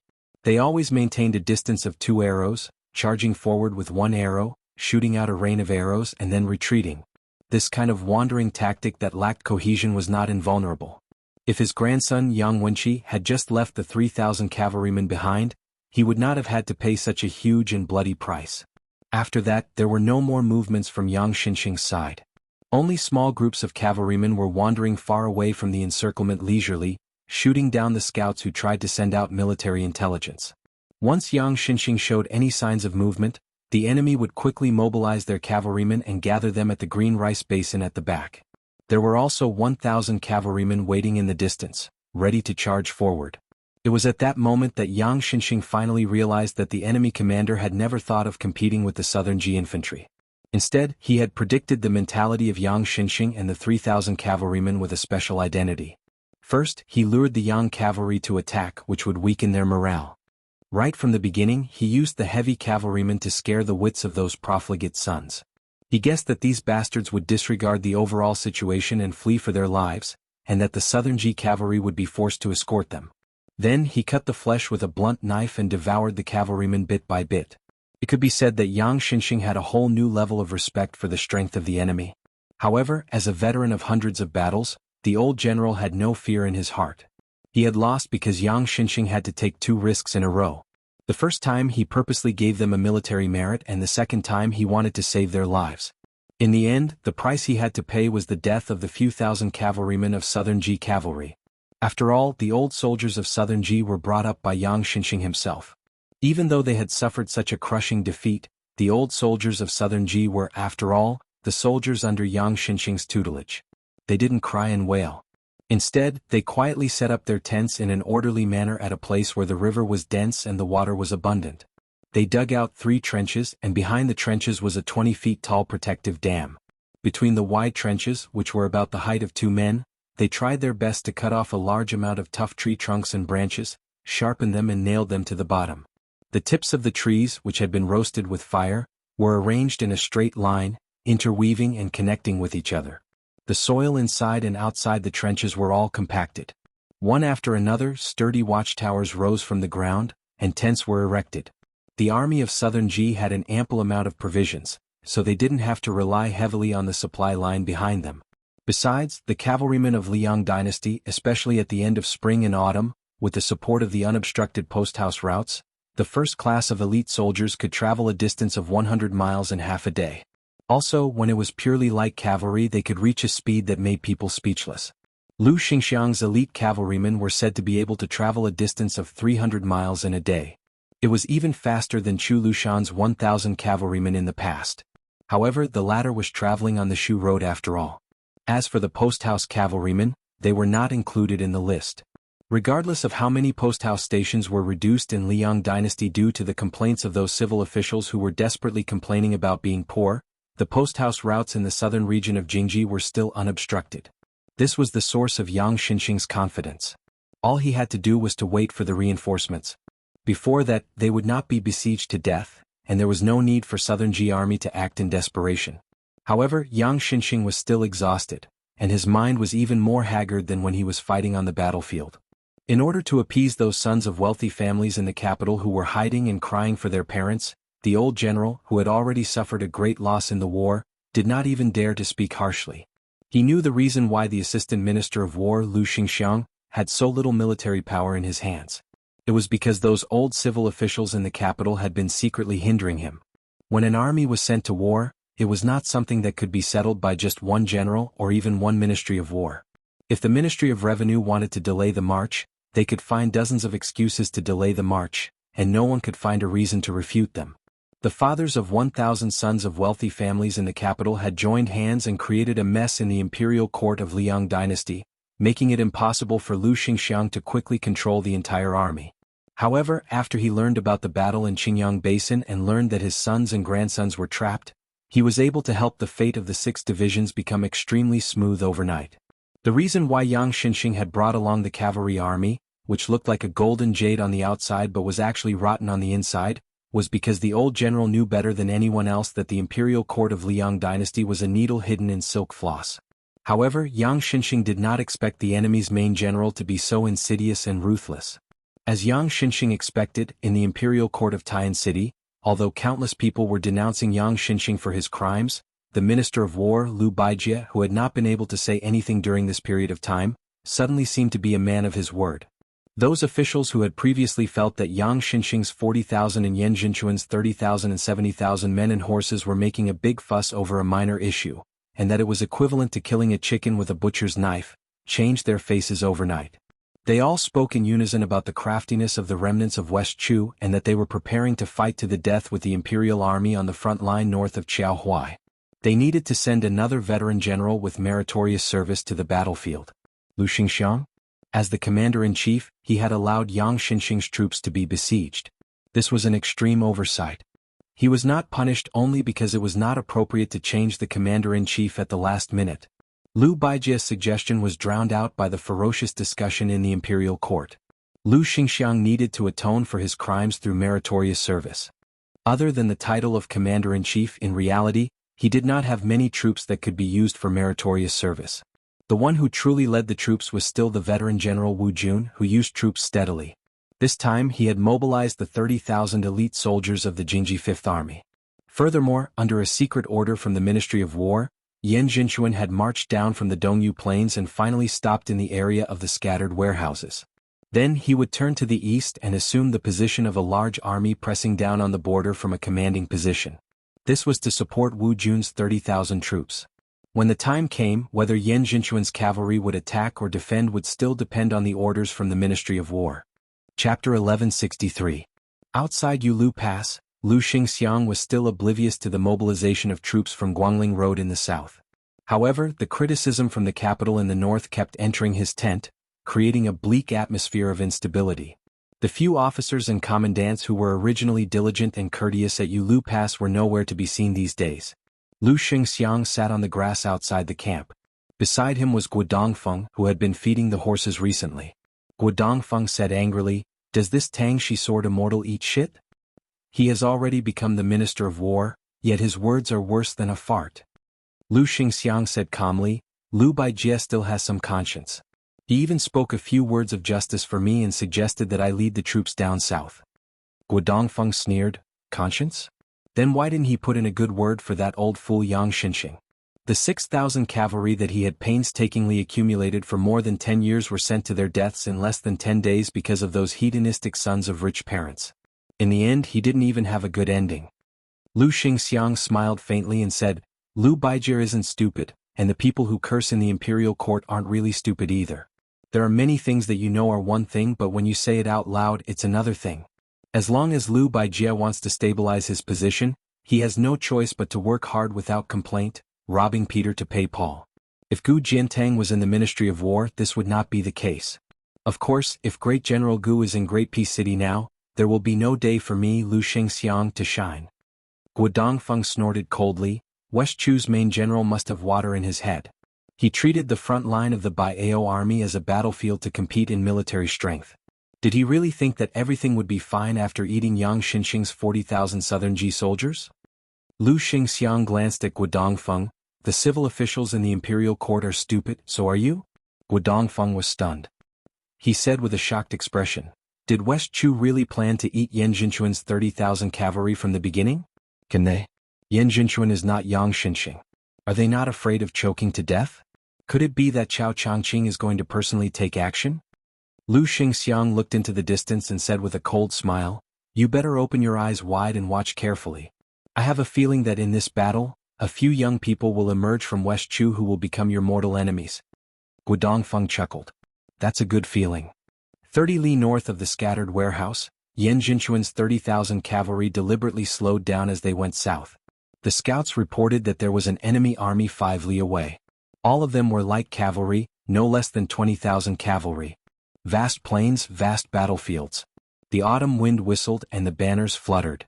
The usually stoic old General Yan raised his head to look at the bright red Yan character on the flag, then turned back to look at the fearless Yan family members. The old man said in a deep voice, pull out the flag. Old General Yan Jinchuan, who was supposed to be in the rear, was going to lead the charge? Immediately, a few of his trusted generals came out to stop him. Yan Jinchuan held up the long spear that had accompanied him for many years, shook his head and said, if we win, it will most likely be the last battle of our lives. We can't just stand here and watch. If we lose, it will be our last battle. How can we die on the run? The moment Yan Jinchuan said this, the generals were speechless. The army pressed forward and the banners moved forward.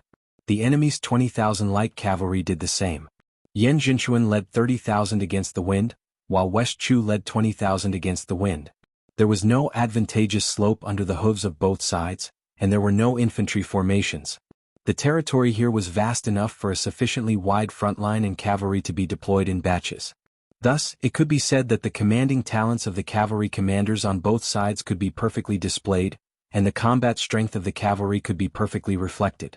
This was a perfect battlefield to see who was weak and who lost, and who retreated and who died. There was no chance of luck. Almost at the same time, two bugles suddenly sounded out, resonating with each other, majestic and sorrowful. Exactly the same after the first row of cavalry from both sides charged out, the second row immediately launched a ferocious charge. The spacing between each row of warhorses was almost the same, so it did not affect the charging speed of the cavalry at the back. The horizontal front lines of both sides were about the same length, but because Yan Jinchuan's cavalry had the advantage in numbers, they had more depth. A number of cavalry suddenly appeared in the distance between the two armies. The few of them did not affect the overall situation, and the men and horses did not wear armor. Among them was the young man who had followed Pei Sui to the peak of Luohu Hill, Xie Shibian. It was also this nameless West Chu commoner who had the guts to point out the situation in front of Chao Changqing and Sun Shiji. Chao Changqing laughed and called him, half Xie. This young man summarized the entire plan of West Chu's revival into getting beaten up and beating people up. In reality, the entire northern front matter was decided by Xie Shibian. From the Uao army taking over the town at the last moment, to the bait and night attack, to the encirclement and not attacking, to the Liang imperial court to lead Yan Jinchuan's cavalry to scatter. Until now he was watching from afar. It was all because of this person's strategy. A middle-aged man who was a head taller than Xie Shibian on horseback asked in a deep voice, General Xie, do we really not need to immediately use the 3,000 heavy cavalry hidden behind? Do we really not need to give the order for them to wear armor and mount? Yan Jinchuan's 30,000 cavalry are not soft persimmons. Xie Shibian pursed his lips and shook his head. There is no meaning in using the heavy cavalry too quickly or too slowly.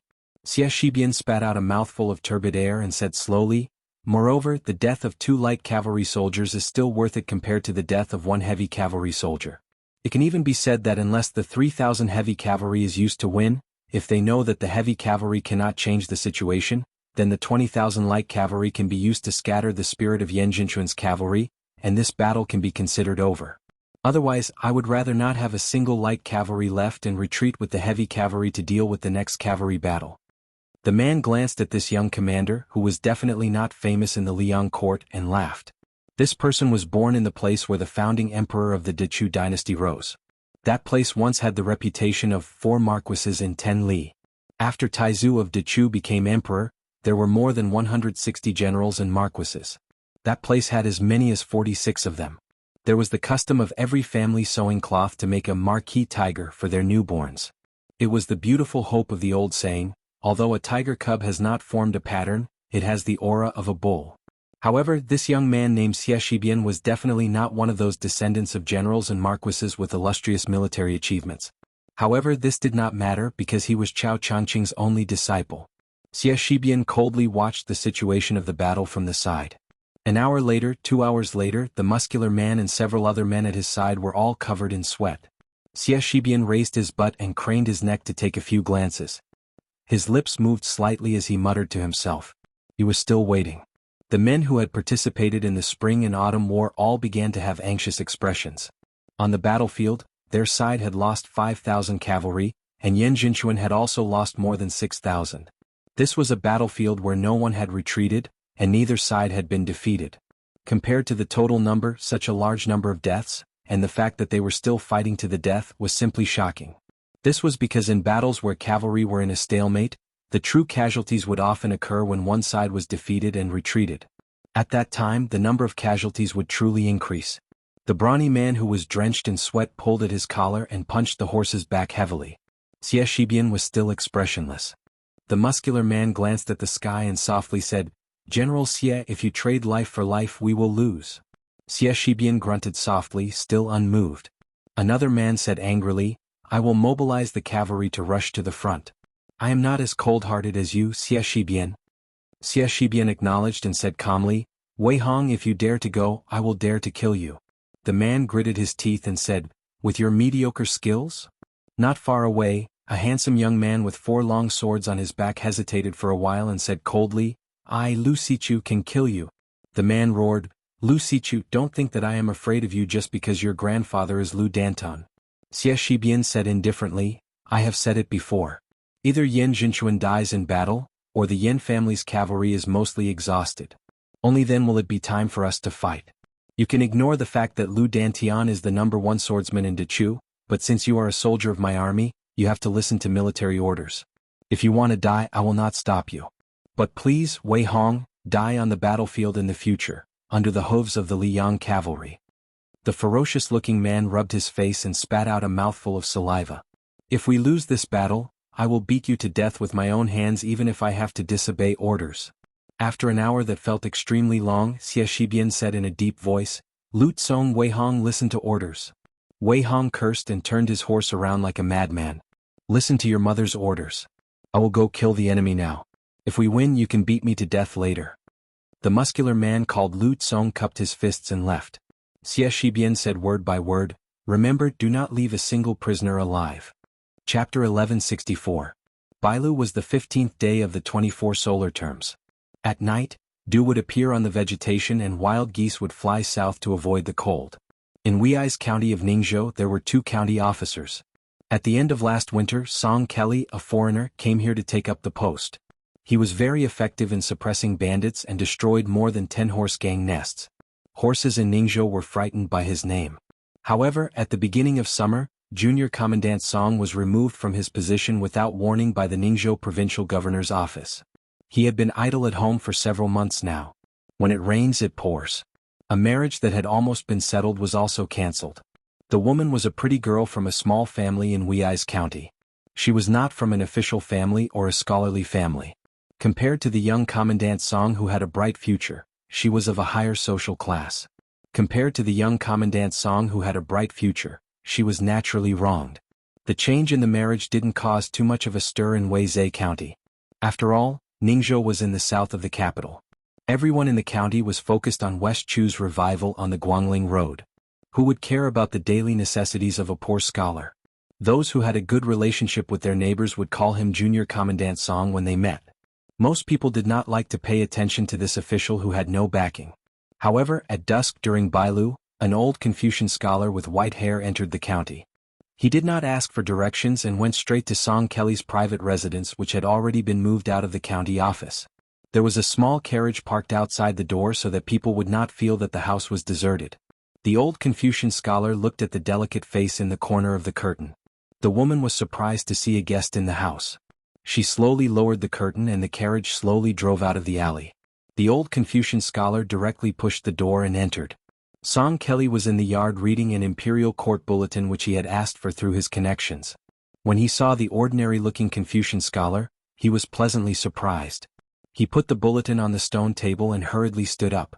He bowed and said, "Greetings, Mr. Yuan." The visitor was the reclusive old Hanlin Yuan Pu from the Hanlin Academy. It was this Hanlin elder who had spoken with him that was better than 10 years of reading books. Song Kelly had to think about the words that Mr. Yuan had written on the rice paper almost every day. There are 3 things a scholar does not care about. He does not care about his family's cultivation. He does not care about his family when governing the country. He does not care about governing the country when governing the country. The rise of the country cannot be separated from the contribution of accumulation. Back then the entire Great Peace City looked at the Song family as a joke. The 2 masters of the Song family who dominated the literary world were angered to death in bed and his reputation was ruined. His father was exiled from the capital and could not be an official for the rest of his life. As for him, the young phoenix of the Song family, he was exiled to Wuxia's county of Ning province, a place with barren hills and treacherous waters. This was not a tragedy. After he had made some achievements on behalf of the people, first the high officials in the county government, then the Ning provincial governor's mansion, had all tried to suppress him. However, Song Kelly did not feel depressed about this. What really made Song Kelly feel confused was that the people who had received many favors from him in just half a year were now rolling their eyes and mocking him along with their colleagues in the county government. But Song Kelly did not want to complain to anyone except for Yuan Pu from the Yuan Huang sect. Because Song Kelly had a stomach full of inappropriate things, he wanted to consult this teacher who he had not been able to do well in the Hanlin Academy. After Teacher Yuan sat down, Song Kelly asked respectfully, "Teacher, why have you come to Wuxia's county?" Yuan Pu, who liked to write more than talk, picked up the court bulletin. Probably because he had read too much and his eyes were not good, he raised it higher and browsed through it carefully. After putting it down gently, he spoke vaguely, "I have not left Great Peace City for too many years, so I wanted to go out and take a look." Speaking of this, the old teacher said with some emotion, "After Wang Xinji left Martial Emperor City, an old friend of Great Peace City also left." Yuan Pu looked at Song Kelly and said straightforwardly, "There's a reason why the horse problem in Ningzhou can't be cured. It's just a chess piece on the chessboard. It's neither big nor small. But if you, an outsider, want to move the chess piece, the old chess players will kill you." Song Kelly nodded and said with relief, "As I expected, the horse gangs that have been swarming in Ning province these years are Chao Changqing's pawns." Yuan Pu said indifferently, "Chao Changqing has not been idle in the past 20 years. There is also a West Chu spy who became the 3rd in command of Jianghu. It was this person who proposed to plant spies in the army of Guangling province 17 years ago. In the early spring of the first year of the auspicious talisman, those spies who had been lurking for many years and had become lieutenants, to be exact, 367 of them, half died suddenly and the other half became the core of the West Chu rebel army. This move was completely unexpected by the Ministry of War who had been plotting with Jianghu for more than 10 years. The Minister of War Liu Baijie has a lot to do with this.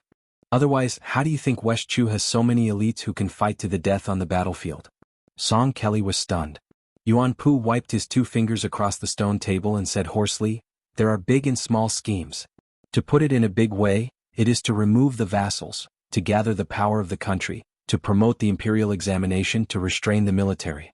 In the end, it is to swallow Beimang and unify the world. It is to complete the feat that the Qin dynasty has not accomplished in 800 years. To put it in a small way, it is to become someone's eternal emperor." Yuan Pu's finger moved vertically. To put it in a small way, it is to force the king of Beiliang to use all his assets to contain Beimang. It is to limit Gu Jiantang to the northern front. This is an overt scheme. To use West Chu as bait to waste the power and ambition of the vassals, including the king of Guangling, to weaken the local military power of Gulu. It is also to use this to bait the king of Yanqi Xiaobing who has the geographical advantage. This is a scheme. 2 generations of northern Liang princes.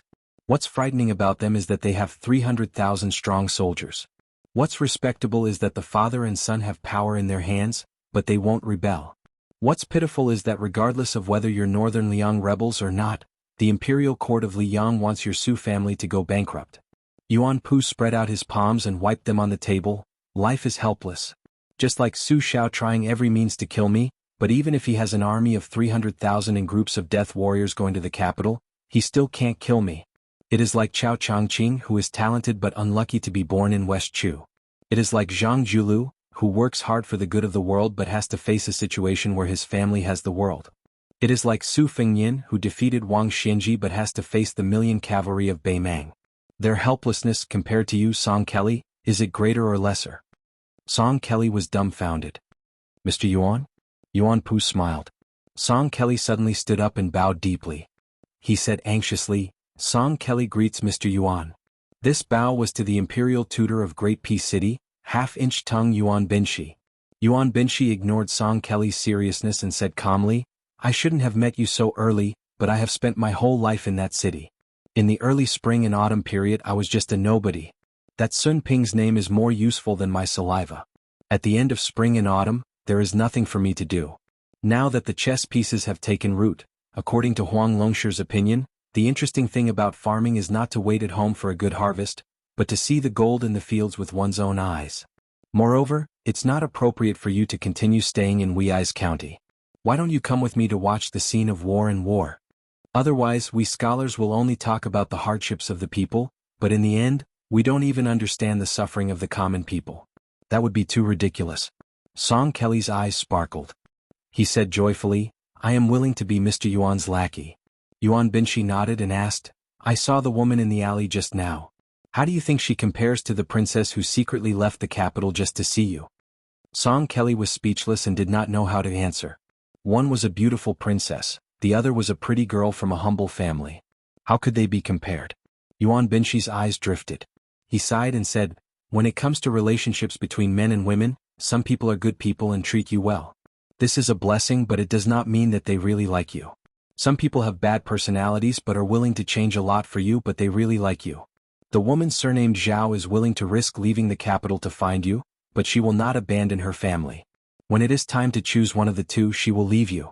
But the woman surnamed Lu in the alley is gentle, but she will most likely do anything for you and will follow you to the end. People in the world always think that people with status will be grateful if they do something for them, but they are not deeply moved by the care of their parents, the help of their poor friends, or the help of their wives. Song Kelly said bitterly, thank you for your advice. Yuan Binshi suddenly sat back on the stone bench. Talking is more tiring than doing things.